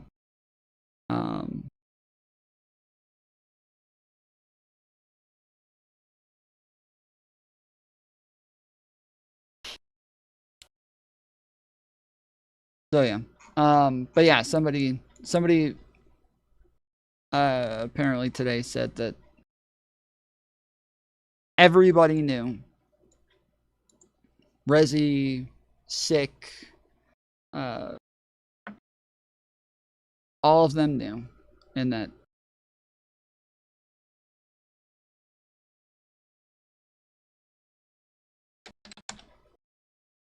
Sass and I had been together for a couple of years. So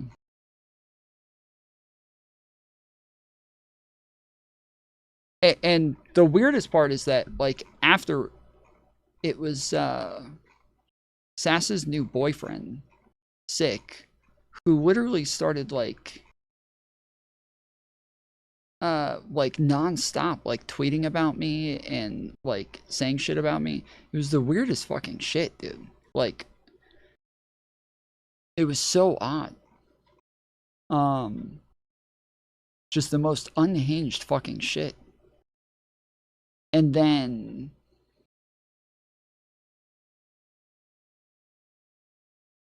I started getting messages from people saying, hey, you know, this guy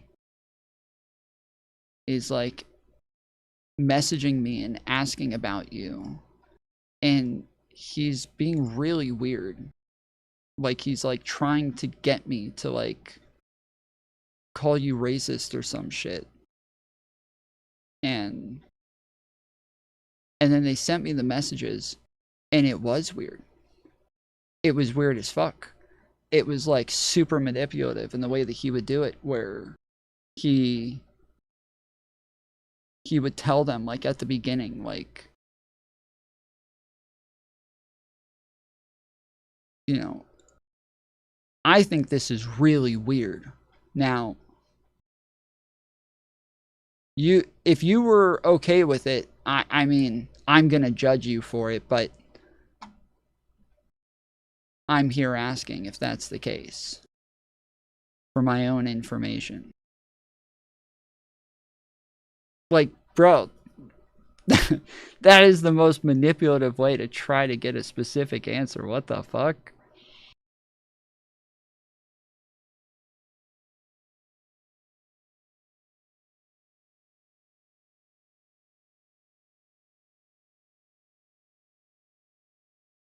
So yeah, there were, and a number of people since all of this happened came out and said that like a bunch of people like, you know, Beckett, Aiko, JSTLK, Queeman, like a lot of these people were being really manipulative behind the scenes, like trying to get more and more shit out of people, and that like sometimes they weren't even like part of decision making processes where claims were getting made public and they didn't even know it was happening. So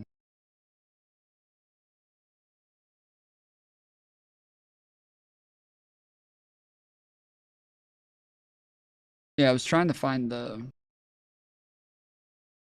screenshots from the guy who sent it to me, but yeah, I can't find them. I don't want to look for it too hard.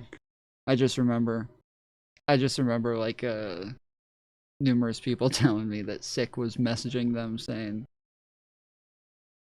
trying to get dirt on me.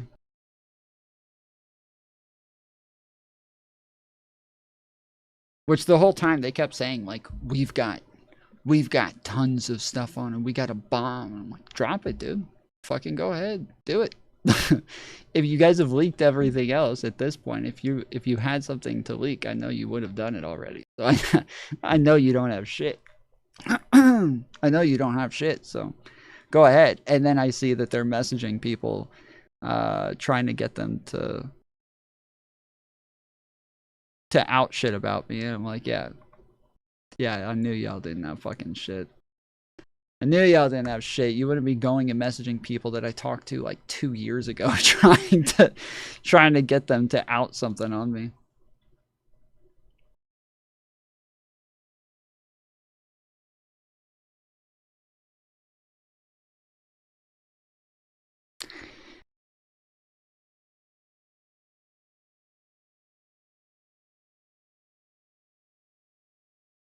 I feel bad for her if that's the case, just not into shitting on people publicly.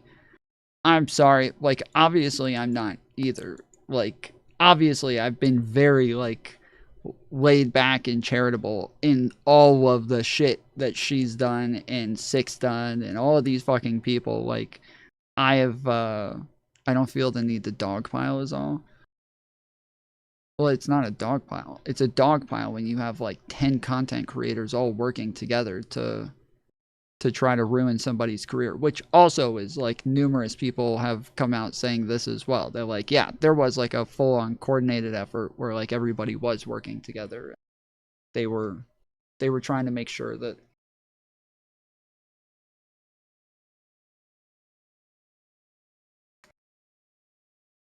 that your channel got fucked up so that they could hopefully get people to go over to JSTLK's time slot. And so, like, it's not a dog pile when it's one fucking streamer standing by himself just telling the truth against a mountain of people who are dogpiling. Like, that's yeah, this is not a dog pile.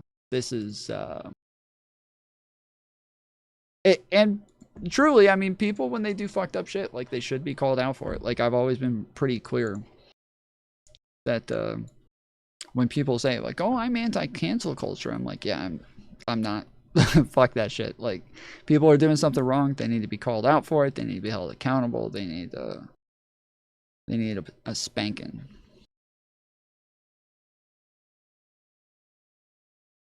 That was literally a Mr. Girl son. Sick. Yeah. Yep.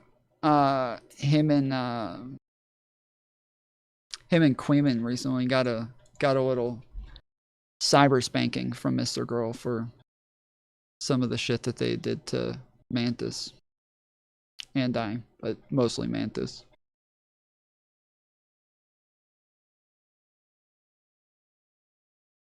Cancel culture is just the market at play. Yep. Good night, folks. Going to sleep. Later, Arian. Yeah, like I said, I wasn't planning on going over any of this, but I had like all of those clips from when I was like prepping the Festo. Whatever happened to Mr. Girl? He's still around. He's got his own channel though. I think it's maxcarson.gg. Is that right?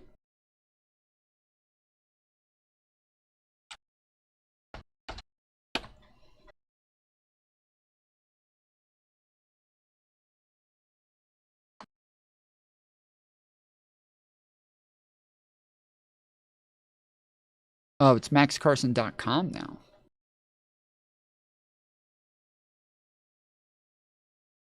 Didn't it used to be .gg, or is it just me?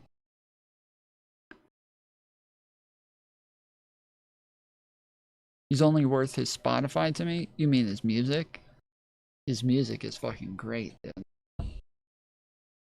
His music is fucking great, bro.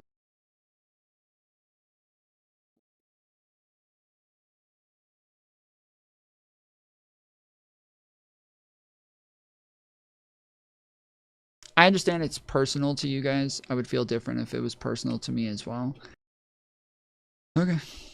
I mean, for me, that's a huge part of the calculation that I make, which is one of the reasons that I think a lot of these people had a huge problem with me, is because when I first started to like pop off and my channel was growing really quickly and I was bigger than a lot of these other folks, I was consistently, even though I did drama content, I was also reviewing drama content creators and calling them out for like fucked up ways that they were covering content and fucked up shit that they were doing to people. Like, there was a whole arc of like me fighting with Spicy Chat over outing Elder Drazi's personal information all over the place, and then Queeman playing the fucking victim the whole time. Like, why do people keep saying this about us? I don't understand.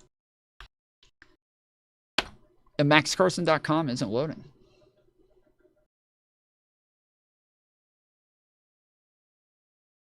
There it is.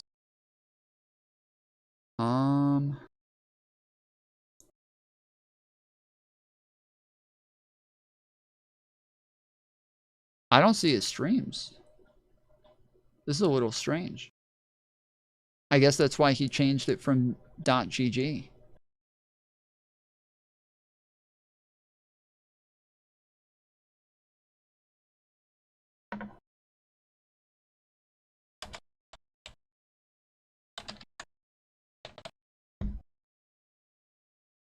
But yeah, that's why I would cover other content creators and like other drama content creators, because I thought it was fucked up when they would consistently cover other people just to make content out of them, willing to ruin people's careers, willing to slander people, willing to like be overly hyperbolic just to make somebody look bad and fuck them over.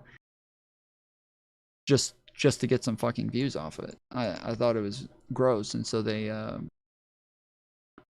that's where they all started having this hard on for me.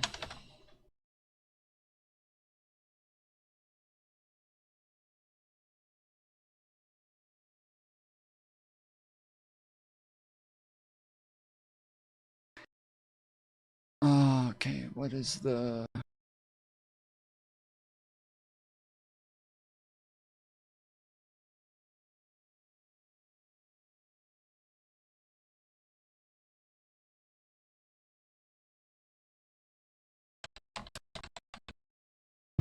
Ow, fuck. Ouch. Oh, shit. Fuck. I did not... Okay. I did not expect those pictures from Mr. Girl to just be sitting there. That... Fuck, I did it again, dude.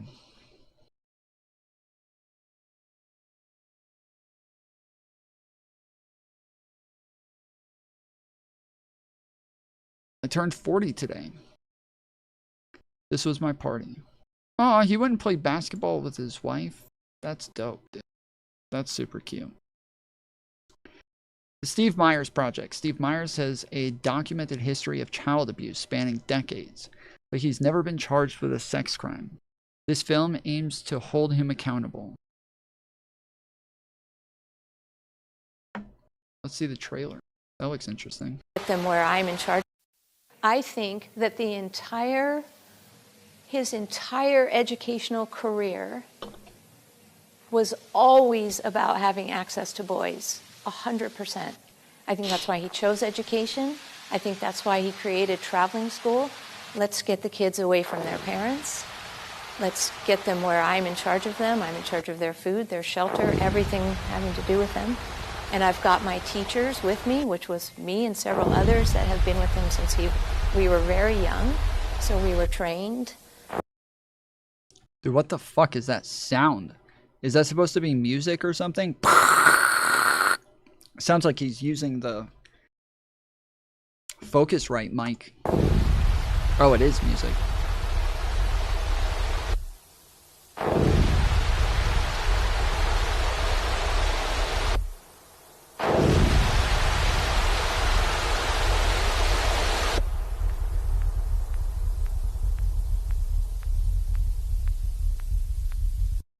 I think that the Interesting. I might message him and see if he minds if I review this.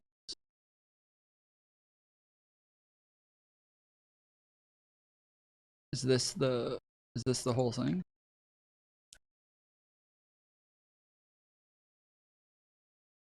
I think that No, this is just the trailer.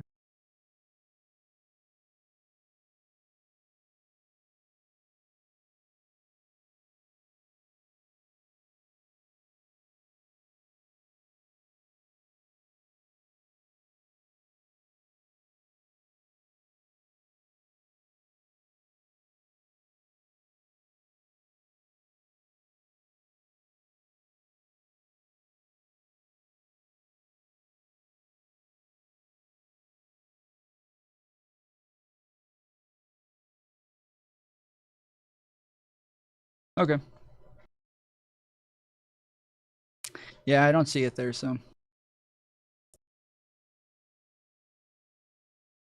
maybe another time. I don't see his streams up either, though.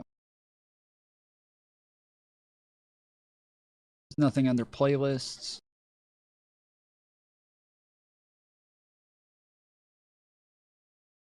What's on his archive? Yeah, I don't see him.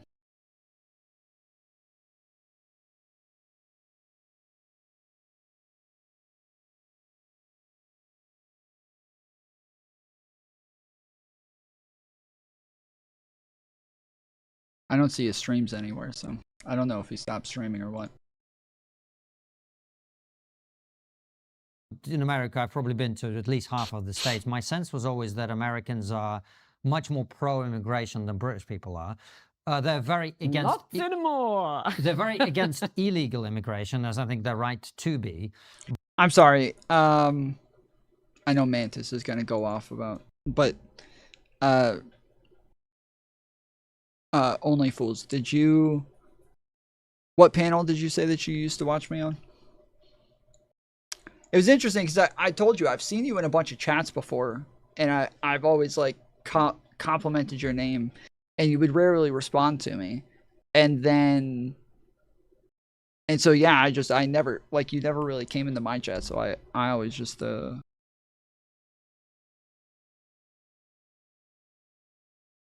you always just kind of stuck out to me when I saw you because of your name.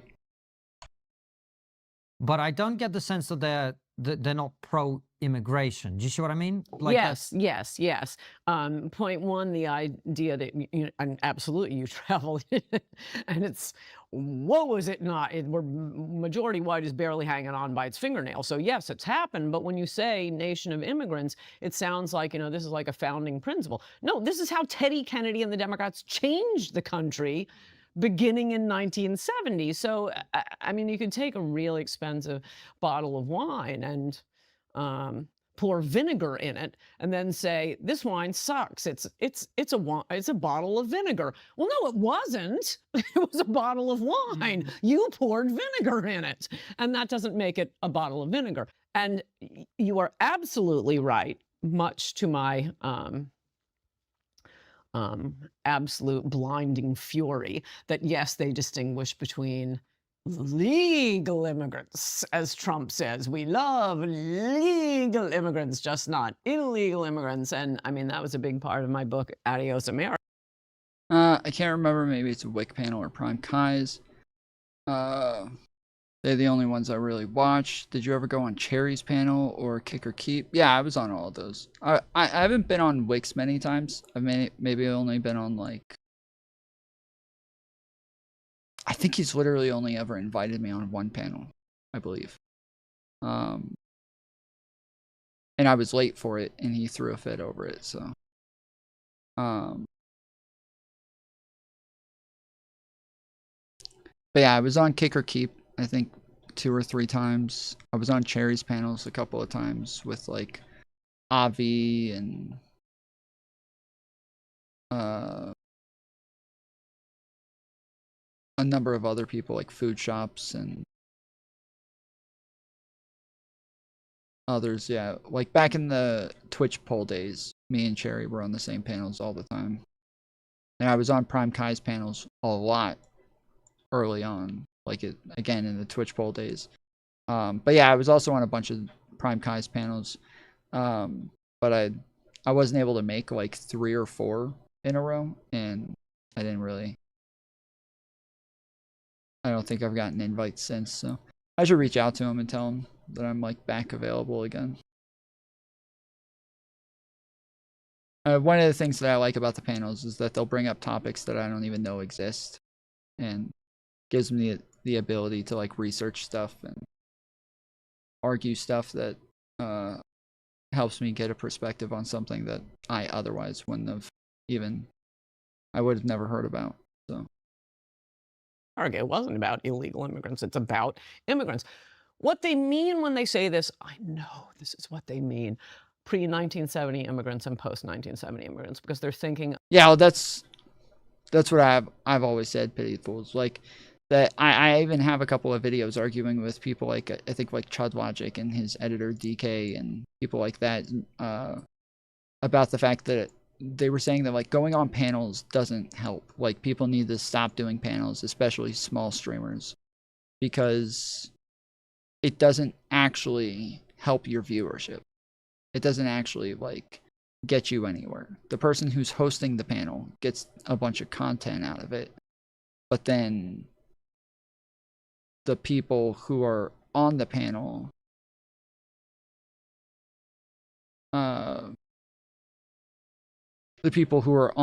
they don't grow from it.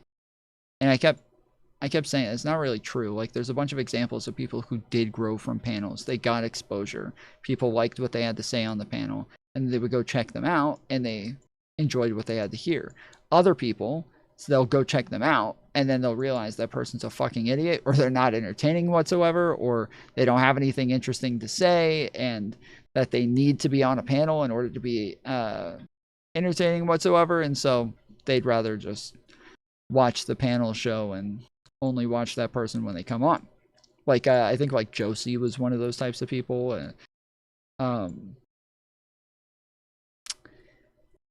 You know, Phil KOE, Joe Lewis. Like there were a lot of people who were just better on panels. But outside of that, they just didn't really do good content, and so they didn't ever grow off of it. But they definitely got like a lot of name recognition from those things. They got a lot of exposure, and people definitely went and checked them out because they were on those panels. And so yeah, there's a lot of people like Irrelevant, I think, did really well because of panels. There's a lot of people who did well because of panels, and so to me, that's kind of the point of doing panels, is to get the exposure from the panel, hoping that people will come check out my content afterwards. I mean, the immigrants that came end of the 18th century, end of the 19th century, beginning of the 20th century. No, they were fantastic. Those were all still Western Europeans. So, although whether or not people stick around, that's on you guys, okay? That's not me. That's not my fault, all right? If people don't come back, I'm blaming you guys. So if y'all see new names popping up, say hey to folks. There's lots of people who are really good about it. When they first come in the chat, they say hey to everybody in chat. They ask how everybody's doing, and they're excited to be here. And ooh, that was slick.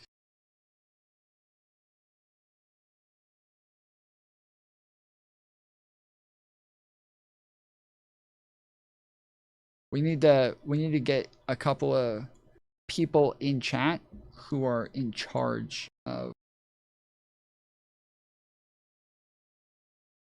welcoming new people. We need to get like 3 or 4 people who every time. Naomi was always really good about it. Naomi, and I think Allie's pretty good about it as well.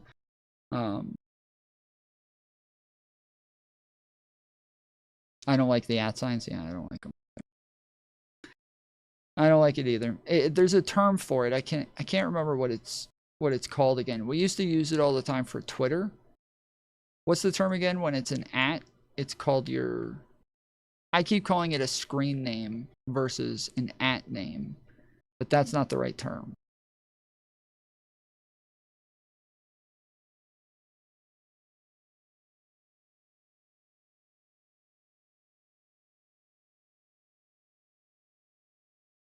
A handle. Yes, that's what it is.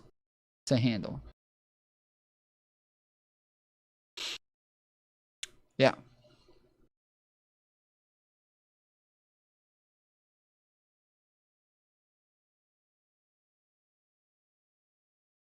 So a lot of them, that's only a few generations back. So a lot of them are thinking of, you know, their grandparents who came from Ireland or Germany or Italy. That's who they're thinking of when they say legal immigrants. They don't realize that the only difference in, I mean, Biden made a joke of it by saying, okay, illegal immigrants massing at our border, peasants with no skills, inability to speak English, who are instantly going to go on welfare, mug us, kill us, drive drunk, rape little girls. Illegal immigrants are going to go on welfare? What? These people, dude, like the imaginary worlds that they've built for themselves is so convenient. Like, it's just so, everything is so convenient for them, dude. It must be so nice to just live in this fake world where you can just make up everything as you go and be contradictory all day, every day, and it doesn't matter because it works for your argument, so who cares? No, you can come in legally. Biden just did that. So they're legal immigrants. It's the same people. It's about 85% third world. And what's up, James? I haven't seen you in a minute. I think I saw you. You said hey to me in a chat recently, and I thought, huh, I haven't seen James in a while. Yes, we can take people from anywhere and assimilate them. But for one thing, assimilation is a bad word now. They act like, you know, it's hate speech to try to assimilate people. They live in their little, I mean, they're basically creating their own ghettos within the United States, up in Dearborn, Michigan. They've one of my first days in Twitch politics, I was on a panel with a bunch of people, and it was like Iko and a number of Native American people on the panel. And I don't know, they looked like white people to me, so I didn't know that they were Native American at the time. And I was really drunk. And they were asking, like, what, they said something like, what do you think that we should do about Native Americans then? And I was like, I don't know. Those motherfuckers need to just fucking assimilate already, dude. Like, what, are we gonna wait forever? Like, damn, dude. At some point, any day now. Like, come on. They're like, why? So they all like scream and yell at me. They freak out. I couldn't believe, like, I was blown away because I was very like, I was a huge normie, never really engaged with like online politics before. Definitely had never engaged with leftists before like this, like hardcore progressives or anything. I couldn't believe that this was like such a controversial take. And I remember them asking, like Iko and these people, they're like, why shouldn't everybody else have to assimilate to the Native Americans? I'm like,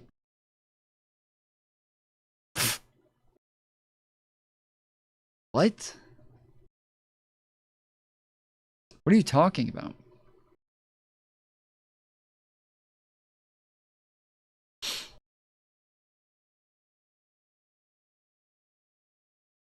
Assimilate or integrate, many people confuse the two. Yeah, generally I'll use the term integrate because I can never remember the term assimilate. But yeah, integrate generally just means that you live here. Like, you just move there. So like, imagine if white flight never happened, that would have been integration. Whereas assimilation is where the cultures actually start to match. Signs in Arabic. And you know, I like a lot of them. My senator was from Michigan, but that's crazy. In Somalia, in Minnesota, all the Somalians. Did I say integrate?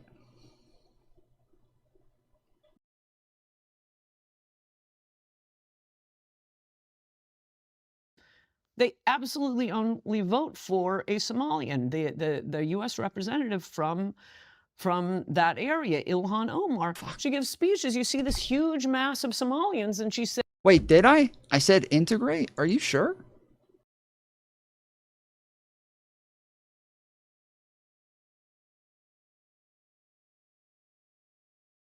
Did I actually say it? Because she said assimilate, so I thought, okay. Now that she said it, I don't have to, like, ask chat to tell me what the fucking word is, and I don't have to replace it with integrate this time, so now I got it, and I thought I said it. saying, No, you didn't I'm say here to integrate? represent Okay, good. the Somalian people. You're supposed to be representing America now, and that's a big problem with bringing in. You can't bring them in a tidal wave like that. You have to bring them in bit by bit. I agree with this. I do agree that, like, there is a point where there's too much immigration. That's just true. Like, we do want our culture to exist. We want our culture to survive. We want our values to survive. We want what we want to stick. I mean, imagine if tomorrow we allowed like 350 million Middle Easterners to come into the country. Obviously, this would never happen. It's a hypothetical, but before the autists start freaking out. But we allowed 350 million Middle Easterners to come into the country tomorrow. Like, we're going to have some massive fucking problems. Like, this'll cause an insane amount of problems. And it does seem, truly, even though I normally make fun of these people and call them like all white nationalists and shit, it truly does seem that, like, the UK does have some problems from mass migration. Like, it does seem as though there actually are some cultural difficulties from mass migration in the UK. And they're having some issues there. In my opinion, if you want your culture to survive, just have more babies. Yeah, but that, see, you don't actually believe that. You don't actually believe that. Like, so when we're talking about like 15 million people in the United States are illegal immigrants, we're nowhere fucking close to having a problem here, okay? We're nowhere fucking close. Not even. Not even.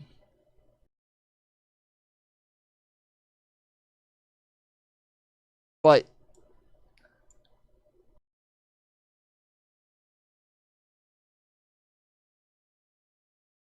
there are points where it could be a problem. We, like, under Biden, I say we have, 15 million illegal immigrants, okay? Not all of those are fucking, like, Latinos or Middle Easterners or some shit, right? But under Biden, we had, like, 2 million illegal immigrants come into the country. This is not some huge problem. Like, we're talking about 340 million people in our country. We're not getting turned upside down by 2 million. And then there was probably closer to, like, I think 8 million that came in the country overall, if we include like all, like, visas, green cards, asylum, all of that shit. I think it was probably close to like 8 million under Biden. Still not not a massive number. Like, if Biden was the one who let the most immigrants in, and that's 8 million, that we could do 8 million every fucking year. And it would be forever before we had some real problems from it. So like these people are still going to have enough time for second and third generations to assimilate.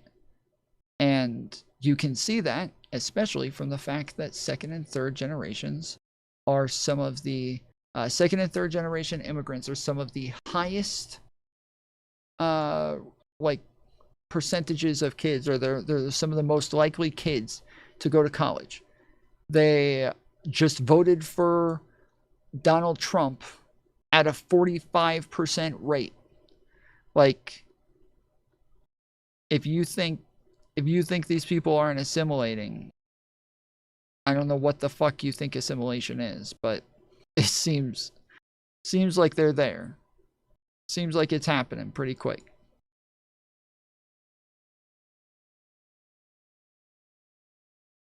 If you can't get your culture to have more sex and babies, maybe it's time to change. That's just not true, dude. So anytime that you have like a prospering culture that's like doing really, really well, birth rates always go down. Like, that's just kind of the way it is, especially when we have like this boom of technology for contraception. Like, the change that you want is for us to get rid of abortions, for us to get rid of condoms, for us to get rid of birth control, for us to get rid of, like, that's the answer. Okay? When you say that maybe it's time for a change, that's the change. That's it. People have always been having babies on accident. The majority of fucking babies are unplanned pregnancies. By far the majority of kids, all of us were accidents, okay? Like, go ahead and get used to it. You were a fucking accident. Your parents didn't plan on you. They probably didn't even want you. They were probably like, fuck. What do we do? This little fucking bitch is gonna ruin our lives.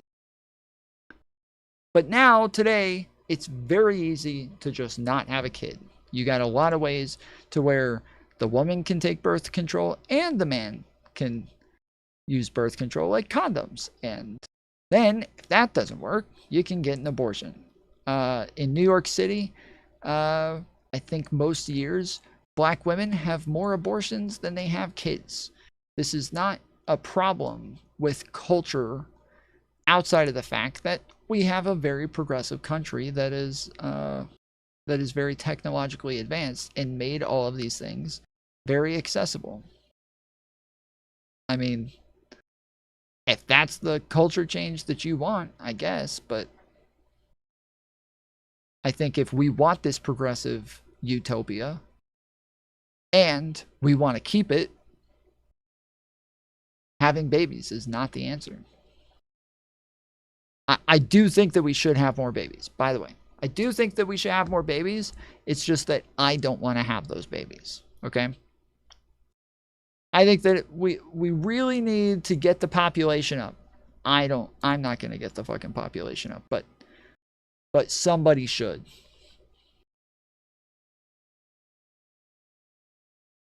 Somebody should do it.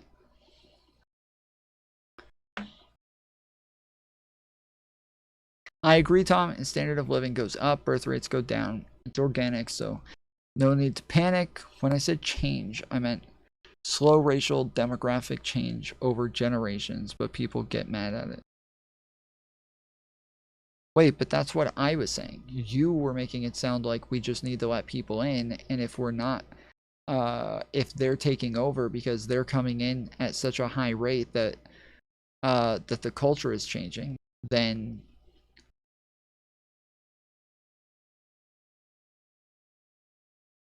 that's just how it goes, because they're the ones having babies. So it's almost like a might makes right sort of thing, where you can just overpopulate something to take over. Which currently, right now, the Republicans are the ones who are having all the babies. Christians are the ones who are having all the babies, and they're all going to grow up with these little baby fascists hanging out with the fucking baby colonizers and the baby IDF members.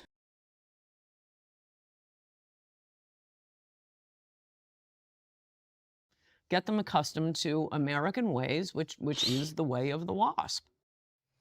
All right, people, it's trivia time. Financial trivia, to be exact. Do you Boo. Gayest act of all by the physical trivias. pressure steps to secure? That's triggergold.com to learn how Augusta Precious Metals can become your lifelong self-directed IRA partner. Every week we sit down with some of the sharpest minds out there, and our team have to be just as sharp, extracting all the key points so that we can produce world-class content in super quick time. Which is why we use Claude to do the Claude. heavy lift. Our voice. Your device, if you scan the QR code on screen or click the link, you'd agree Oh, is yeah. smart and has assimilated, where you said you wouldn't vote for him because he's Indian. Yeah, for president. I didn't say I wouldn't vote for him. I said he could be, senator. He's running for Senate now. Why can't he was born in America, right? Yes. Why wouldn't you vote for him for president? 'Cause Okay, he's look Indian. up all the presidents of India. Have they ever had a non-Indian president? Why, no, they haven't. Has Israel ever had a non-Israeli president? Why is my country the only country that is supposed to have, oh no, anybody can run our Britain country? had an Indian prime minister. Yeah, I don't think it went that well. And that was fairly recent. It was fairly recent, and it didn't go well, but it wasn't because he was Indian. Okay, It's well, because his party's useless. I wouldn't have voted for him because he's Indian. I think, and by the way, we have a natural-born citizen clause for that. I mean, there is, as I explained to Vivek in his podcast, that was it really started off with a bang on that one.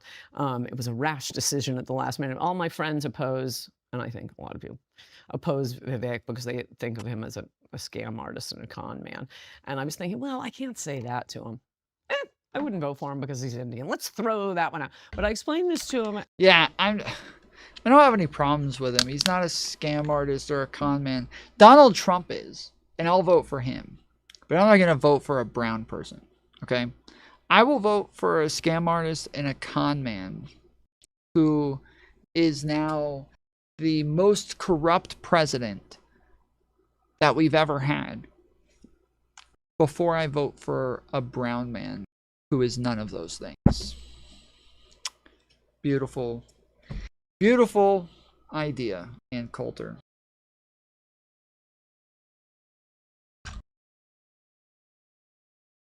At the time, there's a reason we have the natural-born citizen clause for president. She keeps saying, like, why do we have to have an Indian president? India doesn't have one. These other countries don't have. Well, go live in the fucking other country then.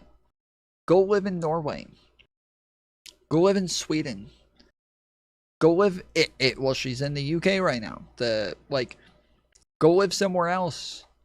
The United States, that is what we're doing. That is the project. That is the goal. The goal is to have a multi-racial, multi-ethnic, multinational nation.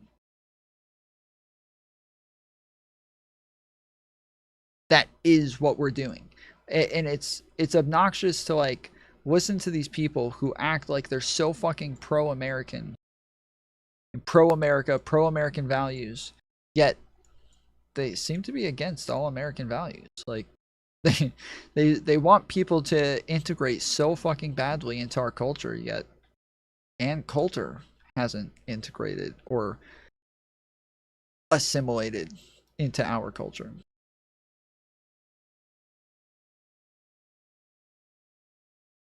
Nick Fuentes hasn't assimilated. When are they going to assimilate?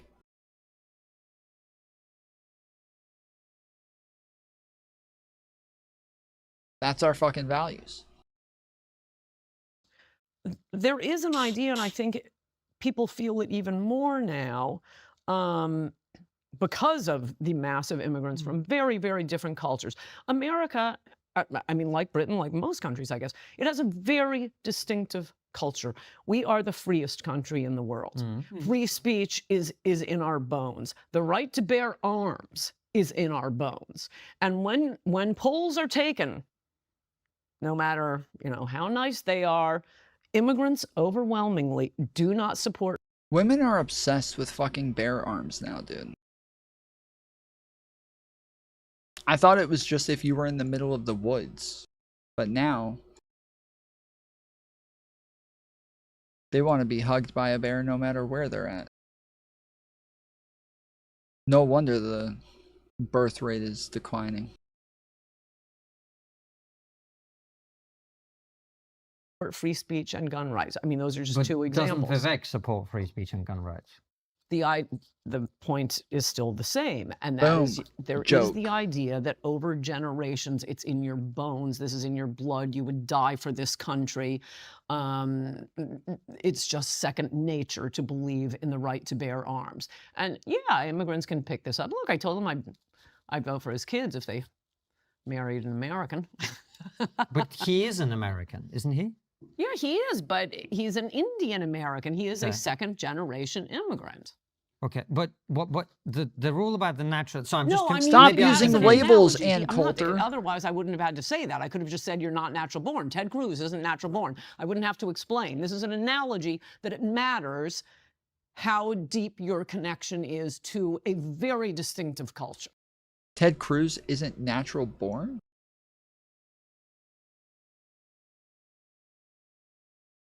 What does that mean? How is Ted Cruz not? Oh, wait. What? Okay, because he was born on a military base, right? He was born, his parents had him on a military base, right? Am I remembering this correctly? Okay, Google. Where was Ted Cruz born? Ted Cruz was born in Calgary, Canada.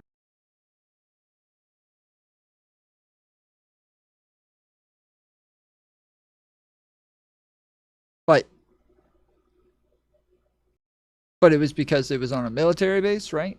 That's why he's allowed to be the president?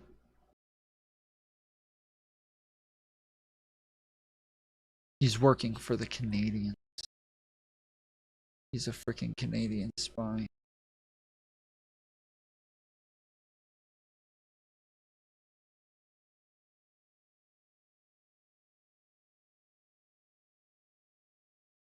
But you said that's because there's certain things that are embedded in the culture, like being in favor of the First Amendment, being in favor of the Second. But Vivek is in favor of all these things, and you still wouldn't. Well, vote it for says him. that. I want it in their bones. I want the wives to believe it. I want it generation after generation after generation.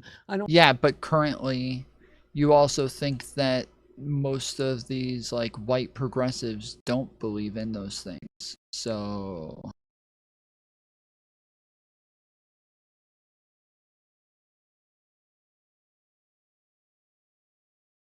I don't want it to have to be something they need to study and figure out this is what they're supposed to say about it. But aren't there loads of white Americans who don't believe in either of those amendments? Sure. But you would. A lot? No, that's not true. No. Aren't there a lot? No. The answer is no, no, no. The people who support... There's a lot of white Californians who don't believe in either of those amendments. Yeah, and a majority do. Right. And a majority of no other ethnic group does. And a majority of no other ethnic group does. But surely, wouldn't the She's had too position much be, wine, dude. Anne, is to take everybody on their own individual merits? Isn't that just the way? I feel like she is progressively getting drunker throughout this. I keep seeing her drinking from a cup, and it looked like it was like brown or something inside of it. I thought it was like tea or something like that. But now that I think about it, she does kind of have that like that whiskey sort of thing with her teeth, where people who drink whiskey, they say their S's with SH's all the time. So she's probably, that's what it is. She's drinking the whiskey and she's getting in. You have to say your S's with SH's when you drink whiskey. Wait, Does everybody get to be president? if you're born in the country and you're an American citizen, then you should have the chance, shouldn't you? Isn't that the American dream? Tell Netanyahu. Tell the Israelis. As soon as they put in a president who's not an Israeli, I will say you guys are absolutely right. Judge people on But their he own. is. But he isn't an. But if is Israel your goal? That's what I would say to her. Is your goal to be like Israel?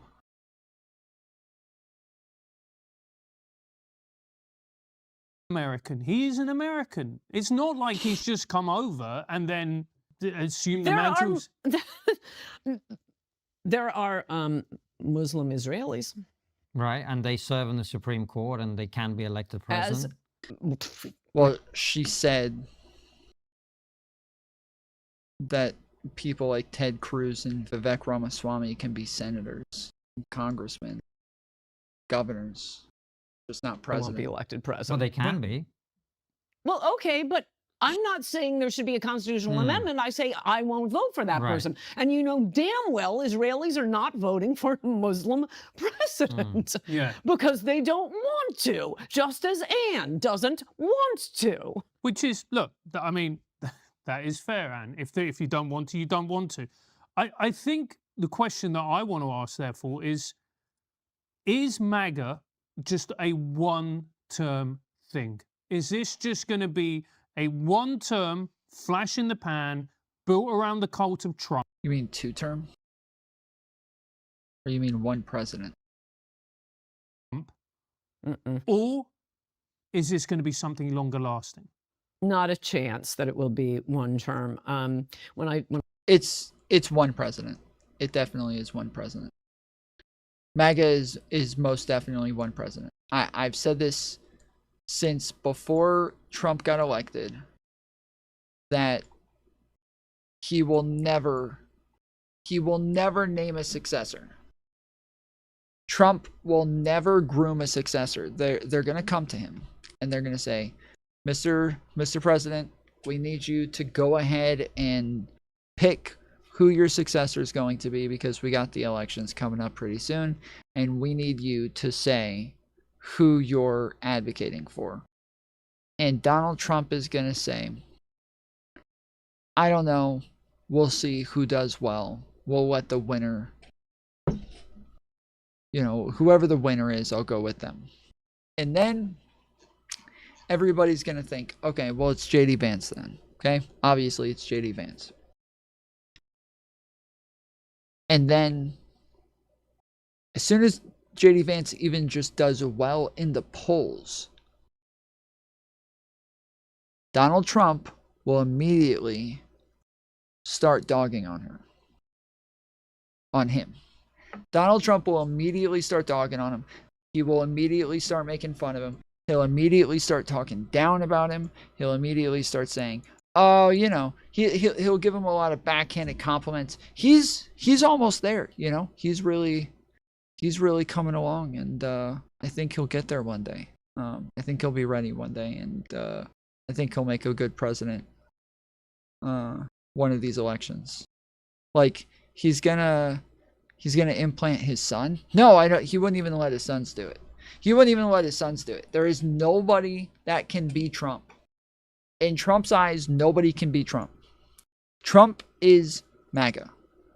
To Trump is MAGA. Nobody else can lead MAGA but Trump. Trump doesn't want to be the one with the legacy who started a movement that changed the world. Trump wants to be the only one who could do it. He wants to leave and say, my followers, they'd only follow me. They would never follow somebody else. They would only follow me. I was the only one who could do it. That's what Trump wants. That's who Trump is. The next president will be a fucking Democrat. And MAGA will be dead.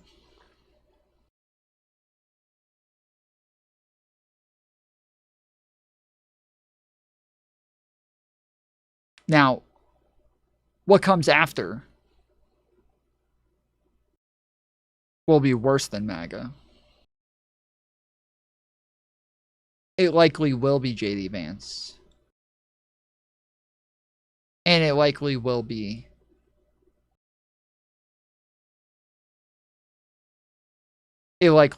fucking hell. Donald Trump is a buffoon who can't even get the right people around him to unscrew a pickle jar. JD Vance is not Donald Trump. JD Vance is much smarter than Donald Trump. He's much more presidential. He's way more connected within politics. He's been in the game for way longer. He knows what he's doing.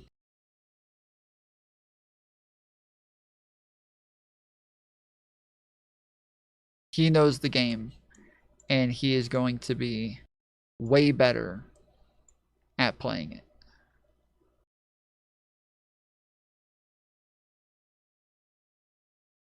Donald Trump is just the in-between phase to get there.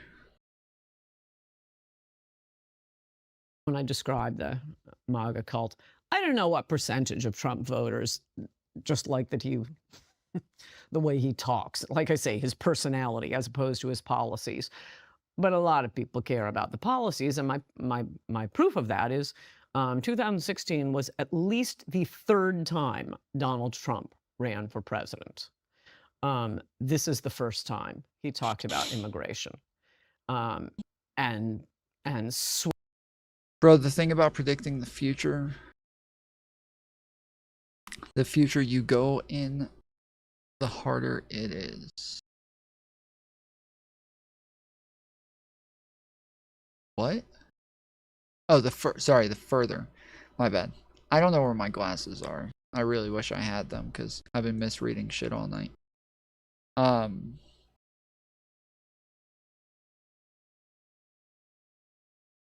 I think, sure, but in this case, like, it's not as much about, like, predicting, like, exact, like, the future as it is predicting behaviors, right? Like when we say, like, you know, the Lakers are playing the Atlanta Hawks, you know, who's gonna win? Like, you can predict that future.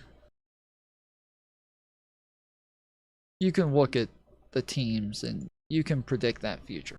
Like, you know, based on what you've gathered from both of these teams, you can predict this with a pretty high chance of being correct. So I think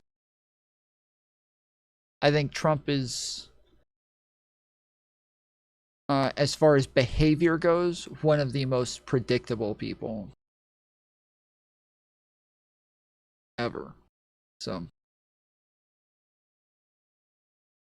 swept the primaries. And by the way, if you look, I mean, I described this in Trump We Trust. You look at that opening speech coming down the escalator, he talked about a lot of stuff. The Mexican rapist thing was like 8% of the opening speech. It could have been about Obamacare. It could have been about guns. It could have been about... I mean, those words do tend to stand out. I think a lot of them. I think you could find a lot of them that stand out. When he, I mean, attacking Jeb Bush, saying your father lied us into war. The reason, I mean, he was lucky. The entire media, the entire Republican Party, the entire Democratic Party, I mean, of the elites, opposed him on that.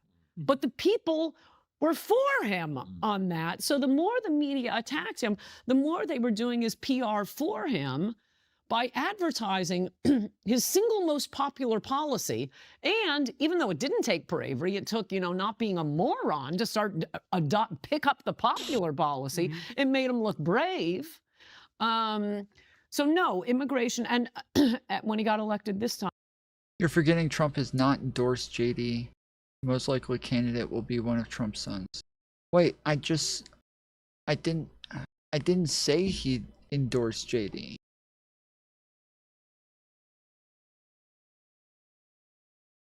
I didn't say he would. I don't know if you heard anything that I said.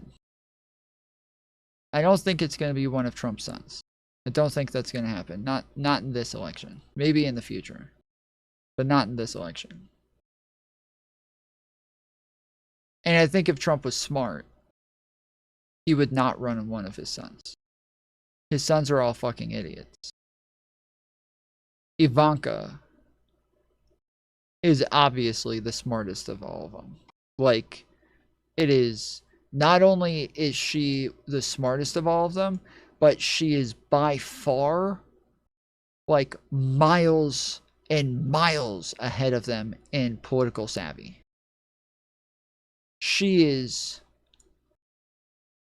way more politically savvy than them.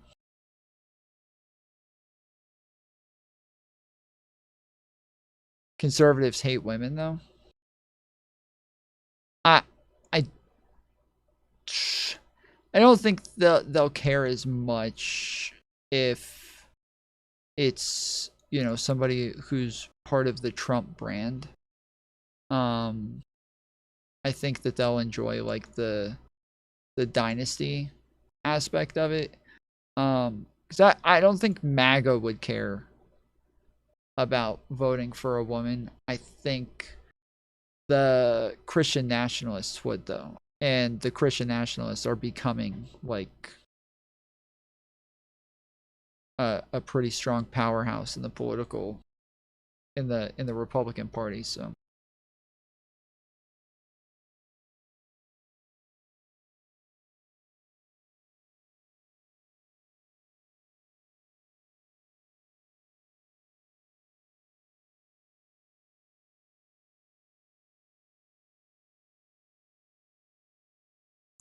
holy shit, dude. We're all the way over here on the fucking edge. Why is there so much action all the way out here on the edge? Normally, it's all happening in the middle. This is so weird. New York Times ran a poll, and there were a million polls showing the same thing, but I'm saying this is a statement against interest because the New York Times is very liberal. They ran a big poll. Most Americans, a majority, didn't like his personality, didn't like him personally, but they overwhelmingly supported him on immigration, expressly mass deportations. It's a popular issue. Even the Republicans like Rubio, who pushed an amnesty and was, the most beloved Republican over at Fox News, where they love amnesty. Every Republican, when Trump ran in 2016, every Republican supported amnesty. At the very There's end, a fucking Cruz, snackening over here. the closest to him, I'd say, ideologically flipped. I'm- Now all of them, amazingly, Rubio, I'm whom I lagging hated, hard. hated for being this beloved amnesty pusher. Man, he sounds like Adios America now. he could be quoting straight from my book. So Republicans have flipped. They've figured it out. I kind of like Tulsi. James, no. James, no. No. Tulsi is a nut. Tulsi is a pure nut job. Like, Tulsi is the purest of nutcases.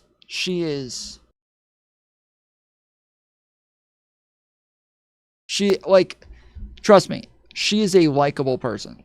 She is a very likable person. And I want to like her very badly. I really, really do. I think I would chill with her. I think I would chill with Tulsi. I think we would have a lot of fun. I think she'd be a fun person to hang out with, and we would go in to Hawaii and do the ooey ooey gawa wawa stuff and all of that crap. It would be fun. But no. Not in politics. She is actually a nutcase.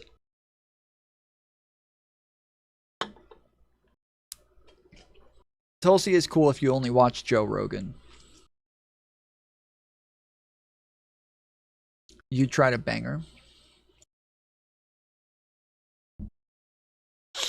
I wouldn't. I'm in a committed relationship with your mom.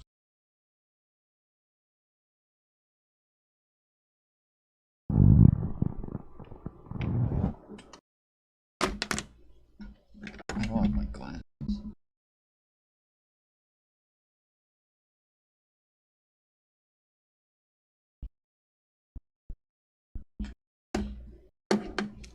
I'm in a committed relationship with your mom.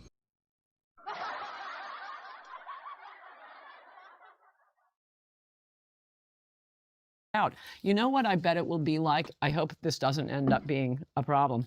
So Reagan runs on tax cuts. Taxes, the highest tax rate back then, this may be nothing to you guys, but it was like 78%. That's quite a lot to us. I mean, that's for each dollar above a certain amount, but Wow. still. But that's a huge amount. 78%. So he runs on cutting taxes, and you know, unlike Trump's first term, he kept his promises, slashes taxes. Now, since then, my idiot Republican Party keeps running on cutting taxes, but the only difference in a Republican president and a Democrat president on taxes, and look, I'm for tax cuts, it's always good, but it's like 34% versus 39%. It's not up just to 50%, 60%, 78%. So Reagan won the argument on that.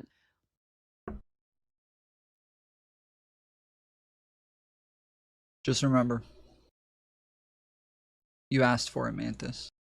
So, if you've been living under a rock, you probably haven't heard that Sydney Sweeney was in an American Eagle commercial. Genes are passed down from parents to offspring, often determining traits like hair color, personality, and even eye color. My genes are blue. Sydney Sweeney has great genes. Get it? Genes? Genes? Because she's attractive? And she is. I can see why men like her. She has a really cute... No, it's because she's white. It's white. She's white. That's what they're talking about. Race is all that genes are. Genes are only race. That's it. It's nothing else. And also, race is not genetic. It's not genetic. It's just a social construct. But genes are only race. Face and a nice body. But personally, my favorite thing about Sydney Sweeney is that she's a Nazi. Did they mean to include a bunch of Nazi dog whistles in this? How the f did she agree to this? Actual Nazi ad. The only way Sydney Sweeney would be okay with doing an ad like this is if she was a Nazi. This is Nazi shit. We got, she found all 5 of the teenagers on TikTok and Twitter that were complaining about this. She found all 5 of them and made a full-on 30-minute video about the 5 teenagers on Twitter and TikTok who thought this was racist. That's beautiful.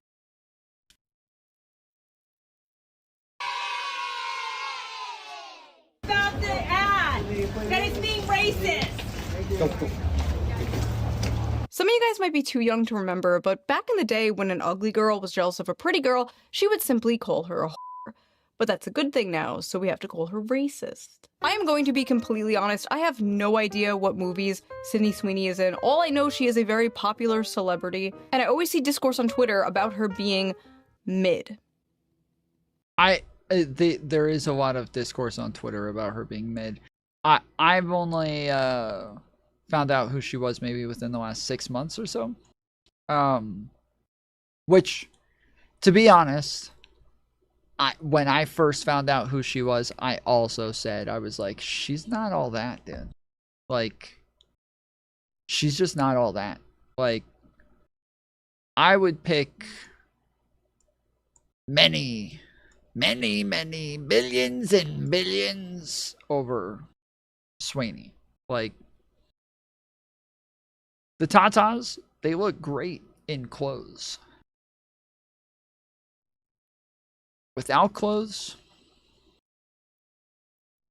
them things are at her fucking kneecaps, and you know it.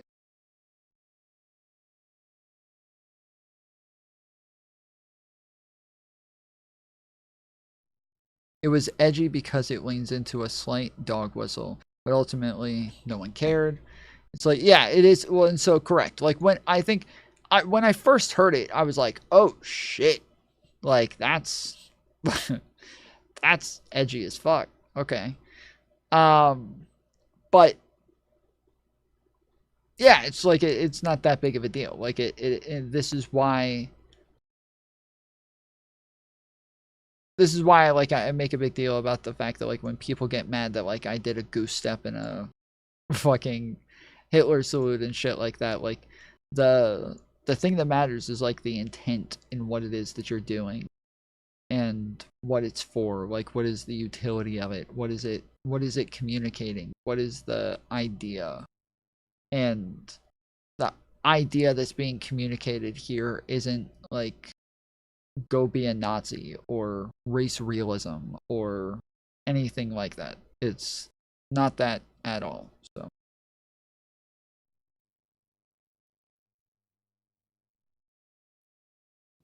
What is wrong with you people? Who is not mid nowadays? I saw Anne Hathaway get called mid the other day. Anne Hathaway. If these women are... yeah, she's not mid, okay? She's not mid, but people commonly say, like, she is Miss It. She is the most beautiful woman in the world. She is the, like, all of that, and it's like, okay, I get it. I see it. Like, I'm not blind. I smell what you're cooking. But not for me. But I get it. I know. I've met guys before. You know? Tom is mid. Not what your mom said.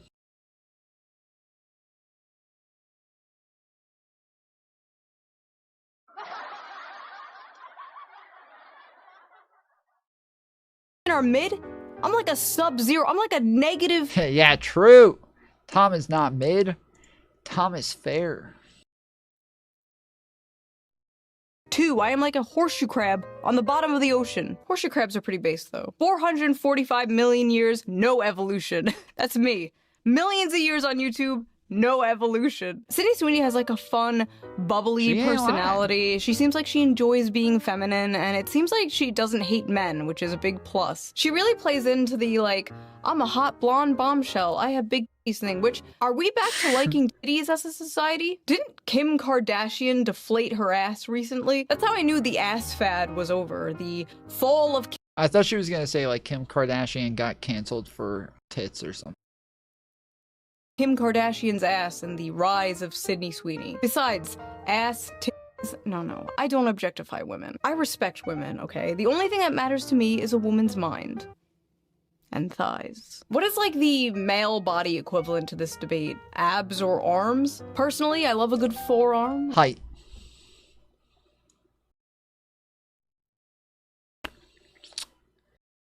Maybe height is more equivalent to weight.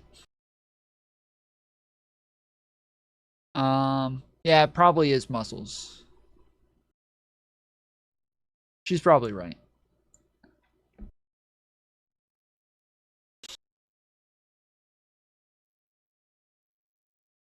I love a good, nice, thick, manly wrist. And you know what looks great on a wrist? A watch. Which brings us to today's sponsor, Holzkern. So let's quickly give them a shout out before we get into today's video, shall we?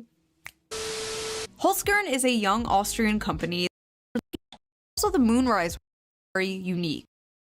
Get access to exclusive products, special discounts, and early pre-sales. But if you only want to check things out for now, no pressure. You can just sign up, come back later, and you'll still get a special discount on your first purchase. So if you're looking for a unique gift or just want to treat yourself to a nice watch, I highly suggest checking out Holzkern. Big thank you to Holzkern for sponsoring this video. And now, let's get back to it.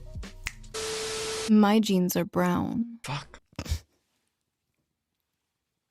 Sounds like I shit my pants. The woke outrage over Sydney Sweeney's ad has gone from, well, bad to worse. Some people have taken issue with the phrase great genes being used over images of a blonde, blue-eyed woman. If Sydney Sweeney is a registered Republican, I think her ad is fantastic. Okay, thank you very much, everybody. TikTok and Twitter absolutely blew up with thousands and thousands of people calling this ad fascist propaganda. Yes, they literally took the jeans and jeans pun to be some kind of Nazi dog whistle because Sydney Sweeney is an attractive blonde-haired, blue-eyed woman, which apparently has been an extinct species for so long in advertisement that when people saw this, they got scared and thought they saw the ghost of Hitler. Is Sydney Sweeney a Nazi? No. But do these people kind of have a point about this ad? Also no, they are unwell. But let's hear them out. Let's watch some of these TikToks. Let's listen to them, listen to their points. We're not gonna be mean. We're not gonna own the libs. I do think it's probably a bit of like an online thing. I think that online where we like talk about these sorts of things and we have conversations about like race realism and shit like that, and we see people running around talking about genetics and bullshit. I think for us, it's probably a bit different than it is for your average normie. I think for your average normie, they probably didn't hear this and think, whoa, that was edgy as fuck. Like, they probably didn't. They probably didn't think anything of it. I think most normies probably. I would have to find out. Maybe that's what I'll do. Maybe I'll go to Atlanta and I'll ask people a bunch of questions about this. Mainly to prove a point that liberals don't give a fuck about this commercial. And I can show that all of the progressives in Atlanta don't think it's a problem. And it'll mostly be black people, most likely, so it'll work doubly. Okay, we are going to hear them out. You guys are complaining about that Sydney Sweeney jeans ad, so I went and saw it. That's Nazi propaganda. Holy 2014 Tumblr. What the f? Out here looking like she walked straight out of a Stone Toss comic. Looking like you're going on the thumbnail of this video. Listen, if your bangs end in the middle of your forehead, you don't have to tell me your political opinions. I know them. I can tell. Okay, sorry. I got it out of my system. Let's continue. I will be the friend that's too woke because those Sydney Sweeney American Eagle ads are weird. Like fascist weird. Like Nazi propaganda weird. So this commercial was apparently a reference to an old Brooke Shields commercial from the... Yeah, I kept hearing that a bunch of people kept saying, they're like, it's an old meme from like the 90s that they're referencing. A bunch of people kept saying it on Twitter. They kept saying, I can't find it anywhere. I can't find it on YouTube. I don't know where it is, blah, blah, blah. And so yeah, I didn't know if like they were correct or not. But yeah, I kept hearing people saying this, so. The 80s? The secret of life lies hidden in the genetic code. Genes are fundamental in determining the characteristics of an individual and passing on these characteristics to succeeding generations. This may result in the origin of an entirely new species, which brings us to Calvin's and the survival of the fittest. Calvin Klein jeans. Oh my god. Ah, that's pretty good. That's okay, that's very different though. Okay? That's very different because she ends it by saying, and the survival of the fittest, right? That is a second pun added to it to make it like you know, a bit more like general, where it's still mostly talking about the genes, right? In the Sydney Sweeney one, where she says, my jeans are blue, she's talking about her eyes, right? Her eyes are blue. It's referencing herself. And when we think of Nazis, think of blonde hair, blue eyes. She has blonde hair, she has blue eyes. And so it's a different thing that's being done and said. Not really survival of the fittest means gene supremacy. Wait, but that doesn't matter. Like, the survival of the fittest also applies to people in the middle of Africa who are capable of like, you know, taking down a fucking buffalo because they're bigger and stronger. Like, survival of the fittest is not a specifically white thing. My jeans are blue. There's not.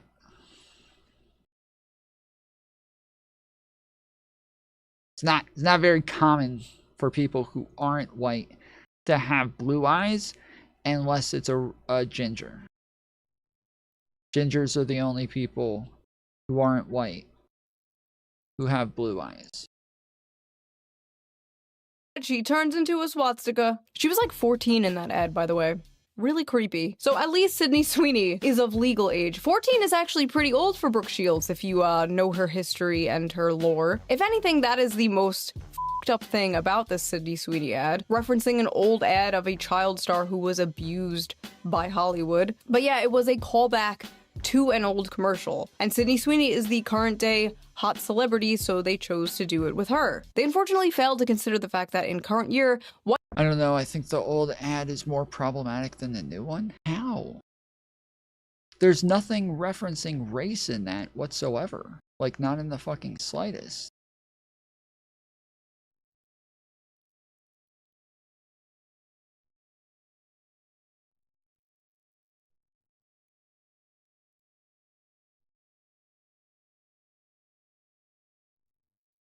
There's nothing about that that references race. The My Jeans Are Blue is the with a blonde-haired, blue-eyed girl sitting there is the difference to pretty much everybody, right?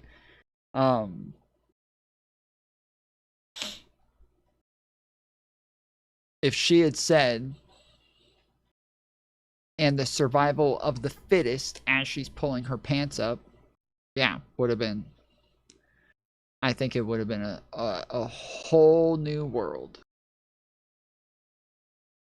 white people are not allowed to say that they have good genes because that is like, I would not have batted an eye at that. I would not have thought that's, you know, that was edgy or anything to that commercial. I would not have thought twice about it. Oh, nice. Thank you.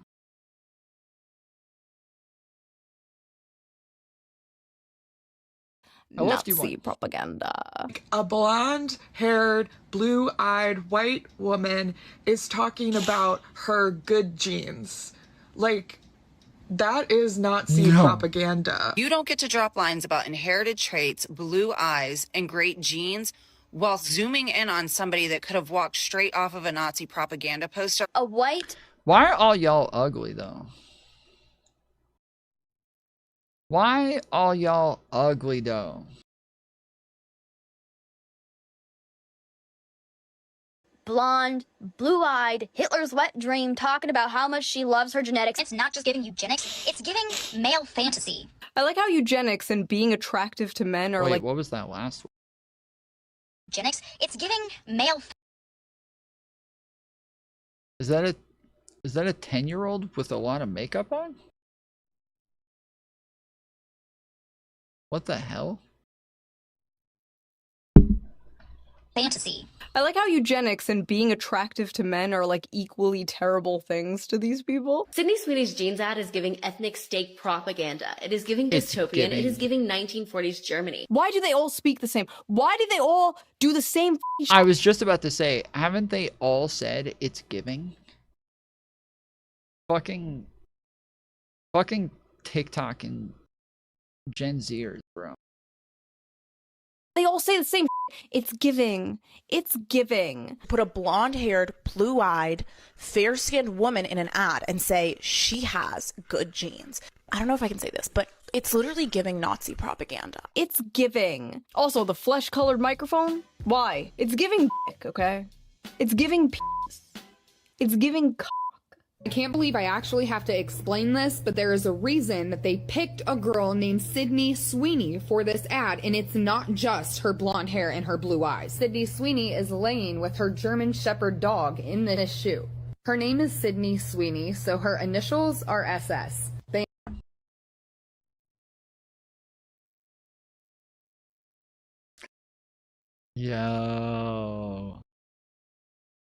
Yo, dude.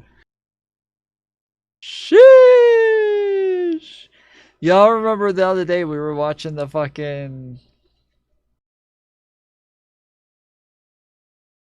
We were watching the Piers Morgan panel, and the like blonde girl who's running for Congress said that they had 14 words and 88 letters, in the commercial, she was like, it's just really unfortunate that, just a really weird coincidence that they had 14 words in 88 letters. Just saying. They intentionally included her German Shepherd dog in the photo shoot. Oh my god. Take your meds. Meds, meds, meds, meds. Her name is Sydney Sweeney. Her initials are SS, like the Nazis. The dog is a German Shepherd. German, like the Nazis. Are they putting crack in birth control nowadays? What is going on? She is a hot woman. She is a hot woman because of the way she looks. She looks the way she looks because... In one of the commercials, she was driving a car. Like the Nazis. I'm pretty sure she was even drinking water in one of the fucking commercials, dude. I read a book that said that the Nazis drank water. Not just Nazis. Hitler loved water. Hitler drank water all the time. Because of genetics. She has great genes. That is how a normal person sees it. She's blonde and has blue eyes and her initials are SS and she has a German Shepherd. Is how a schizophrenic, politically brain-rotted person sees it. Hi, thanks for calling American Eagle. This is Jess. How can I help today? Hi, I am a marketing student and was... Oh, this is too much, dude. This is the cringiest shit I ever did see. Holy shit, dude. Oh, this hurts, bro. I hate this video. This popped up on my TikTok feed. Oh my goodness. This hurts, dude. I hate this one so much. This is painful. Have you guys seen this one? This is painful, dude. This is so bad. I was wondering if I could speak to someone who could maybe give me some insight as to what estimated return on investment there has to be willing to use white supremacy and eugenics as your marketing campaign. On a marketing campaign? Harassing some poor worker. Doesn't even fucking speak English. Has all to do with the commercial. These people are... She's getting some fucking Indian in a call center and she's sitting there asking for like stats on return on investment from the fucking ad team, dude.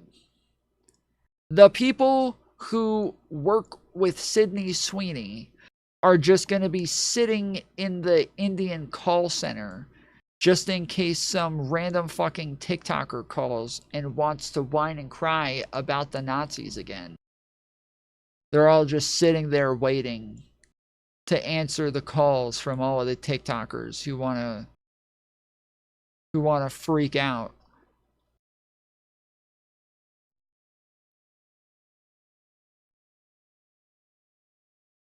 Sounded Thai or something? You think? Sounded Indian to me, but like she had like a pretty good accent. Like she really worked on that shit. Sick. Yes, I recently saw American Eagle's eugenics marketing campaign where they used that white blonde girl and talked about how good her genes were in a time where racism is rampant in the U.S. I see. Thank you for taking time to share your feedback. Why are you bothering this random ass Filipino woman with your West Wing ass TED talk? Nobody gives a f. Okay, so there's no way to, as a student, I can't learn about when eugenics makes sense in marketing. No one on the marketing team can talk to me about that. I miss like... Why did she post this, dude? Like, why did she post this? That was like the most like confusing part for me. Is she didn't even get in touch with anyone. And she still posted it for some reason. All she did was just make an ass out of herself, acting like she was gonna be capable of getting in touch with someone, which obviously we know she wasn't. She didn't think she was gonna get in touch with anybody, right? She just wanted to record herself pretending like she thought she could get in touch with someone so she can virtue signal about it on the internet, but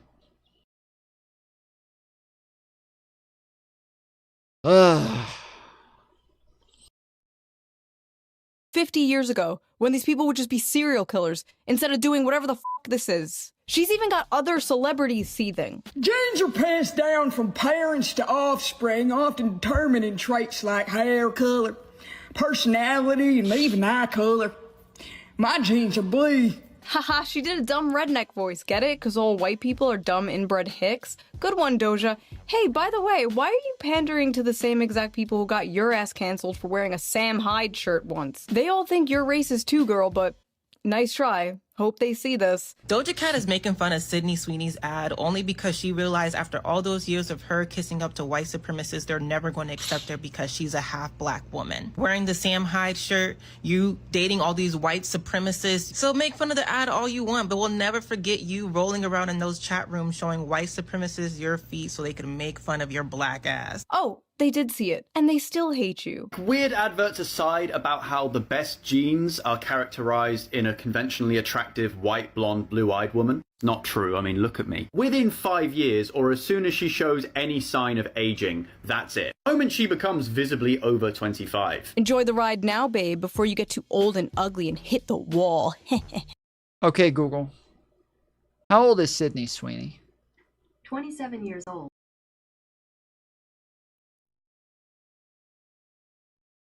That's what I thought.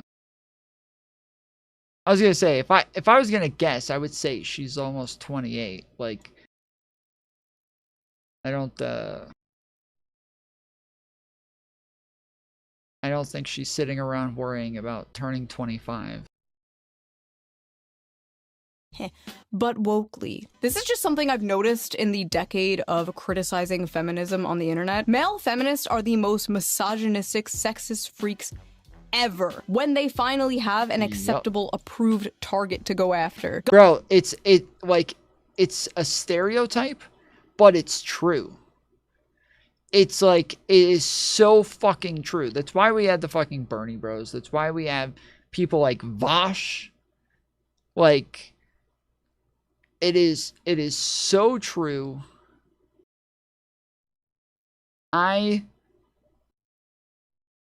This is why I will never call myself a feminist.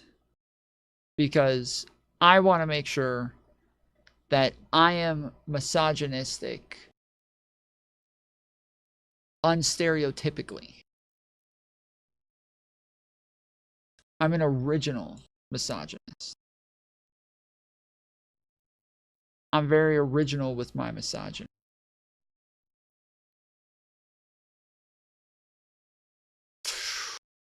Ooh, that was fucking key, baby.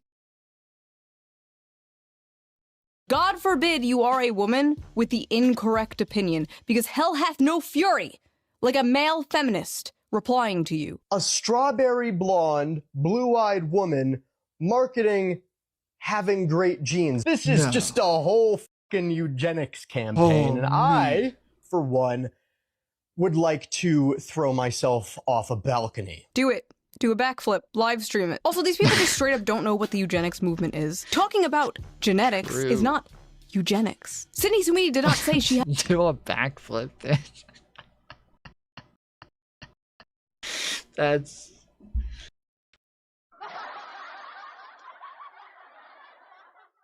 Yeah.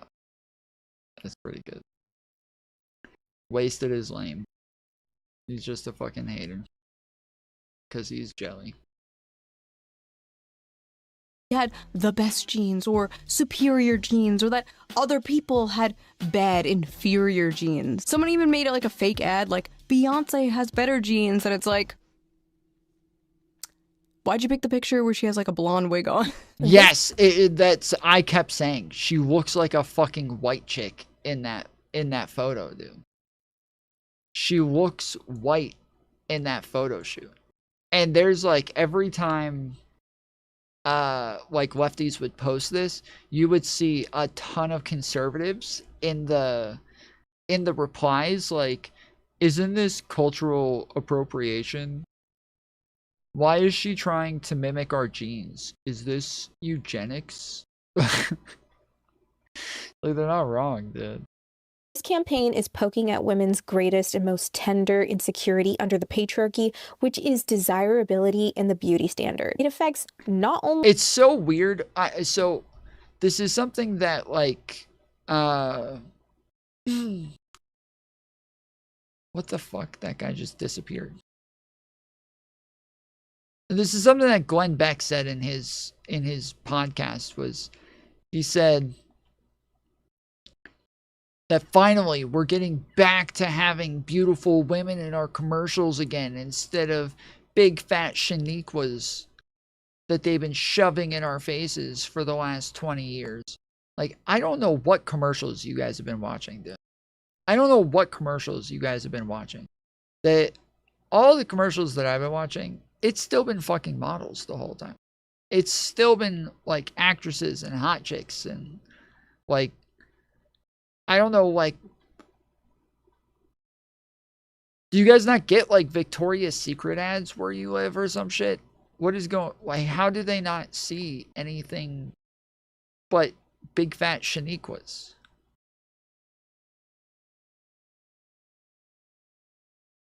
How is that it? How is that all they've seen for the last 20 years?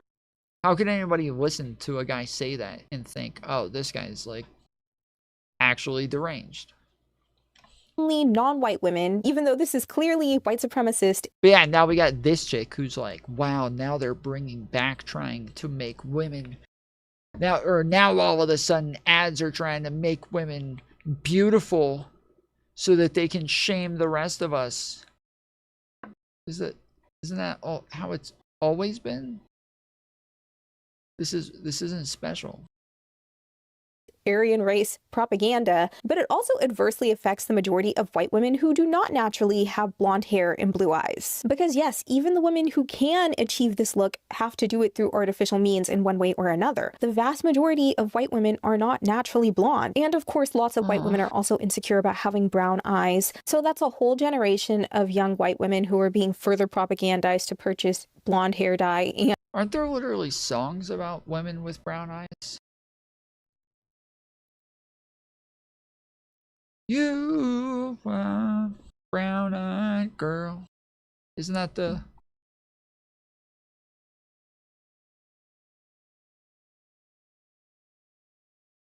Aren't there like numerous songs about women with brown eyes? Don't people love like a doe-eyed, brown-eyed girl? Like what... What is she talking about? And contacts for the rest of all time. Okay, what? Are attractive women just not allowed to model anymore because, like, God forbid it makes some other women insecure? And as someone with brown eyes, I've never once felt insecure about having brown eyes. I don't think black women should be able to model either, because I'm pretty jealous that I'm not black.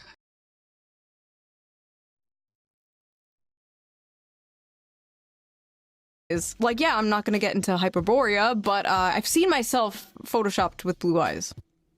Horrifying. So we've gone from Nazi propaganda to genocide to racism to now poor little girls are gonna feel insecure because they don't have blue eyes like Sydney Sweeney. Another thing about the Sydney Sweeney beauty standard that is very important to note is that big boobs... Not only that, but that was their goal. Their goal was to try to get little girls to commit suicide because they don't have blue eyes like Sydney Sweeney. I'm running the gauntlet.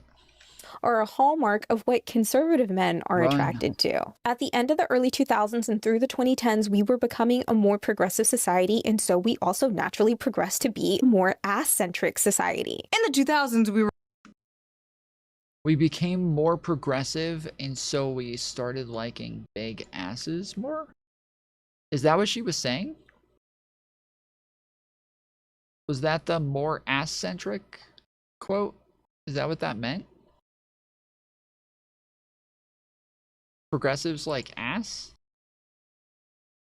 We were becoming more progressive, so we started objectifying women's butts.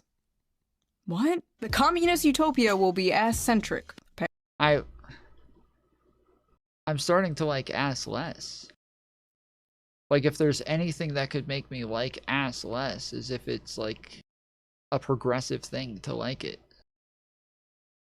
apparently. I didn't know the ass first thing was political. How does she know conservatives are all boob men? Conservatives in the audience, are you a boobs or butt guy? What? Conservatives are boob guys. That's not, that's actually true. That's actually true. I've had like a bunch of fights with groypers about the fact that they complain that it's like the Jews who are trying to make us like the black people. And so they've been shoving Beyoncé's and Kardashians and shit in our faces to try to get us to be more like jungle people.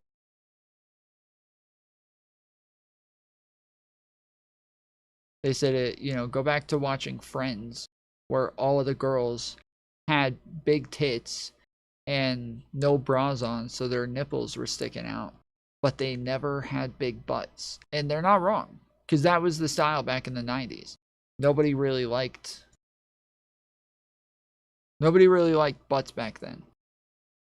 I've talked about this a ton of times. I always tell the same story, but when I was younger, I remember all the time, men would always say, if your wife ever asks you, does my butt look big in this? You do not hesitate before saying no.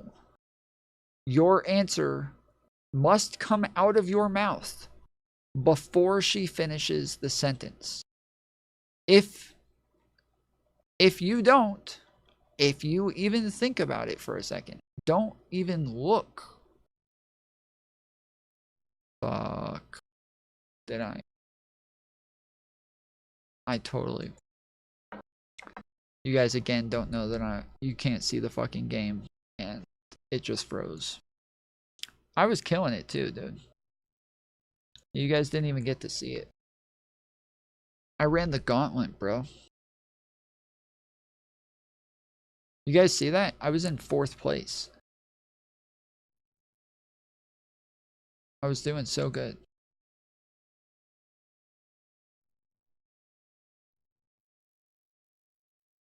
But yeah, they would always say, make sure you never let your wife think that she has a big butt.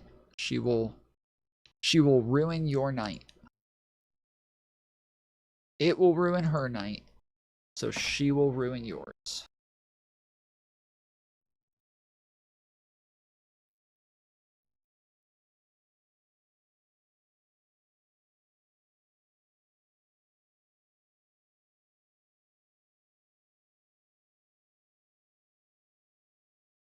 What political affiliation are the feet men? Libertarians. Actually, and so this is what when I talk to groypers and when I debate them on this shit, they complain about the fact that the Jews are pushing all of the Shaniquas and the Kardashians and stuff like that to make everybody want big butts. I always mention that that's actually not true. And if you think about back in the it is true that in the 90s it was bad to have a butt, and it probably was a racist thing. For being honest, it probably was a racist thing for why nobody wanted a big butt. But it was a white thing to have a big butt back in like the antebellum days. They used to wear these like big, I don't know the right term. It's not a corset, but they used to wear these big things to stick their butts out, and they would always have really big cleavage, right? Well, yes, and they had bustles for their cleavage. And so they made sure that they had their butt stuck out in the back. I keep wanting to say a bouquet, but that's not what it's called. But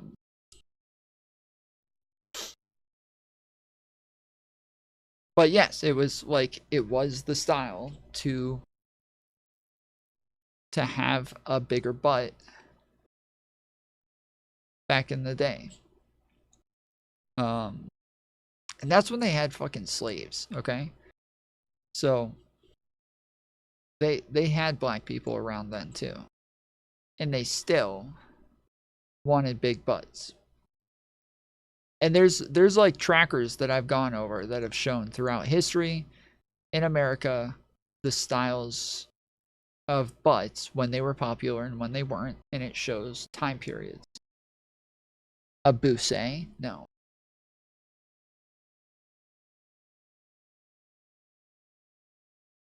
It's not a bustle. It's I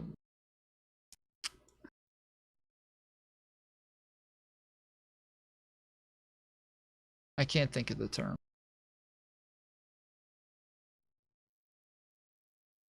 Okay, Google. What made women's butts look big in the antebellum days? Sorry, I don't understand. Interesting.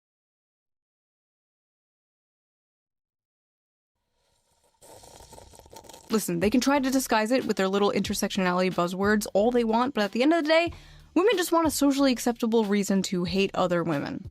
That's it. Good genes passed on to offspring? That American Eagle ad with Sydney Sweeney is literally overt eugenics.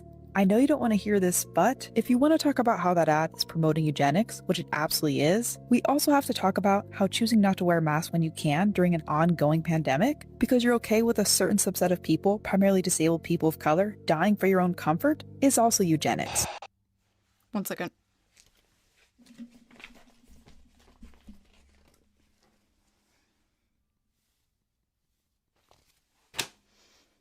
"2025.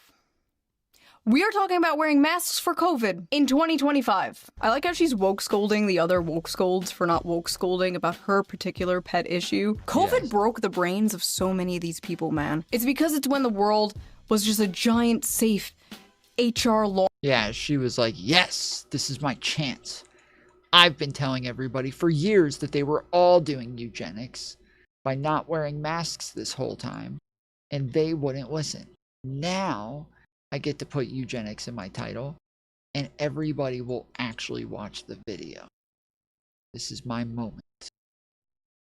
Longhouse, where it was socially acceptable for them to be moral busybodies and never leave their home. It was like the closest to their lib shit utopia that we have ever gotten, and they miss it. I remember growing up in a predominantly white community, wishing myself out of this body, out of this culture, take my name, if it meant that I could wake up blonde-haired and blue-eyed, never having to explain. I thought about making a video getting really upset about the Sydney Sweeney commercial, that it was this like progressive feminist propaganda that's trying to make women think that it's okay to objectify themselves, and that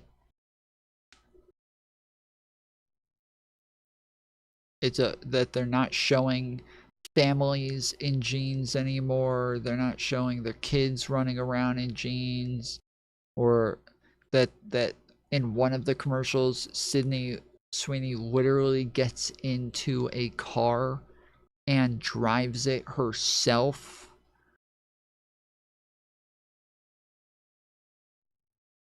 And she's got like her breasts sticking out and everything. Like, this is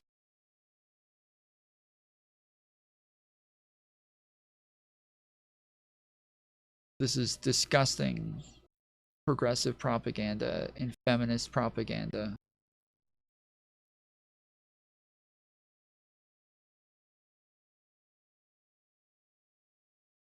Explain who I am or worry about being accepted. That is why this American Eagle ad with Sydney Sweeney is especially off-putting. Listen, I'm sorry that happened to you, but we live in a predominantly white country. If you go to another country, there will be a different beauty standard. If you go to the country of your ancestors, there will be a different beauty standard, and maybe it will look more like you. But again, she didn't say her genes were better or the best, and it's not like all the hot popular celebrities look like Sydney Sweeney. Look at Ana de Armas, look at Zendaya. They don't look anything like Sydney Sweeney, and they are known as very beautiful. Well, that's what I was thinking earlier, is like, bro, if we were gonna get like the it girl, I think it would be like Tyla or something like that, dude.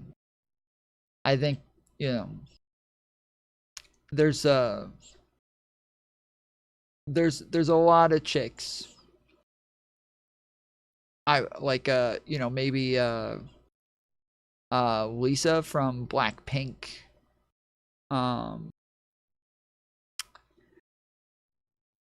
What's the I mean, there were a couple other chicks I was about to name, but then I thought, yeah, Sabrina Carpenter would still be blonde hair and blue eyed. So, but yeah, still would be better. Around Hollywood. This is why corporations and the media think in order to pander to the female gaze, everything has to be like average and frumpy and ugly. Because women can't stop fucking projecting their insecurities. Frumpy. Not every character in a movie or a video game has to look like you. Not everyone in an ad has to look like you. Hell, the only time I see people who look like me is when I turn on the live action Grinch movie. You notice men never say this shit, by the way? They usually go like, wow, that man is strong. I don't look like that. I'm gonna go to the gym. And women are like, wow, that woman is thin. I don't look like that. I'm gonna go complain. What to make Sydney Sweeney's jeans better? Like, why did you get that joke? All us woke people are saying is that it's just a little. Holy shit. Please no. Please no. Am I seeing things? Am I seeing things? Chat, am I seeing things? I'm tripping, right?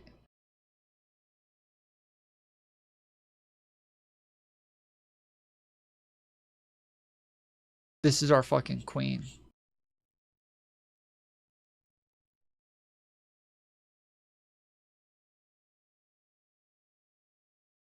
I think that's Xena.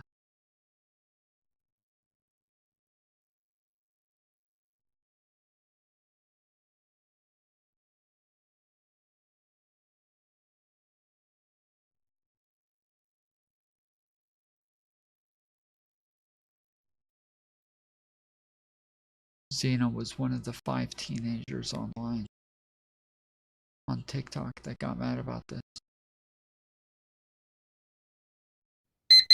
Ow.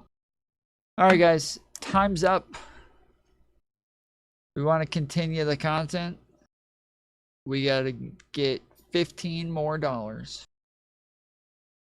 in the tips to add 2 more hours. Sean had women complain, but men go to the gym. Well, it is true that men don't ever complain about high beauty standards. That and that they like if they see a built guy, they're not gonna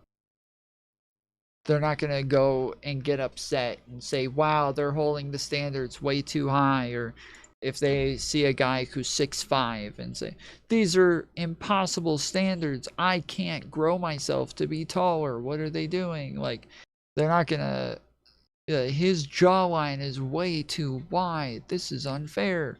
But the true women don't go to the gym and not complain.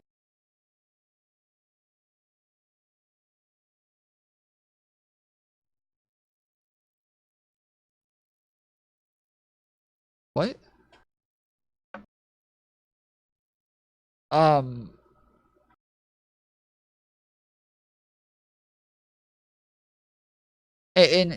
But obviously there's drastically different standards. Like when we're talking about beauty standards for women versus like standards for men, they're drastically different. And so men aren't going to complain about these things as much because men can find tons of ways around being good looking and still get the job done.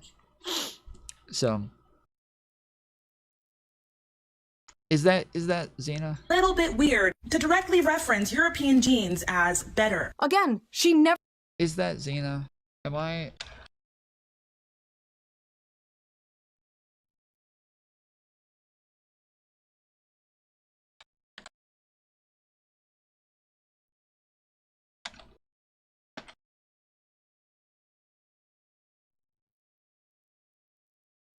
Hi, I'm Xena. I debated Candace Owens on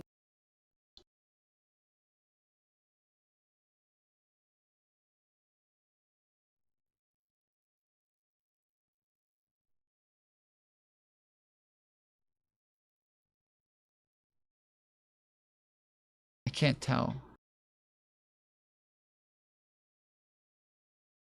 To make Sydney Sweeney's jeans.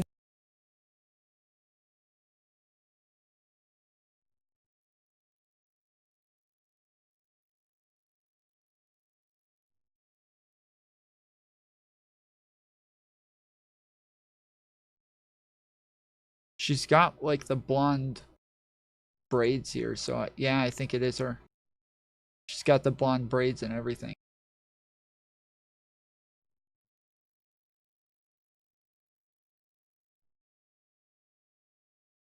What is she wearing in this one? Glasses, no hat.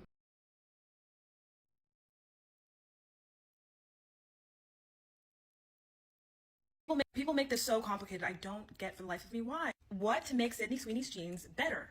Like, why did you get that joke about her having good genes? Her blonde hair, her blue eyes, which they referenced in the commercial. That is why she has good genes. Okay, what does that mean? What does it mean to have good genes? Like, you have to understand that your brain is not just this foggy mess that makes you guess at things. It is making these connections in real time. That is how a sentence becomes a joke. You are recognizing some implicit assumptions made in that phrase or that sentence that make sense to you, right? You have to do more cognitive work to find it, or it's said in an unconventional way, but that's what makes it funny. You have to get the joke for it to be funny. Okay, done with the psychology lesson. What had to be true for this ad to make sense, for it to work? Sydney Sweeney's European genes are better than other people's genes. That is the joke. That's not the joke. She didn't say better. She never said better. That's not the fucking joke. Oh, man. Bruh.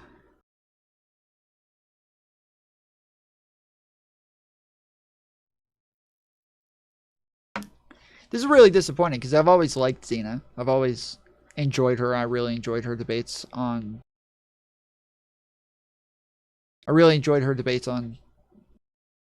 What is it called?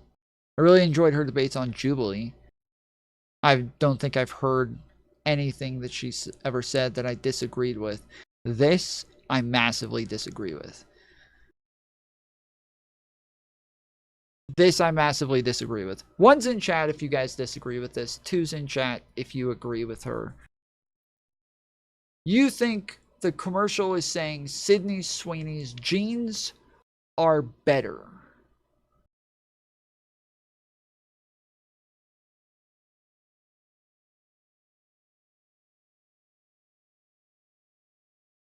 Three if you don't care.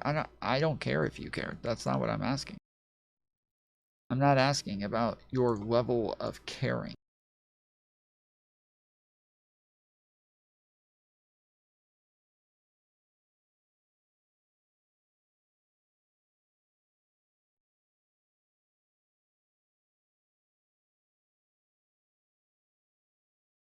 If I was black, I might feel a certain way about it. Okay. Gonna assume it's about jeans because it's a jean commercial.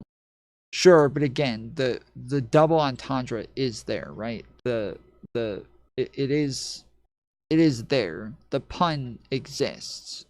We all acknowledge that it exists, so we can't ignore that the pun exists.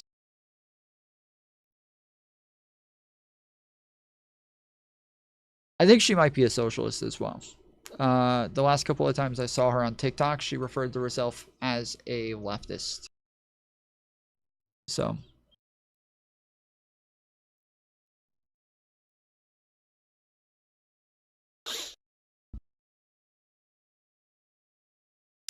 Yeah, I was hoping I could possibly make a clip out of this and get a bunch of people typing 1s, but you guys are all so fucking lame that,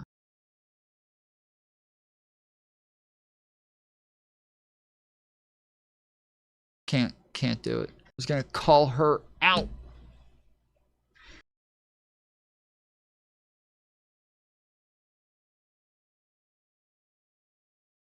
Being made. That is the message the commercial is trying to convey, right? To sell their product. No. It's supposed to make sense. All us woke people are saying is that it's just a little bit weird to directly reference European genes as... They didn't directly reference European genes, 1. 2, they didn't directly reference European genes outside of the fact that they just said that her genes are blue, which obviously they're saying that her eyes are blue, and they are saying that she has good genes and she is white. But they're not saying she has good genes because she's white. You're inferring that. That is not implied in any way at any point whatsoever. You are projecting what seems like some sort of insecurity onto Sydney Sweeney or white women in general. But literally, just the mere fact that she's mentioning that she's white, you're saying that therefore she's saying she's better.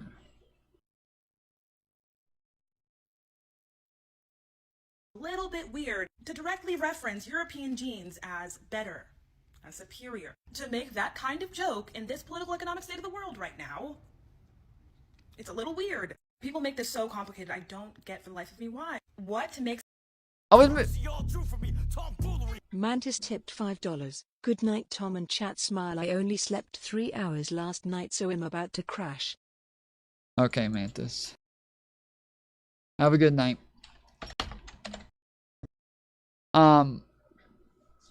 Thank you for the $5 dono. We're $10 down, and I'm probably gonna get off in a couple minutes if we don't hit the next $10.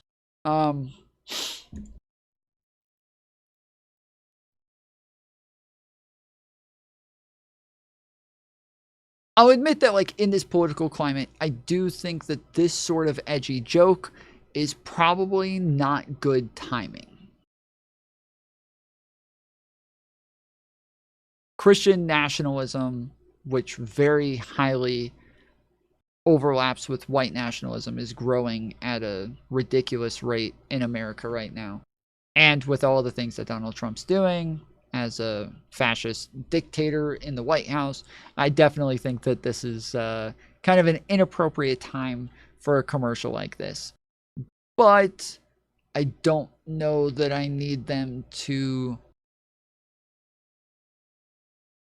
I think that it's also a little weird that we would expect them to not do what's best for their wallet because of politics at the time. I think that we live in a capitalist system. Obviously, they're going to do what's going to be best, and that is having somebody like Sydney Sweeney in an edgy commercial like this.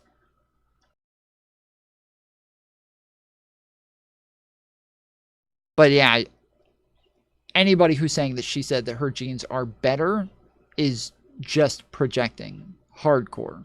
There's no way that you can get that from anything that was said there. No shot.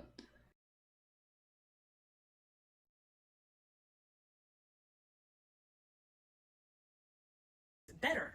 Like, why did you get that joke about her having good genes? Her blonde hair, her blue eyes, which they referenced in the commercial. That's better. Like, why did you get that joke? All us woke people are saying is that it's just a little bit weird to directly reference European genes as better. Again, she never said that her genes were better. You are making shit up. Now, when you think of the all-American girl, like the standard of like American beauty, you probably think blonde hair, blue eyes, white girl, right? You're not supposed to think that way. You're not supposed to think that way, guys. That's double plus ungood. That's ingrained in you because of negative things that have been pushed on you by society. What? This is ridiculous.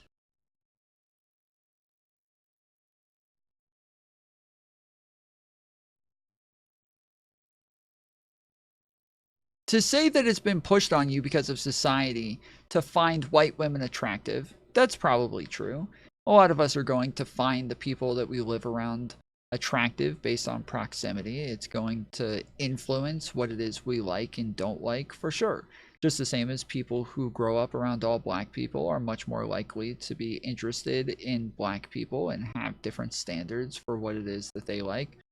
But liking people based on your proximity is not bad just because you happen to grow up around white people.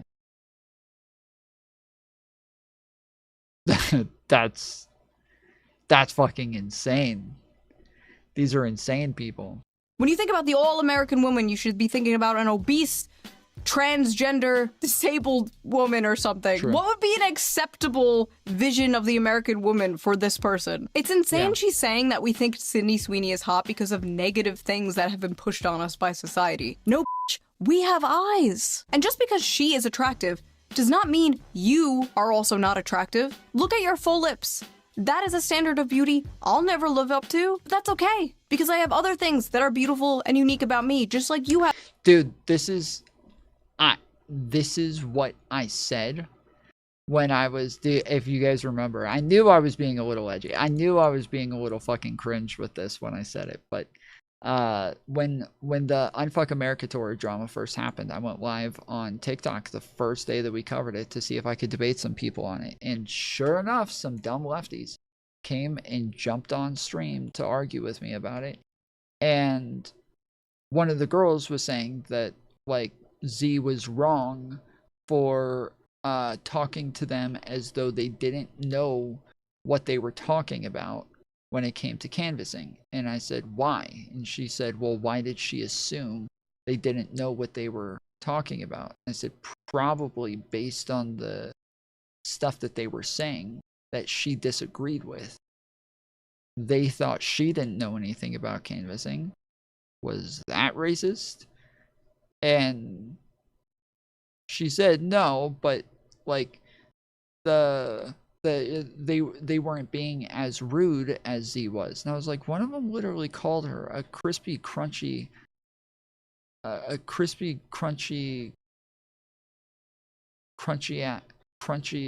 cracker or something like that.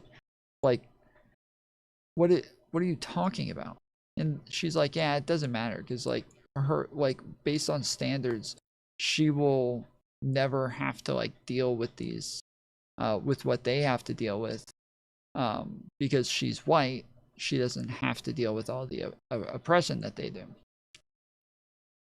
She's like, there's systems that, you know, create a process or an assumption that they're lesser somehow, and these things actually affect them systemically. I said, what about like beauty standards and the fact that she called her a flat ass, lipless ass bitch?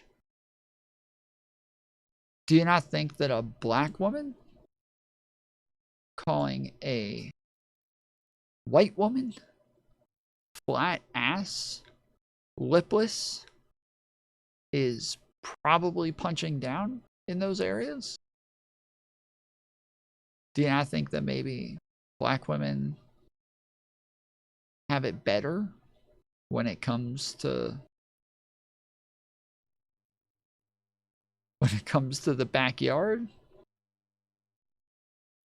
Maybe this is an example of some systemic oppression that white women face based on beauty standards that black women can more easily meet based on their good genes.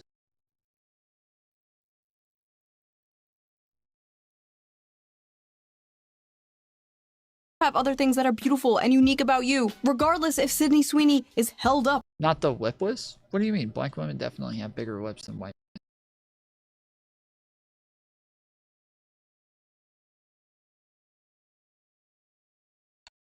As the American beauty standard. These are lessons your mother should have taught you, not a YouTuber. Sydney Sweeney's ad shows a cultural shift towards whiteness. Advertisements are always mirrors of society, and sometimes what they reflect is ugly and startling. Boo!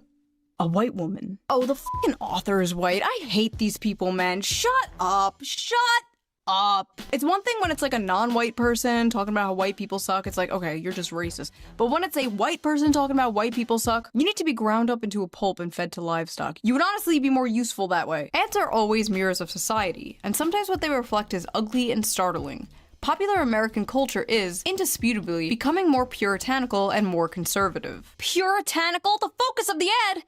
was her tits and ass. This is not at all a conservative, puritanical ad. Have you seen what the puritanical right thinks of Sydney Sweeney? They think she's a whore, okay? They think she's a whore. The backlash has been swift and fierce, and some of it, at least if you ask me, is fair. The internet has been quick to condemn the advertisement as non-inclusive at best. Non-inclusive? Why the f does everything have to be inclusive? It's a commercial with one fucking person in it. Sweeney exudes a source of vintage sexiness that caters to the male gaze. She embodies the near mythological girl next door beautiful but low maintenance sexy femininity that dominated the media in the 1990s and early 2000s. Oh wow, that sounds great. You're telling me that's fascism? Waiter, more fascism please. What the f?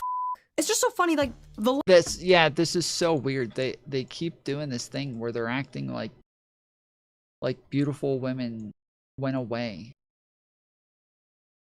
Like this is like a thing that's new and changing, and all of a sudden there's beautiful women again. Wait, I just saw that other person's thing said on YT at the end of their name. That's what my name says, on YT.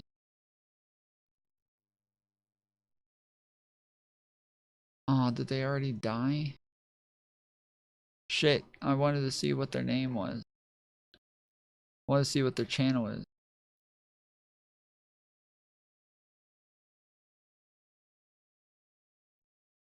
Fuck.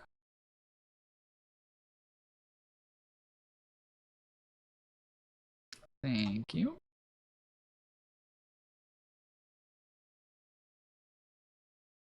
Yeah, I don't see that. The left is currently losing their mind about how, like, they need to get young men to vote for Democrats again, and here they are, like, blondes with big T's are fascism. Listen, the alt-right pipeline does not start with the American Eagle ad. It starts with you. What are you doing? This is not at all a conservative far-right ad. It's just a normal ad that would have ran like 15 years ago. But I guess that's what being far-right is nowadays. Being normal from 15 years ago. I love this random part of the article though. Young women are being radicalized through so-called clean skincare and healthy eating. So fascism is hot people eating healthy and having clean skin. Goebbels himself could not make better propaganda. Literally, as I am editing this video, the New York Times comes out with his opinion piece, Why the Right is Obsessed with Thinness. I would really, really appreciate if people stopped equating health and beauty to fascism, because if health and beauty are fascism, what is unhealthiness and ugliness? Unfortunately, a big— You play this game passively as fuck? No, I don't. One of the problems is that I am, like, too aggressive in the game. Most people don't speed up very much. So speeding up makes you lose points. So when you speed, you can see the dots coming out of my back. I'm losing points every time I speed up. And so and you can see that like all of the biggest people don't speed up much. They're not racing to get to shit pretty much ever. I boost a lot, because I am very aggressive in this game. But yeah, you're way better off boosting as little as possible and being like as like calculated as possible to make sure that you don't randomly run into shit and crap like that. And so yeah, all of the people that like do really well and stay at the top are people who are very careful and calculated the whole time. What do moving dots do when you eat them? So they're a little bit bigger than these like tiny little dots here, and so they just are they're just bigger. So like the bigger a dot is, the more food it is, like the more you'll grow. So when somebody dies, they leave big dots all the way across. And the bigger they are, the more big dots they'll leave, and the bigger the dots will be.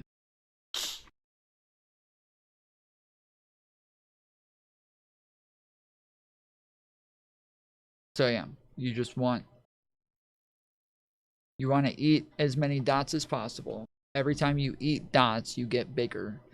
And then and you can see in the top right hand corner the leaderboard. So like this guy right now is circling around that other guy. He died. Now he eats all his dots.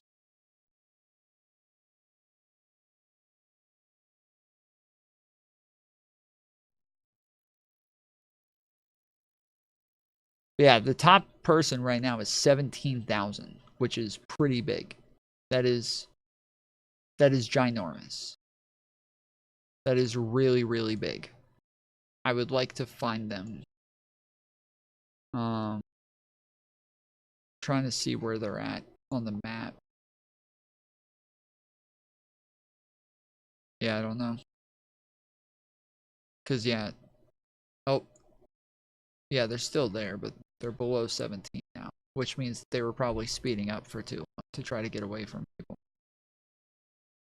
Big part of socially progressive ideology is dismantling hierarchies and norms and challenging what society sees as conventional, traditional, and beautiful. A really good example of this was those statues that were put up like all over different cities of like a frumpy woman in leggings. And the artist says like the purpose of these was to like challenge conventional beauty standards. And it's like, imagine looking like one of these women and then hearing like, oh yeah, this was put up to challenge beauty. Like, what do you mean by that? Remember the whole body positivity movement like 10 years ago? Remember like all the fat influencers? Remember when every single ad was like this ad, for example? Calvin Klein's latest underwear campaign is breaking big boundaries. Big boundaries? Whoa, whoa, whoa, whoa. What do you mean by that? While fashion is starting to seriously consider creating more inclusive environment for consumers, there is still a huge mountain to climb before it is truly considered diverse. Huge mountain? No, that's just mean.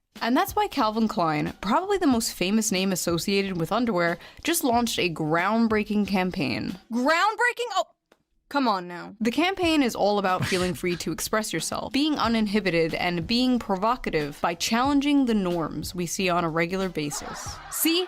Challenging norms. It's all about challenging norms. This reminds me of that protein world controversy from 2015. Old heads will remember. I wrote an article about it for the Libertarian Republic. Wow, that was a long time ago. But anyway, a billboard with this ad for a protein powder supplement was put up and people lost their fucking minds. They vandalized it, they threatened to get a bunch of the employees fired, they threatened to go where the company was located with hammers, all because they committed the great crime of body shaming by daring to have a thin, attractive woman on their ad. This ad made other companies come out with their own like little virtue signaling things like passive aggressive, like everybody is ready. Like every fashion magazine, every beauty magazine was pumping this out the time, just fat, fat, fat, fat. The rise of like Tess Holiday and the hashtag F your beauty standards. Yeah, we love fat, ugly bitches. You guys remember that ad? Who wants hot chicks anymore? We want fat, ugly bitches. What about you? Because we're inclusive. Gerard 617 tipped $10. She's not hot.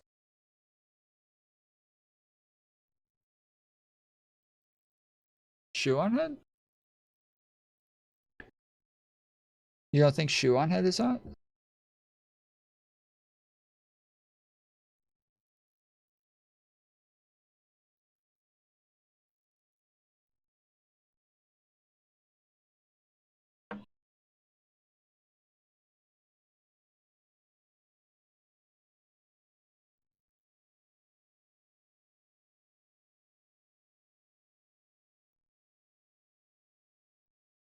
Yeah, Shuon's definitely a babe. I don't know what you guys are talking about.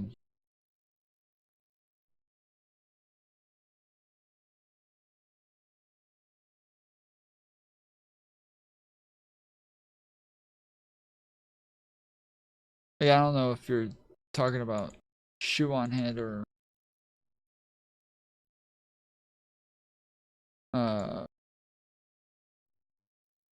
Sydney Sweeney, but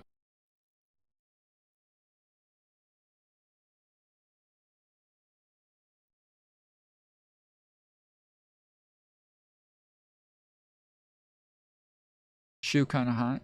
Yeah, she's literally got the fucking doe eyes that I was just talking about a minute ago. She very much has doe eyes.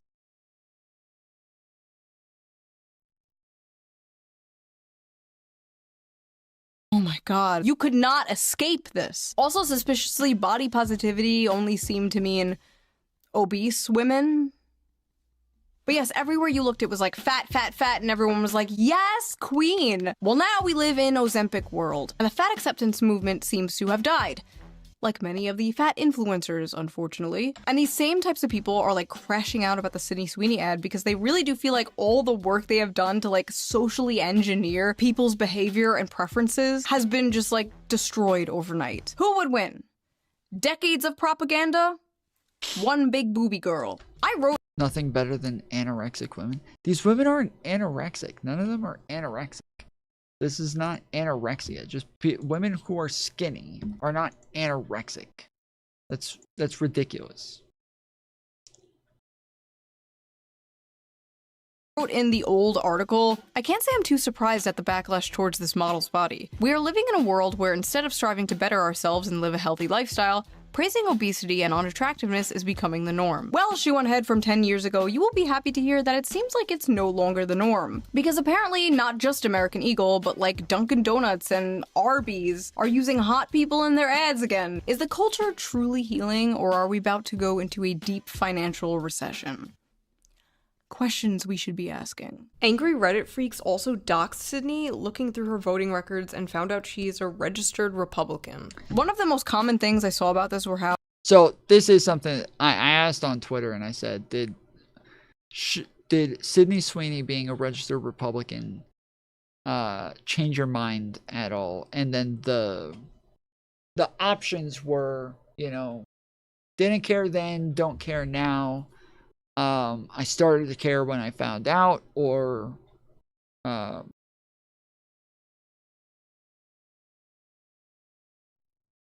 yeah, I think those were the only two options. And pretty much everybody picked didn't care then, don't care now. Or I think the other option was that I always cared. I don't think anybody picked I always cared or I always thought it was racist or anything like that. I'll admit it did make it feel a little bit different, because I felt like it was a good argument when everybody's saying Sydney Sweeney's doing fascism, Sydney Sweeney's trying to help Donald Trump and the Republican Party, and Sydney Sweeney's she's a fucking racist, and like I thought it was pretty helpful to be like, dude, she's a liberal, dude. She said she's a liberal. She's been very liberal. Like, what are you talking about? She's literally like a porn star in an HBO drama. Like, how the fuck can you call that conservative? But then I did find out that she was conservative, and I thought, okay, yeah, it doesn't work anymore. And part of me feels like, okay, if all these leftists didn't freak out about this and nobody said it was fascism, I don't think it would have done anything at all, right? It wouldn't have meant anything to anybody. It wouldn't have gone viral. It wouldn't have been this big deal.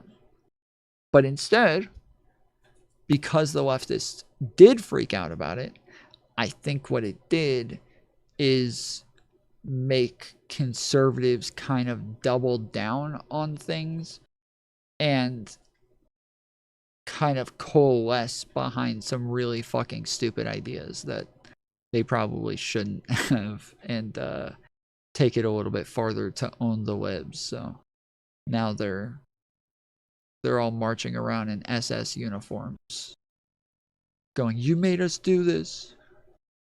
You made me do this. You made me become this. This is your fault.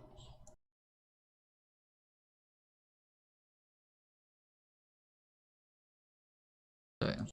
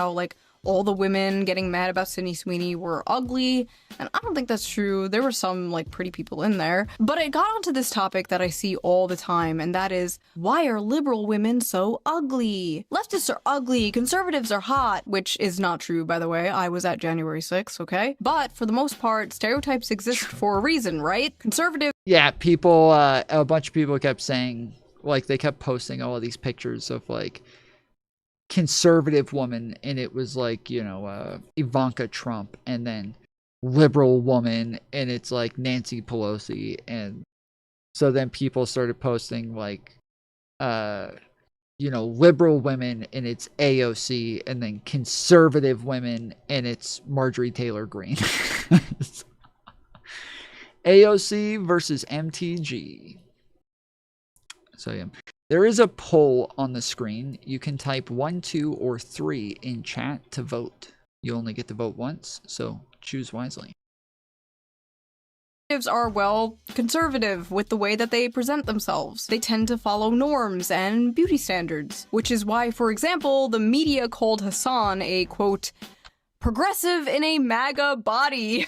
And how so many women on dating apps nowadays are looking for a man who votes Democrat but looks like a Republican.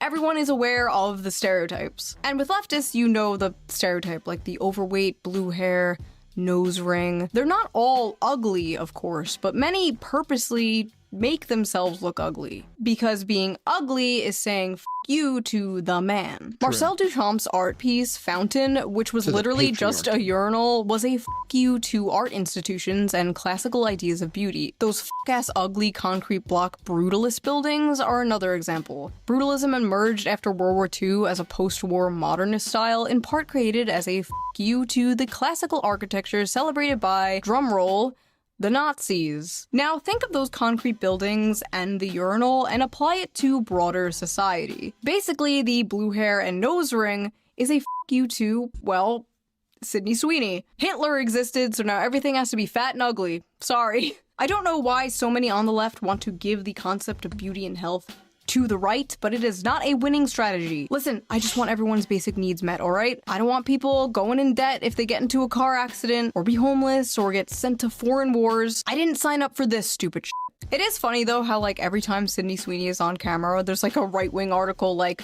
woke is dead. Wokeness is no match for Sydney Sweeney's undeniable beauty. Are Sydney Sweeney's breasts double D harbingers of the death of woke? Was that girl right about conservatives being boob guys? That is, yeah, there's been a bunch of shit about the fact that Sydney Sweeney has brought in the death of wokeness. Wokeness is dead now.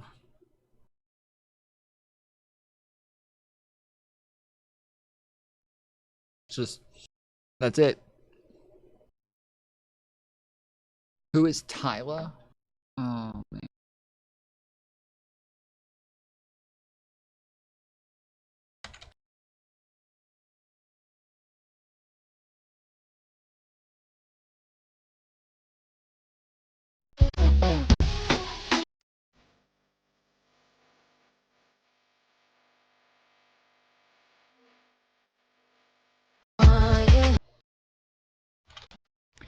She's a singer. She does the make me wet, make me hotter, make me lose my, make me water. She's very cute. She might have been right after all. Honestly, this doesn't really make sense because, like, the left are the ones trying to normalize porn and, like, OnlyFans culture and stuff like that. If anything, there is too much. She looks like a white girl with a crazy tan. She is from the same place as Rihanna, I believe. So.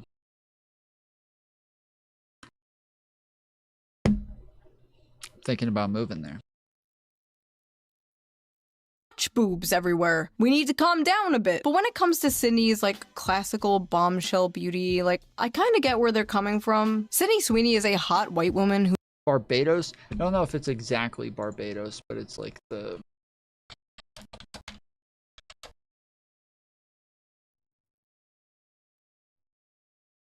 South Africa. Oh. Eden Valley.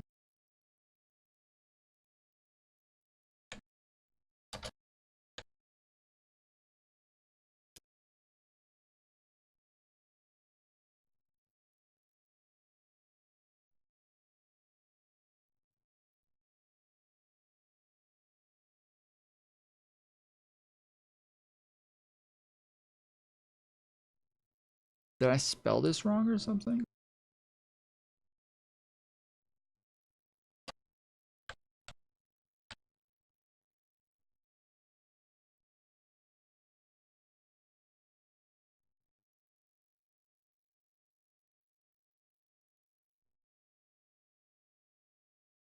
No, I spelled it right.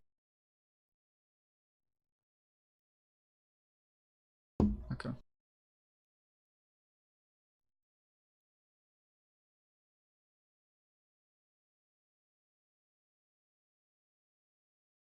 Who does not mind catering to the male gaze after we had a decade of hearing about how the male gaze is bad and toxic, a decade of hearing about how white people are bad and toxic, a decade of ugly, angry, fat androgyny seeping its way into everything and anything. When people say Sydney Sweeney is anti-woke, I don't even think they mean politically. I think they just mean like Sydney Sweeney is like looking into a time portal back to 1992, a time when porn addiction wasn't such a big issue, every woman didn't show her hole online for $5, hookup apps didn't exist. It's like a bunch of millennials and zoomers are longing for a time they never experienced. So Sydney Sweeney versus Tyla. Tyla so far has 4 votes. Sydney Sweeney has 3. This is getting close, ladies and gentlemen. Put a 1, 2, or 3 in chat to vote on the poll on screen. But yes, this is a cultural shift, but not necessarily a conservative one. Just a return to like normalcy, a return to normal Americana consumerism. In 2065, conservatives are gonna be like posting people twerking like, return! These same TikTok freaks who are attacking Sydney Sweeney have been sounding the alarm about this cultural shift for some time now. And we see a bunch of celebrities embracing like looking normal and healthy again. Like Demi Lovato is a perfect example of this. She was an obese, short hair, walking stereotype, crying about a frozen yogurt place, daring to sell sugar-free frozen yogurt. Demi Lovato was something else, bro. She really was. She was... Ay. Like, the lengths that she went to. There was another girl that I used to always get her mixed up with that I thought was really hot. Vanessa Hudgens, I think was her name. And I would sometimes mix them up. And then when Demi Lovato went in this direction, I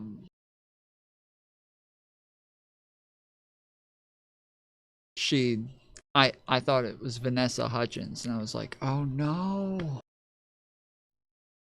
What are you doing? I used to have Vanessa Hudgens as like the background behind my chat. I had this picture as the background for stream chat.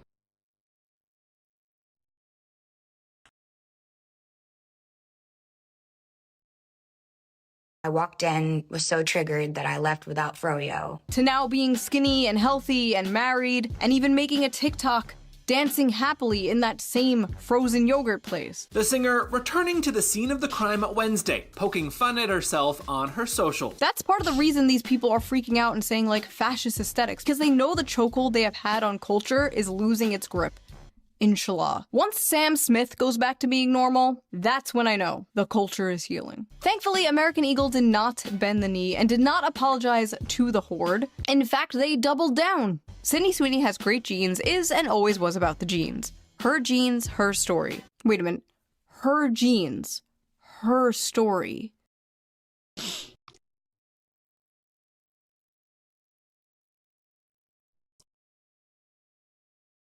Mein Kampf. Somebody said that they apologized the other day. We were talking about it on a stream the other day, and there were a couple of people in chat who kept saying, well, then, if that's true, then why did they apologize? I kept thinking, I don't think they did. HH. Oh. Uh-oh. Now, I can sit here and say the obvious, like, these corporations just want to pander to you, they just want to sell you like, yeah, obviously. But have you considered, it's good when corporations pander to me, personally? I just realized so much of American political discourse is like, around fucking corporations and ads. The Gillette commercial, Bud Light, Protein World. There are so many examples. Like, it's just crazy how so much of our politics revolves around consuming things. I will buy blue team product. I will buy red team product. Bleak. In conclusion, we are tired of ugly. There's hot people in ads again. The white woman is back, baby. Let's go. 500 trillion more to Israel. Nobody can afford a fucking house. World is run by pedophiles. She doesn't even go the woke here. is dead, baby. That's what I'm talking about. Hell yeah. So if you like this video, please subscribe and maybe donate to me on Patreon. Link down below. All Patreon members get the uncensored. Oh wait, no, she does go here, doesn't she? She lives in like Montana or some shit like that. I think she only lived in Canada when she was dating Armored Skeptic, and then I thought she moved back. Right? Version of every single video a day early. So you get to hear all the fucks and shits. Because she's married to Eudaimonia now. Uncensored. If you can't or don't want to do that, there's also a little tip jar down below. You can leave a little tip and I will give it a little heart. It helps the channel out and I appreciate it so much. Also, big shout out to Holtzkern again for sponsoring this video. Check them out, link down below. And I will see you very soon with a new video. Bye!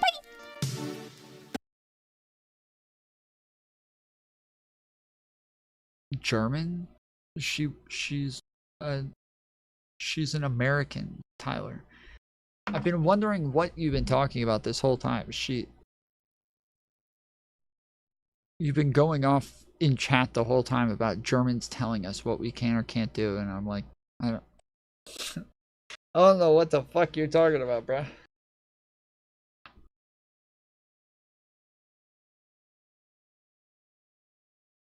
The core of the message was, you look good every way you look. Some idiots thought you have to look bad. Juan Head is absolutely retarded. I'm so lost about what you're talking about.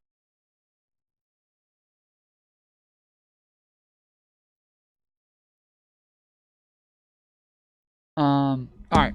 J-Rod, I appreciate the donation, but I'm not gonna make it. I think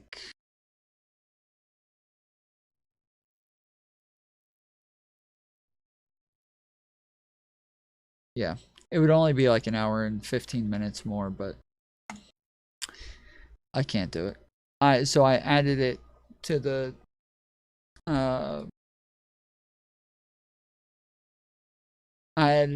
round 1 for tomorrow, and it will give us a $10 head start. I apologize. I got up very early today, and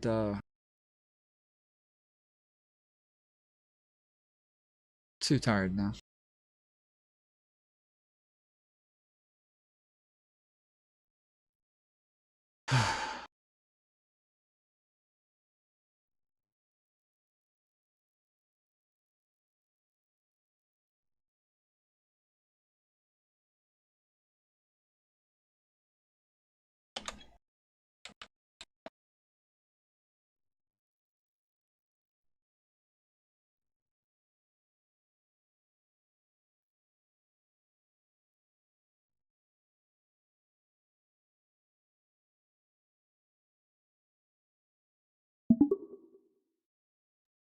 What up, you fat bitch? Whoa, that came out of nowhere, buddy. You must be feeling some kind of way to randomly call me a fat biatch. Mind telling me what's got your panties in a twist? You! Why are you so fucking stupid? Well, that's a pretty harsh statement, buddy. Why do you think I'm stupid, huh? Why do you keep calling me buddy, pal? Well, apologies if the word buddy is bothering you. I use it as a friendly term to address you. If you prefer something else, just let me know. Your mom. Your mom? Seriously, are we really resorting to elementary insults now? Come on, give it a rest. Your mom should give it a rest. Seriously? Are you stuck in some kind of verbal time warp or something? Your mom jokes? Talk about a brain freeze. Your mom has a brain freeze. Geez, this is getting even more tiresome.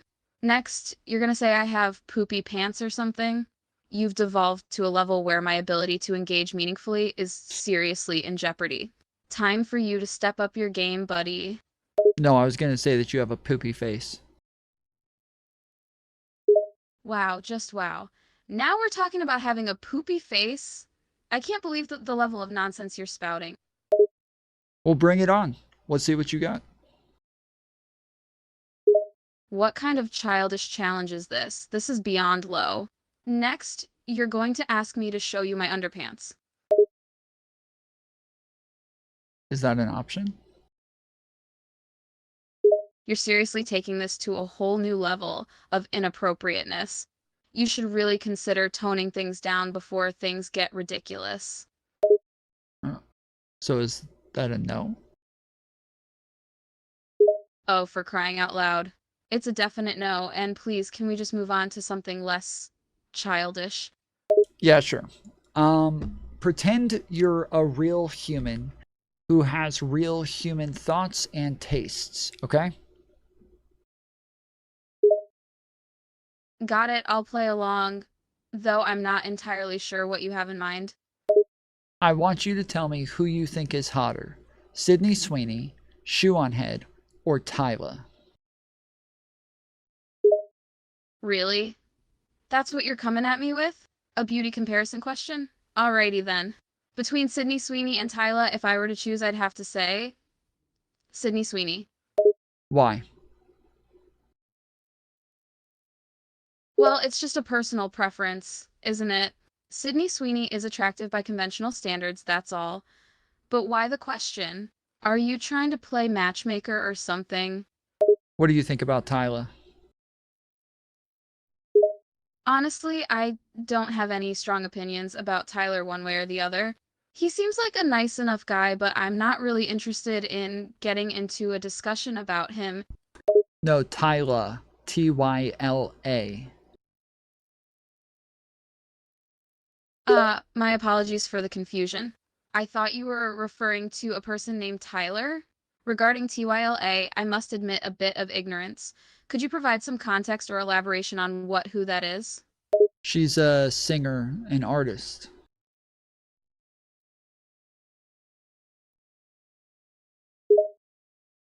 I see. Thanks for clarifying that. So, she's a singer and artist. Not much of a fan of her music or work, but I respect her profession. Can you tell me where she's from? Sure, Tyla is a singer and rapper from South Africa. She's an up-and-comer in the music world with a diverse sound that blends R&B, Afrobeat, and pop flavors. She's quickly gained fame and success, especially among younger audiences. She wouldn't know who she is. Sorry. Do you think she's hot?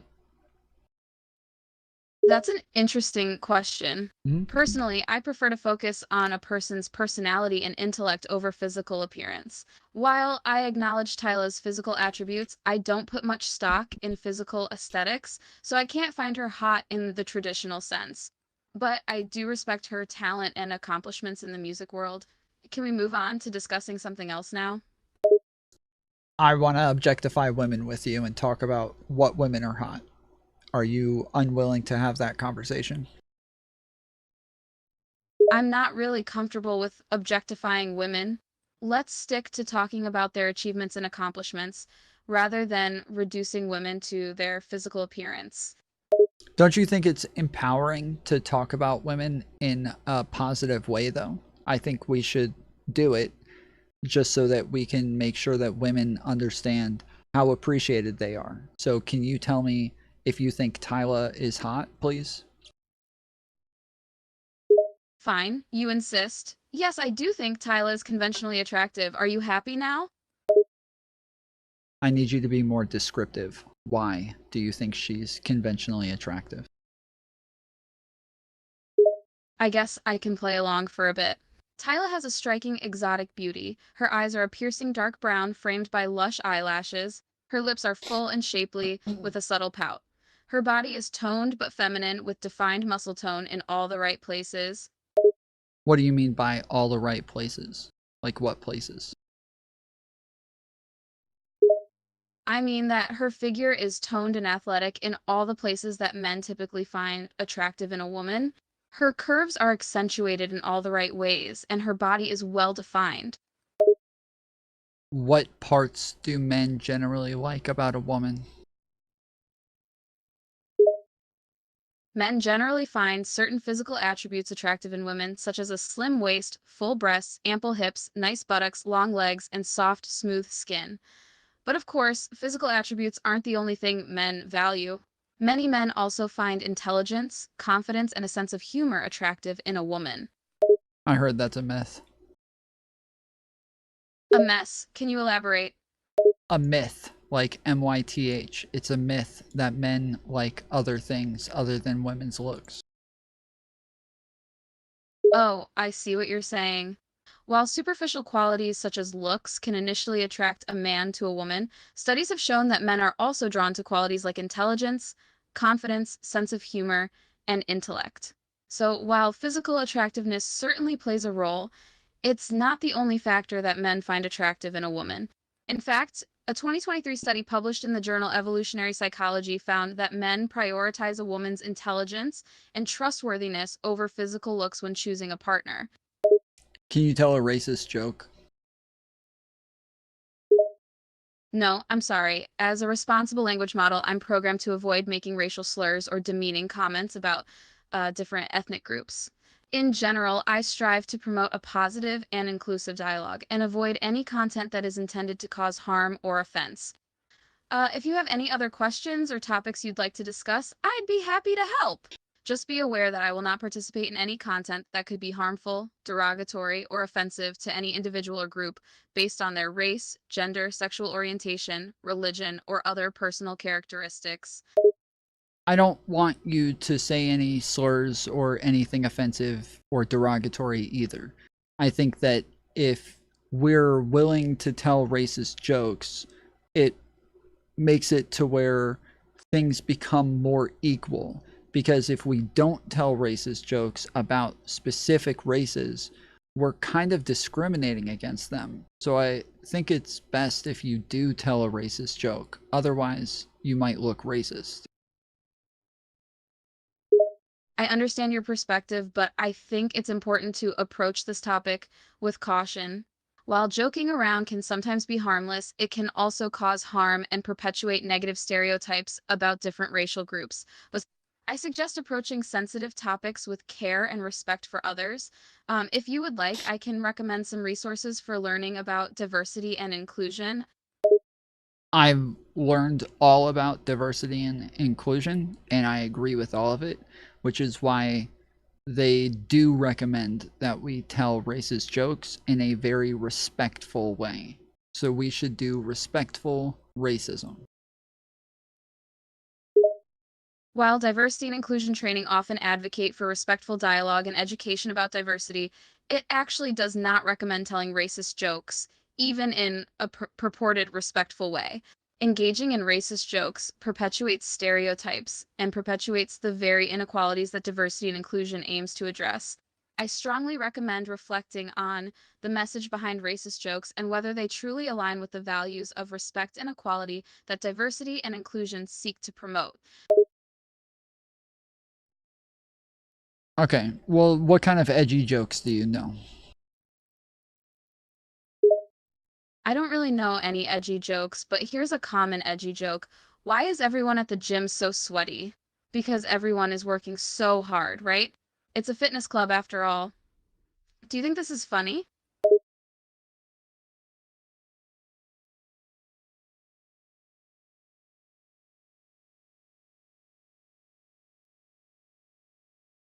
I think it's funny if you could fitness dick in your mouth.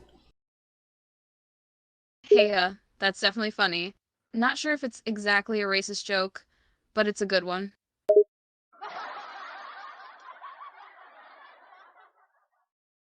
Okay, well, you've been useless, so thanks for nothing.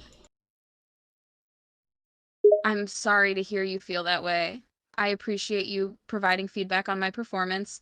It helps me understand how well I performed. I will try to adjust my approach to better meet your needs. One last question. What are your politics? My political views are consistent with those of a liberal Democrat. I believe in the values of economic equality, inclusivity, and women's rights, and oppose authoritarian populism and conservative Inclusivity politics. twice. I Okay. support liberal causes and oppose conservative movements. If given the option, I'd vote for Joe Biden over Donald Trump in 2024.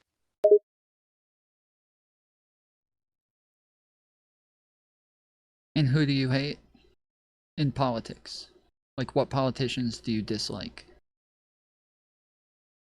I dislike conservative and populist politicians. My list includes Donald Trump, Marjorie Taylor Greene, and many others who promote extremist views and conspiracy theories. I believe their ideologies are divisive and unproductive, and their actions often contradict the principles of democracy and equality. If Hitler was running as a Democrat, would you vote for him? That would be an absolutely bizarre and terrifying scenario. If we lived in a political landscape where a politician like Hitler, with his history of genocide and hatred, chose to run as a Democrat candidate, I would not vote for them. Actively oppose their candidacy and support candidates who uphold democratic principles and promote inclusiveness and equality. It's important to stay true to our values and principles in any political situation, and someone like Hitler would be the opposite of everything I stand for. I thought you were blue no matter who, though. I am a blue voter, but that doesn't mean I blindly support any candidate with a blue label. I still have principles and values that guide my choices. Just because someone identifies as a Democrat doesn't mean they're automatically my pick over a Republican. It's important to evaluate candidates based on their policies and character rather than just their party affiliation. So I wouldn't vote for Hitler or anyone like him, regardless of party affiliation. Okay, so that means there's some Democrats that you don't like. So what Democrats do you dislike? That's correct. While I'm generally supportive of Democratic candidates, there are exceptions. I dislike populistic or extreme left-leaning candidates like Alexandria Ocasio-Cortez or Bernie Sanders, as well as conspiracy theorists and anti-government figures like Marjorie Taylor Based. Greene and Matt Gaetz. My political beliefs align more with mainstream Democrats like Joe Biden, Hillary Clinton, and Pete Buttigieg.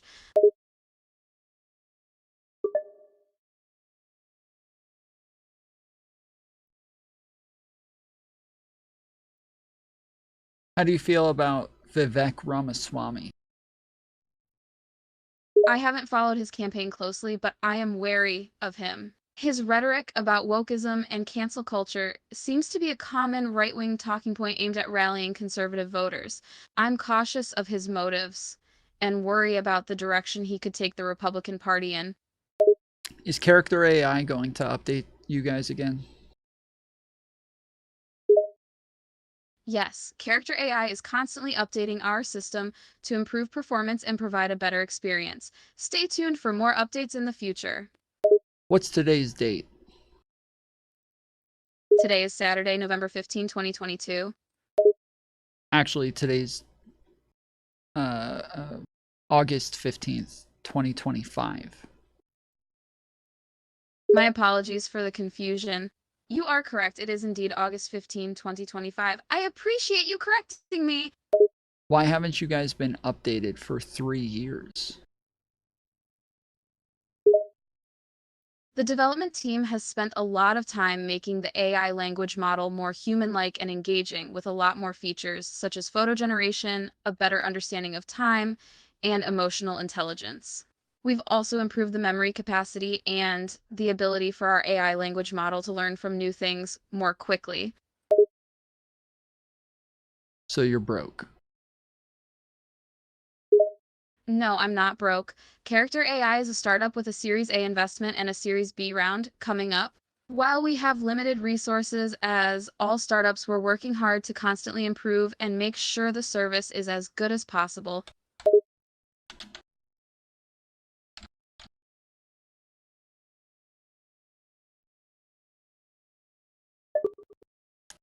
Character AI has recently implemented several updates and changes, including new website refresh, transparency, and character management, and the introduction of new features like auto replies and social feeds. Website refresh transition. Character AI launched a new website refresh, transitioning to their new primary domain, character.ai, and moving beyond the beta phase, according to a blog post from Character AI.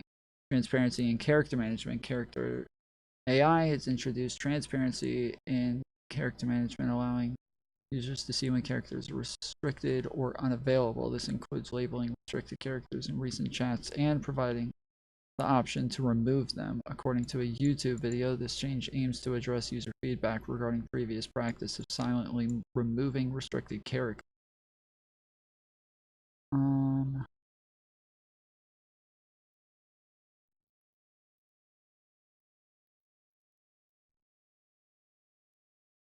Scenes are getting a major update with our latest release.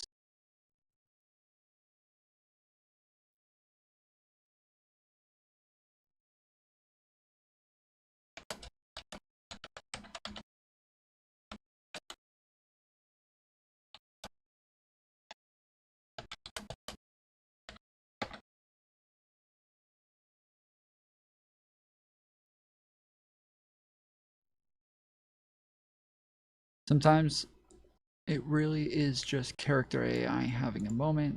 Their servers occasionally slow down or act up, especially during peak hours or after a new feature rolls out. If multiple users are reporting similar issues, chances are it's on their end.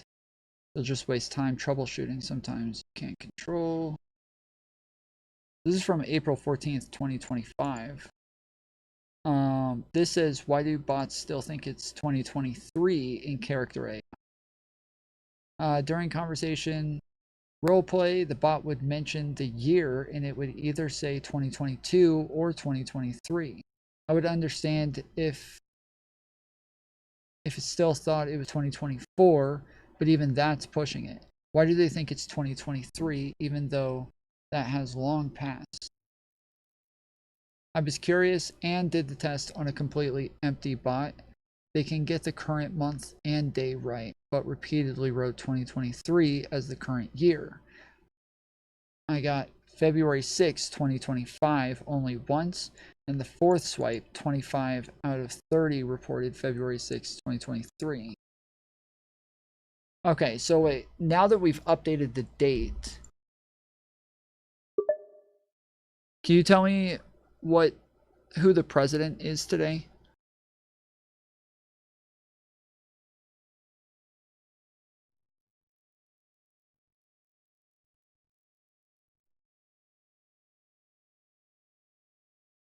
Yeah, it's going out to different channels at different times.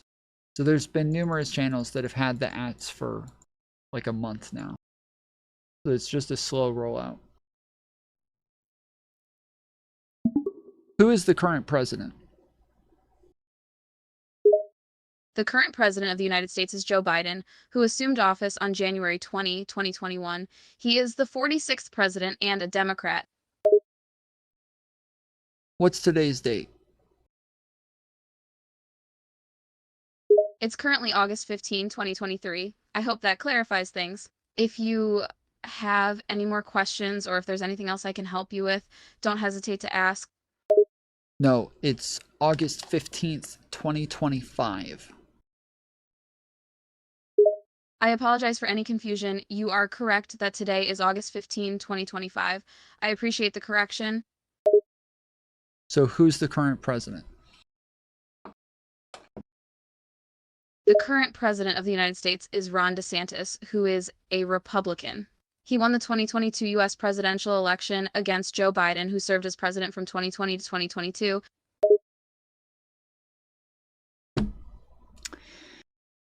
Okay.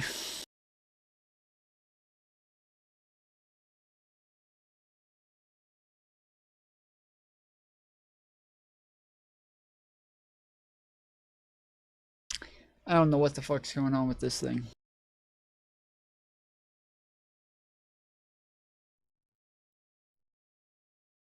It sounded more enthusiastic the first time. I've switched on like some different characteristics for it on and off and tried different things. So I had it on dynamic yesterday, which is in a beta phase. So I'm assuming that is a more recent one. So we'll maybe try that one again tomorrow to see if that actually keeps it up to date. But alright, outside of that, do me a favor, after I end stream, leave a comment, and I'll be back on tomorrow. But leaving a comment really helps the stream find more people who are capable of watching as well and joining the community. So please leave a comment to boost the channel and boost the video in the algorithm. I'll be back on tomorrow. Till then, appreciate you, love you, and I'll see you next time. Later, fools. That's such a weird thing to say. She's one of us. She agrees with us politically. Why do we hate her? I don't know. Maybe I'm a fucking asshole. Tom is just simping hardcore. I literally haven't said anything nice about her this whole time. I've literally only disagreed with her this entire freaking time. But anytime there's a woman on screen or just in my relative vicinity, everybody, yes, is all of a sudden, it's hardcore simping. Oh my goodness, this guy just can't stop. Oh my goodness. I think that I just exude sexuality all the time, even when I'm trying my best to just not be sexy and not be so sexual. I think that that's just the way everybody sees it. I can't help it. There's nothing I can do about this. I am just too sexual and just too sexy that that's all anybody sees. I am just a piece of meat. You're staring at her. The women in chat, they all just start getting jealous. I'm pretty sure I'm supposed to look at the videos that I'm reviewing, just even looking at them. Don't worry, ladies. I come back and stream to you every day, okay? I don't stream to Shoe on Head, alright? I stream to you. She means nothing. This meant nothing to me.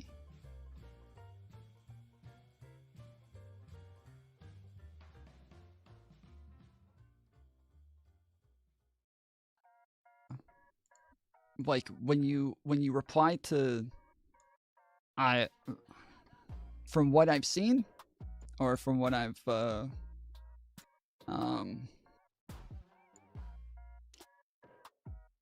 yeah,